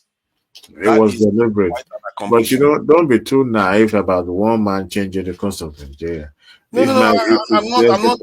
I there's a know it's a one possibility person. that the same people that are sabotaging the system are the one actually collaborating with him to establish. I mean, Dangote is not naive to just establish a No, I'm not refinery. saying it's naive. I'm just saying that. See, for me, I believe the reason why all this is happening now is because of the geopolitical weather. Because the West is not as powerful as they used to be again, and they want to make nice with Nigeria. You see how they are treating Tinubu in France. They want to make nice with Nigeria. They are losing their influence, so they are going to lure us into their this in orbit again. And if we fall for it, when they become strong again, they will come for us and they will tear our societies apart. So what you are seeing now is a symptom of the West weakening. We've seen this before in the 70s when the Soviet Union was very strong. They weakened and Nigeria rose. And when they get stronger, Nigeria falls. It's just the name of the game. And while they are weak now, it's the chance for us to rise. One example, somebody told me over the weekend that there was this guy that was a Casanova. A lot of women are going out with these guys. They are sleeping. They are trying to sleep with this guy, trying to change the guy. Nobody has been able to stop change the guy. The women abandon him, and one of them say bye bye. I don't want you around anybody. The other one say bye bye. Tinubu was like, I will try my luck. I'm going to be able to change the French people. They are not going to be as bad anymore. Like it's like the guy. The point is that Tinubu has not learned the lesson from what France did to all the French countries. And what France even did to Nigeria. There was supposed to be an eco currency in West Africa. Come on, man. It's like the whole thing. I just worry for Nigeria. The way Tinubu is The approaching. France did not stop the African country from having West African country to have one currency. Like I said earlier, on that topic of French influence and relationship with Nigeria, when you are too quick to label somebody or someone as a saboteur or as an enemy of the progress, you also have to look at those countries that have failed, that have built relationship with France over the year, but have failed to have a record of self-growth. The reason why they I fail, want they you were to being exploited. I want you to take cognizance of this, to Nigeria. Since the moment they took the current what do you call them, the military people in those countries took over the reign of affair of that country to this moment, if you have to go and look very well, they haven't actually scored any reasonable progress since they took over. I have to close out. I have to close out. The I time just is. finished reading. I just finished. If I can forward it to you, if you want to read it, it's an open store from open source. 100 Days to Abacha Death. It was written by Shegun Adeni. I mean, I've been reading it for like almost. I would It's like to something you read can. that actually. I have it right now open on my computer. While you guys were talking, I was reading it and I finished it. And let Let me me just pause backstage so I can be able to speak to Prince Daddy. let me copy it. Let me copy it here.